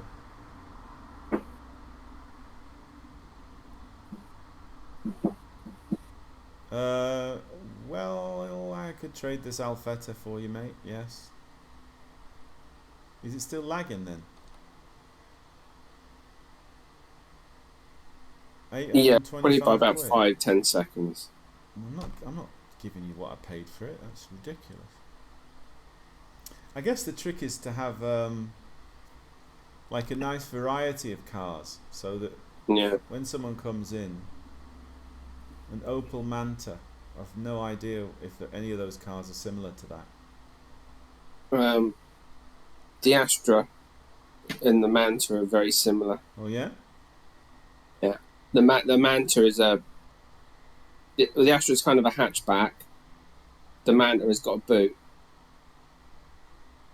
Okay. Well, you sort of know your cars, do you? I don't know cars at all. So offer him the Astra. Yeah, I did, and he said he didn't like the interior. Right. But not to worry, I've got another Astra. I know it looks a lot like the one you just saw, but it isn't. It's just slightly different. It's slightly different, mate. Honestly, he doesn't want that. Well, let me just have a look. Oh, there is a third Astra. In fact, there's one more Astra. No, he doesn't like it. Offer him the Saab. All right. Okay, I'll offer him the Saab. Nah, he doesn't want the Saab. No? No, he wants an Opel Manta. Come on. No idea what. I couldn't tell you what that car was. Yeah, you can have this for £1,000. Oh no, I didn't mean to do that. Oh God. we've paid £1,000 for it. The retail's 1,600, so we can offer it for 1,400. That's pretty decent. That's a good deal for most people. I don't know. We've got 5 cars again. Here comes a mug. He's got 750 to spend. This is what I really don't like about this game. Because I should be able to. You should be able to say, oh, he's got £1,000 to spend. Good, right. I've got this Fiat for you, mate. Come on. It's 900 quid. Yes, I've got another Fiat that's also 900 quid. He's gone on a test drive this time. He didn't like the interior, but when I showed it to him again, he loves it. Sold it. You can always change the interior, mate. It's only 900 quid. It's a good deal. We made 400 quid on that one. That was tidy. Nice.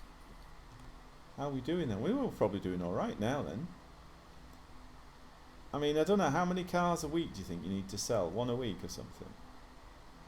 I have no idea. He wants a Honda Civic, Andy. Help me out. Honda Civic? God. What's similar to a Honda Civic? An Astra? Yeah? Okay. Yeah. No, he doesn't want it. Okay, sorry, mate. Okay. Let's go to the auction. We sold a couple of cars. Yeah. We've got £9,000 in the bank. We got a little bit more than we had. 1981 Metro, tidy car, average mileage. 2100. So we want to make. I think we should have at least 500 quid on these cars, you know. So 1450 is not bad.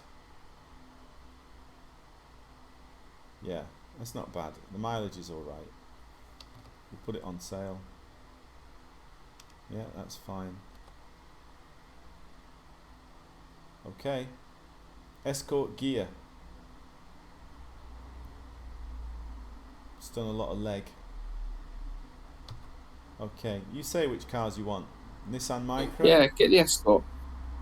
Oh, I'm sorry, I've gone now. I'm on the Nissan. I'm on the Nissan Micra.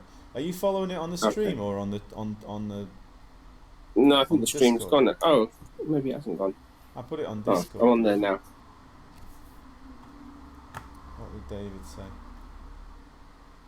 Mm. It's too slow paced to keep him interested. Oh, okay. I don't like the Micra. No. It's going, gone. It went for it was fairly expensive anyway. Another Datsun Cherry. Oh, look, it's got nice low mileage. I think I'll have this one. I'm definitely going to bid at least. I'm happy to go up to a more than £1,000 actually. Well, I'd pay 1,100 for it actually.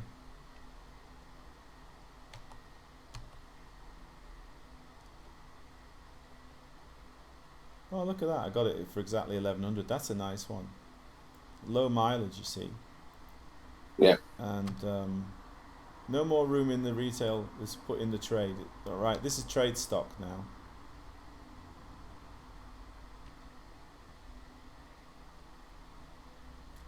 (1982) Princess. I think we need to hold off. We need to sell some cars. Yeah, we got some big bills coming in about 3 days. But this Metro, not bad. Not making a lot of money on it, to be honest. But you know, which is the car that we'd really like to sell. The Astra would be a good sell. Make tidy. We need a car for about 750.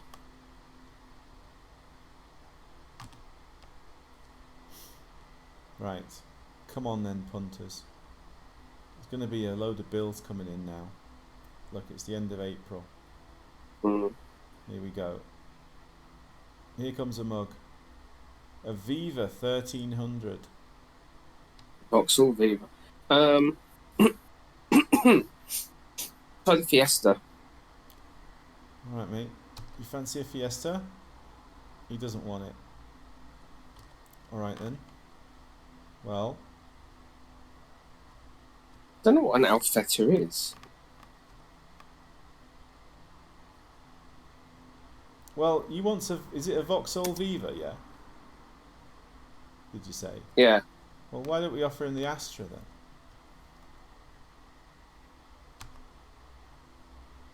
Yeah, can do. No, he doesn't want it. No. So a Vauxhall Viva's like an Escort. I see. Right, We're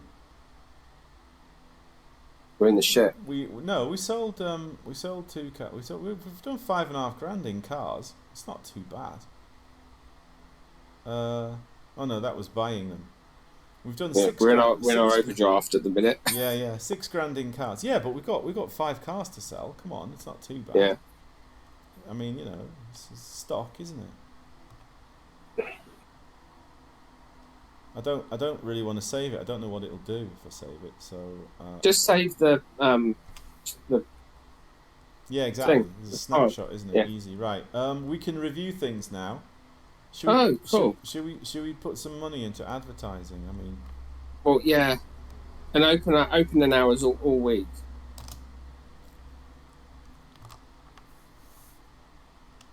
except Sundays, maybe, right? Except Sunday, yeah. Because I think you're supposed to have a day off. I don't know what. Yeah. Okay, right. We'll try that.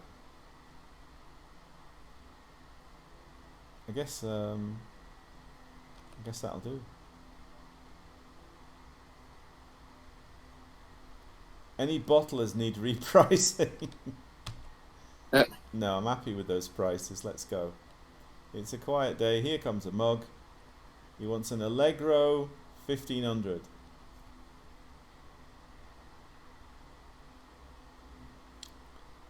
Austin Allegro, is it? Oh, offer the Astra. All No, right, then. offer the Alfetta. Okay. No, she doesn't want it. What about the Metro? Would you like the Metro? Doesn't want a Metro. I don't even know what an Alfetta is. Did we offer the Alfetta? Yeah, I just had a look at it. They're ugly. Right, then I'll offer the Astra. Like an Allegro. I wouldn't even know what any of those look like. I don't even drive now, you know. Volkswagen Polo. Fiesta. Offer them a Fiesta, yeah? Doesn't want it. We're getting more punters though. There's loads of punters coming in now. He's got 1200 to spend. Look, we haven't got anything.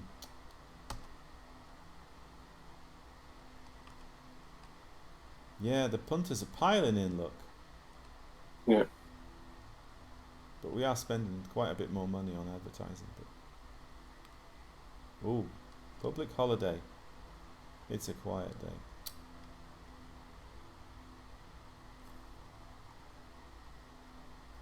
Here comes a mug. She wants a Honda Civic.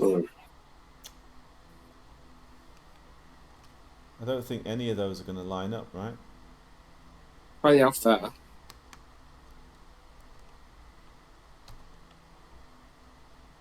Oh, it's a possibility. There's no part exchange. Will you reduce the price? Yes, I will. For 1,300. I'll give you £100 off. And it's sold. We paid 1,000 for it, and we sold it for 14. 13. That's not too bad. 300 quid profit. Okay, another mug. He's got a Sierra for cash. Yes, I'm interested in it because I've got one slot spare. And GC retail 5,200. Basic trade 4,000. I'll give you 3.5 grand for that, mate. How does that sound? Okay, I'll give you 3.8 then. No good to you? No? Okay. 4 grand. How's that sound? Yes! That'll do. Retail that. Yeah.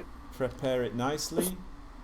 Yeah, 5,500. Not too many miles on the clock. And we can sell that for 5 grand, or at least 4,999. Good. That's an 800 or 900 quid profit. That's not bad. Though, to be honest, there aren't that many punters that seem to want cars for that sort of price. But hey, we're going to go bust, you know. That's what's going to happen. Yeah, I think so. Because we're just not selling enough cars. Kurt is still sticking with us. I think he's just got us on in the background for company. Oh, for the Sierra. Yeah, alright. Let's go. Sierra. What are we doing? She wants a Honda Civic. Oh, sorry, she doesn't want that. I didn't mean to do that. I'll offer her the Sierra, yeah? That's expensive. If we sell it, it'd be nice, but look at this. It's badly coded. Look, you can go all the way down there. Oh, yeah. I'll offer her this. There's nothing. The car that's there, that's just... Offer an empty car. Right, go on. Go on. She doesn't want it. Oh. At least the punters just try them all. Oh. Oh no, vandals have damaged. Oh, well, it's not that bad. Here comes a mug. 17. Ooh, that's not bad. We've got a Fiesta Gear. Fiesta then. Fiesta Gear. Yeah, it's not a bad offer. He's very interested. They all want a discount, don't they? The fuckers. Sorry, that's a pretty rude word to say on Twitch, but never mind. Yes, I'll reduce the price, but not by much. Okay, you can have 50 quid off. Yes, that'll do. That's not bad. 300 quid profit anyway, so that's not bad. We'll take that. Let's get down the auction. Okay, so we've got plenty of customers now. He's got 2 grand to spend. Oh, I've got a Metro for you, mate. I've got a nice mini Metro. Is it mini Metro? Yeah? Yeah. There you go. It's a possibility. But will you reduce the price? Oh, he's got a car to offer in part exchange. A Chevette L. It's got 85 on the clock. That's a pretty high... Oh, I'll give you 400 quid for that, mate. Five is the tops. I'm not paying more. No, sorry. Sorry, but that was a piece of crap, that car that was offering. It had 85 on the clock. I mean, that's terrible. Yeah. Ooh, look at this one. Ooh, he's got 2,750 to spend.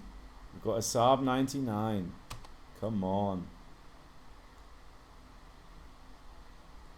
He's got an Escort to sell. 72 on the clock. Flipping it. It's not too bad. That's not a bad car. Basic trade. 30. Okay. I'll give you a grand off for that then. Grand. Okay, 1,100. Yes. Not bad. That's not bad. That's not a bad price for that car. Now we've got a new car to sell, and we've made a little bit of money. We'll put it on retail. Are we paid? How much did we pay for it? 1,100. Yeah. Okay. Total cost for us was 1,330. Retail is 1,800. We'll put it up for 1,700. That's not bad. We're selling a few cars. Here comes another mug. He wants an Opel Manta. Oh, we had. No, that's that same bloke. He's come back again.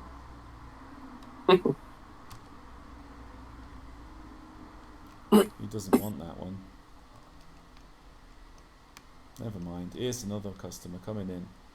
She's got a grand to spend. I got nothing for you, darling. Come on. Move along, you cheapskate. Okay, here we go. Datsun Cherry. Do we want to offer it for trade? I think we can. I think we got one slot free, haven't we? Yeah. Yeah. Okay.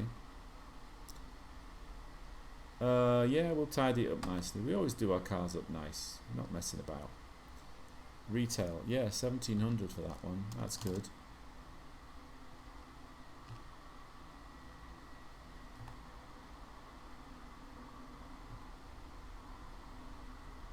It's this bloke with his Opel Manta.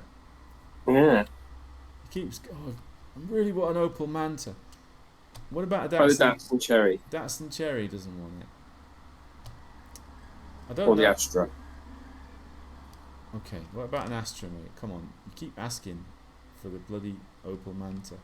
Escort. If we see an Opel Manta, we better buy one. Yeah. Right, last chance. No. Sorry. Oh, he wants a Metro, and I've got a Metro. Yes, I've got a Metro.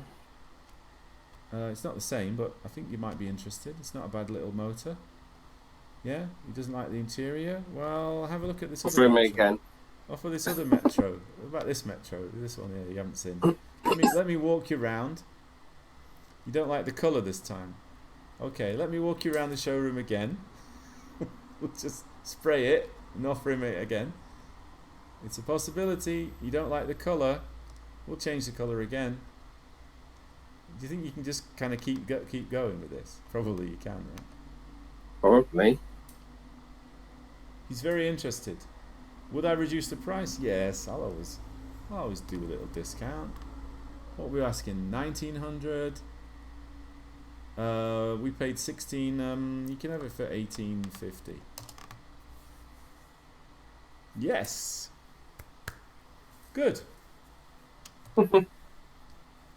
we're doing all right. We're selling cars. I mean, I don't know if I'm making that much money, but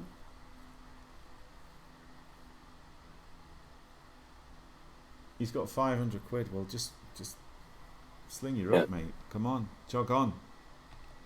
500 quid. Where would I even find a car that I could sell for 500 quid? I'd have to get it for free, wouldn't I? Oh, the garage is open. You've got no sales staff, so we can't go to the auction. But that's why you've got a day when you're closed. Yeah. So we're going to be a bit stuck this month.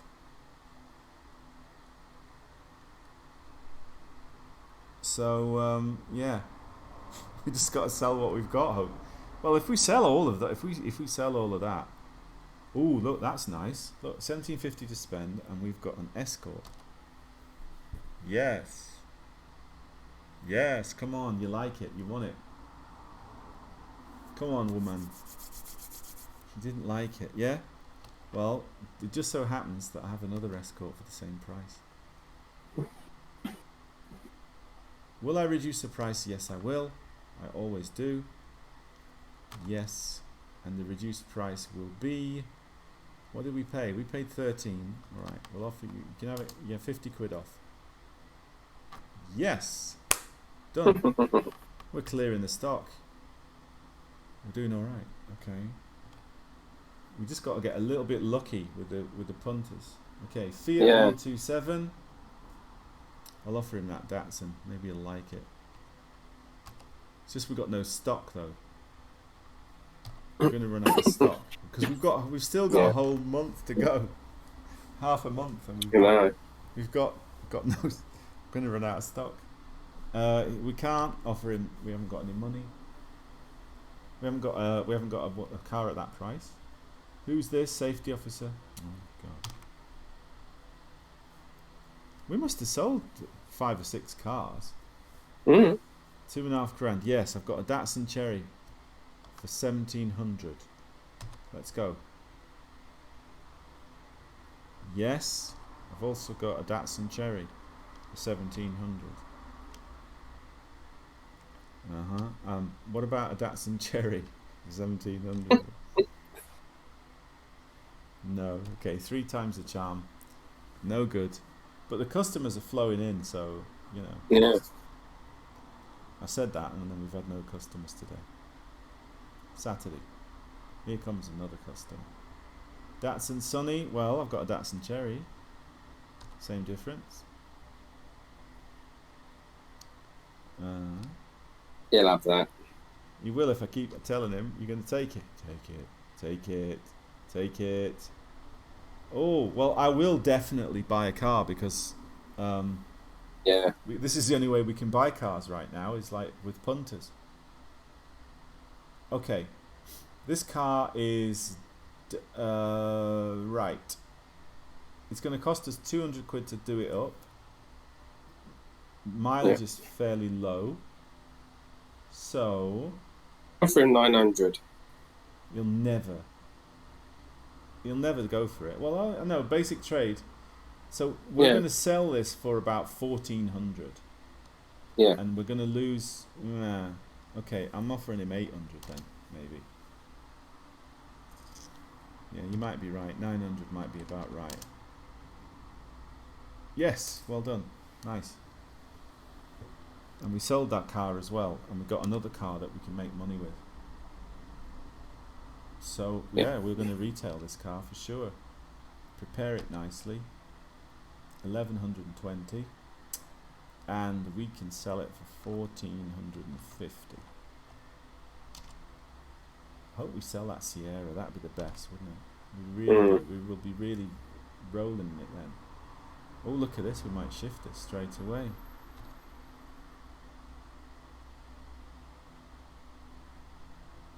Yeah, well, we'll turn it around quick. We'll offer him 1400. If we turn that around quick, that's like 1350 then. 1375. We're making a yes. Well done, Andy. He's made us an extra 25 quid there. We're in the red. We're in the black here. Because we've got about 8 grand in the bank now, 9 grand, and so we've got look, we've got 7 grand's worth of car. Yeah. So we're doing quite well. A trader calls in looking for stock. No, we haven't got anything. Sorry, we're a bit short. We've only got 2 cars. You've got 2 grand to spend. Well, you're not going to get anything here. We've got these 2 bloody luxury cars. We're going to struggle with these, you know. We need to get a few cheap cars in. But I suppose if you have like 6 cars and you sell them all in the first week, well, try the Sierra. You'd be quite happy, wouldn't you? I mean, well, I'll offer both. Yeah. I mean, what I mean is, you know, you might sell 5 cars in the month. If you sell those 5 cars in the first week and don't sell any the rest of the month, you're still all right, aren't you? Yeah. You might be able to go to the auction though if you haven't got any cars. Sorry? If you sell all the cars, you might be able to go to the auction. You'd hope so, wouldn't you? But I don't think. Oh, we lost 600 quid from burglars. Well, imagine if you went to a car salesman and he only had 2 cars. He said, well, you can have this one or this one. Okay.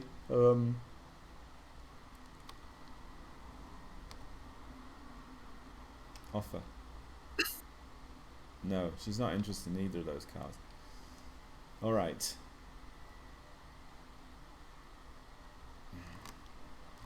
If we're doing this well, though, we could take a salesperson on, couldn't we? Yeah. But we need to. The problem is, we had an Alfetta.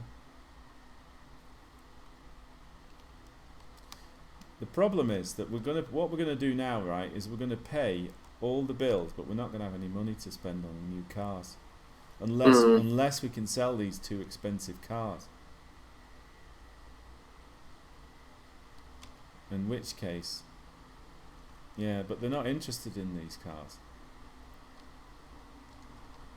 These 2 cars are a bit too expensive for most people. Yeah. It seems like.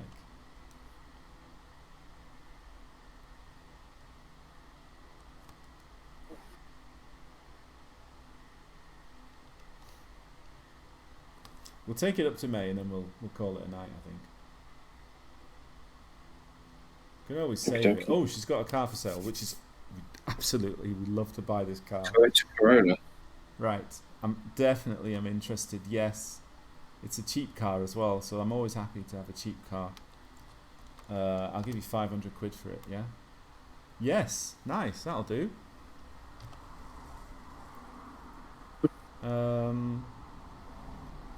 Yeah, I'll prepare it. That makes it 700, and I think we'll get £1,000 for it. I think. Oh yeah, 1,100. Nice. That'll do. Volvo 343. I don't know what that's worth, but I don't think it's no good. No good. He's got 750 to spend.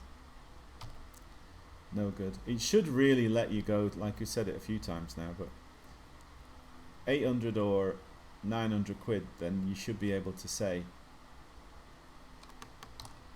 we'll let you have this one for 750 or something, right? Okay. This would be quite a good mobile game, you know. Yeah. Especially if you added a few things, you know. What's this one? Renault 5TL. Is it anything like any of those others?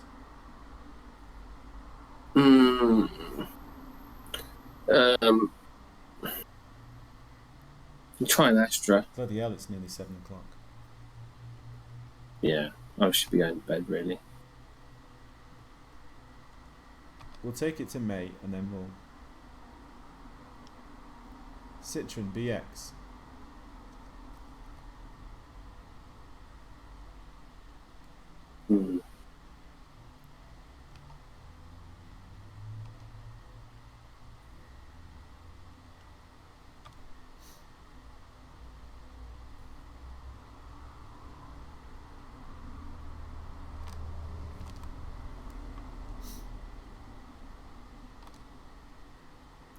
You see, you want to keep the Nissan Micra. You want to keep your stock, your showroom full, don't you? Really, because then you're not going to be turning people away. Because look, loads of people are coming in, and we haven't got the car they want. Yeah. And because we haven't been able to go to the auction. He's got 2,750 to spend. Well, okay, I'll offer you this Corolla. I don't know if it'll work because it seems a bit cheap for you, doesn't it? Yeah, it does. Right. Okay. Come on, one more sale. One more sale. No, he's got 2,750 to spend.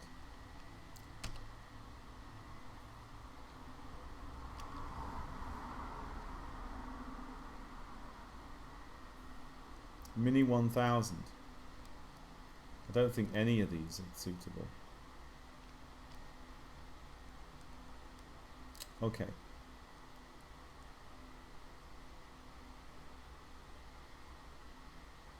BL Princess, I have no idea. Oh, look at this. Oh. If we sell this, we're in.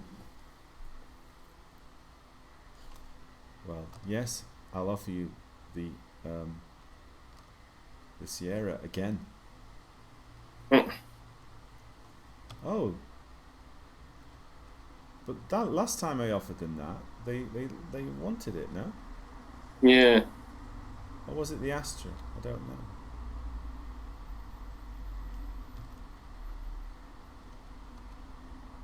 Damn, I wish we'd sold that Princess. We would have been laughing. £5,000.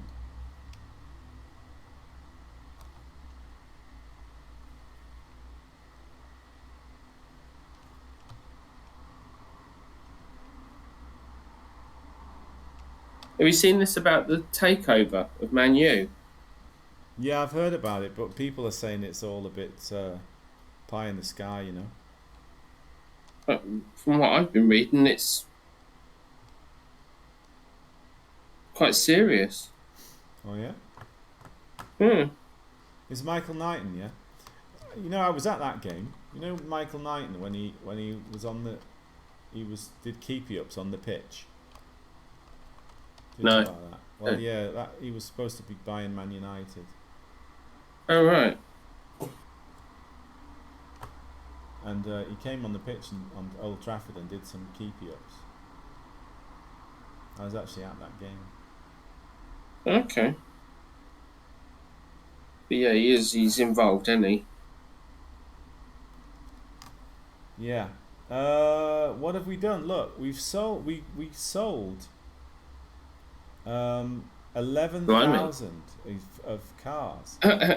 We actually made 2,000 quid. Look at that. Yeah. Not bad. Not bad. Well, let's save it there and we'll play this again. Yeah. It's quite good. Just a bit of a way to wind down. Still got that commando save there, actually.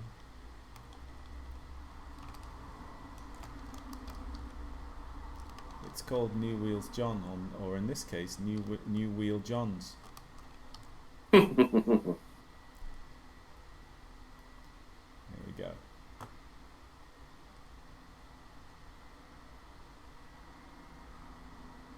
Wow, they're really going after Trump, aren't they? Bloody hell, I hope they get him. I hope they find something that sticks. I really do.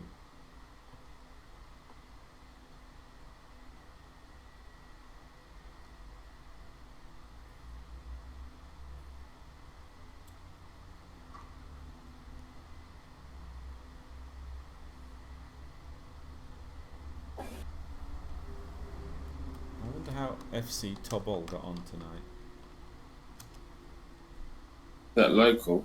FC Tobol versus Zrinski. No, FC Tobol are the champions of Kazakhstan. Okay. They're not my local team, so to speak. But I'm curious because they're playing in the Europa League, Europa Conference League rather. And I think they lost. Yeah, they lost 2-1, so they're out of the Conference League. So I don't think there's any Kazakh teams now in Europe this year, sadly. Astana, where I live here, they got in the Europa League and they played Man United. Yeah. Yeah, I went to the game. It was good. It's a good laugh. Okay, there we go. Yeah. Next time round, we're going to change the times. All right, let's just finish up with this code then. Yeah. Yeah. Just send it to you rather. Yeah.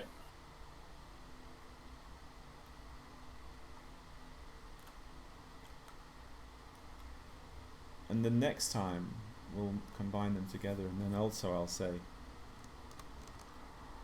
Should I send it to you, or I just sent it to you? Just bung it in the channel. Okay. Where is it? Stream code.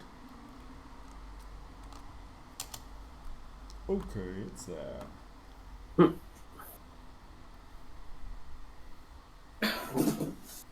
I've got a few days. So I've got the weekend and I've got Monday.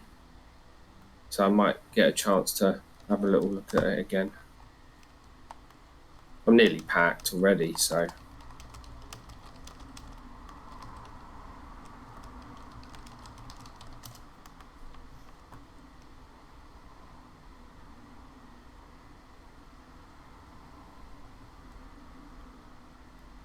Are you there?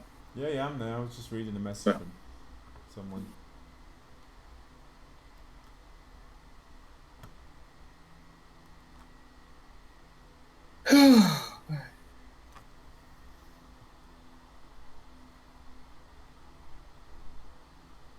Right.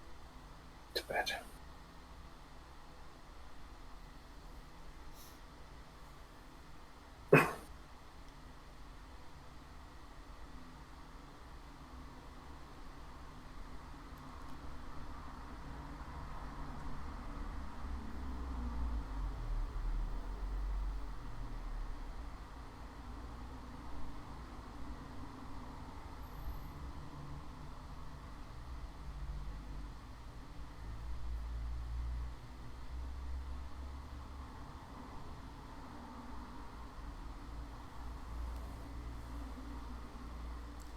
All right, mate. I'll catch you next time then. Yeah. Yeah, I yeah. guess I won't be there obviously should next week. I should sign off from the stream as well because I'm still on there. Sorry about that, guys. Um, I'm daydreaming. So yes, okay. I hope you enjoyed the stream, guys. Maybe you didn't order too much with the old New Wheels John and all that, but anyway, that was just a bit of fun. We were just chilling out, and I'll be back next week. Though Andy won't be here, so I'm not sure what we'll do. I might just do something different. Perhaps I'll just chill. Yeah. We'll see. But as always, happy coding. Bye bye.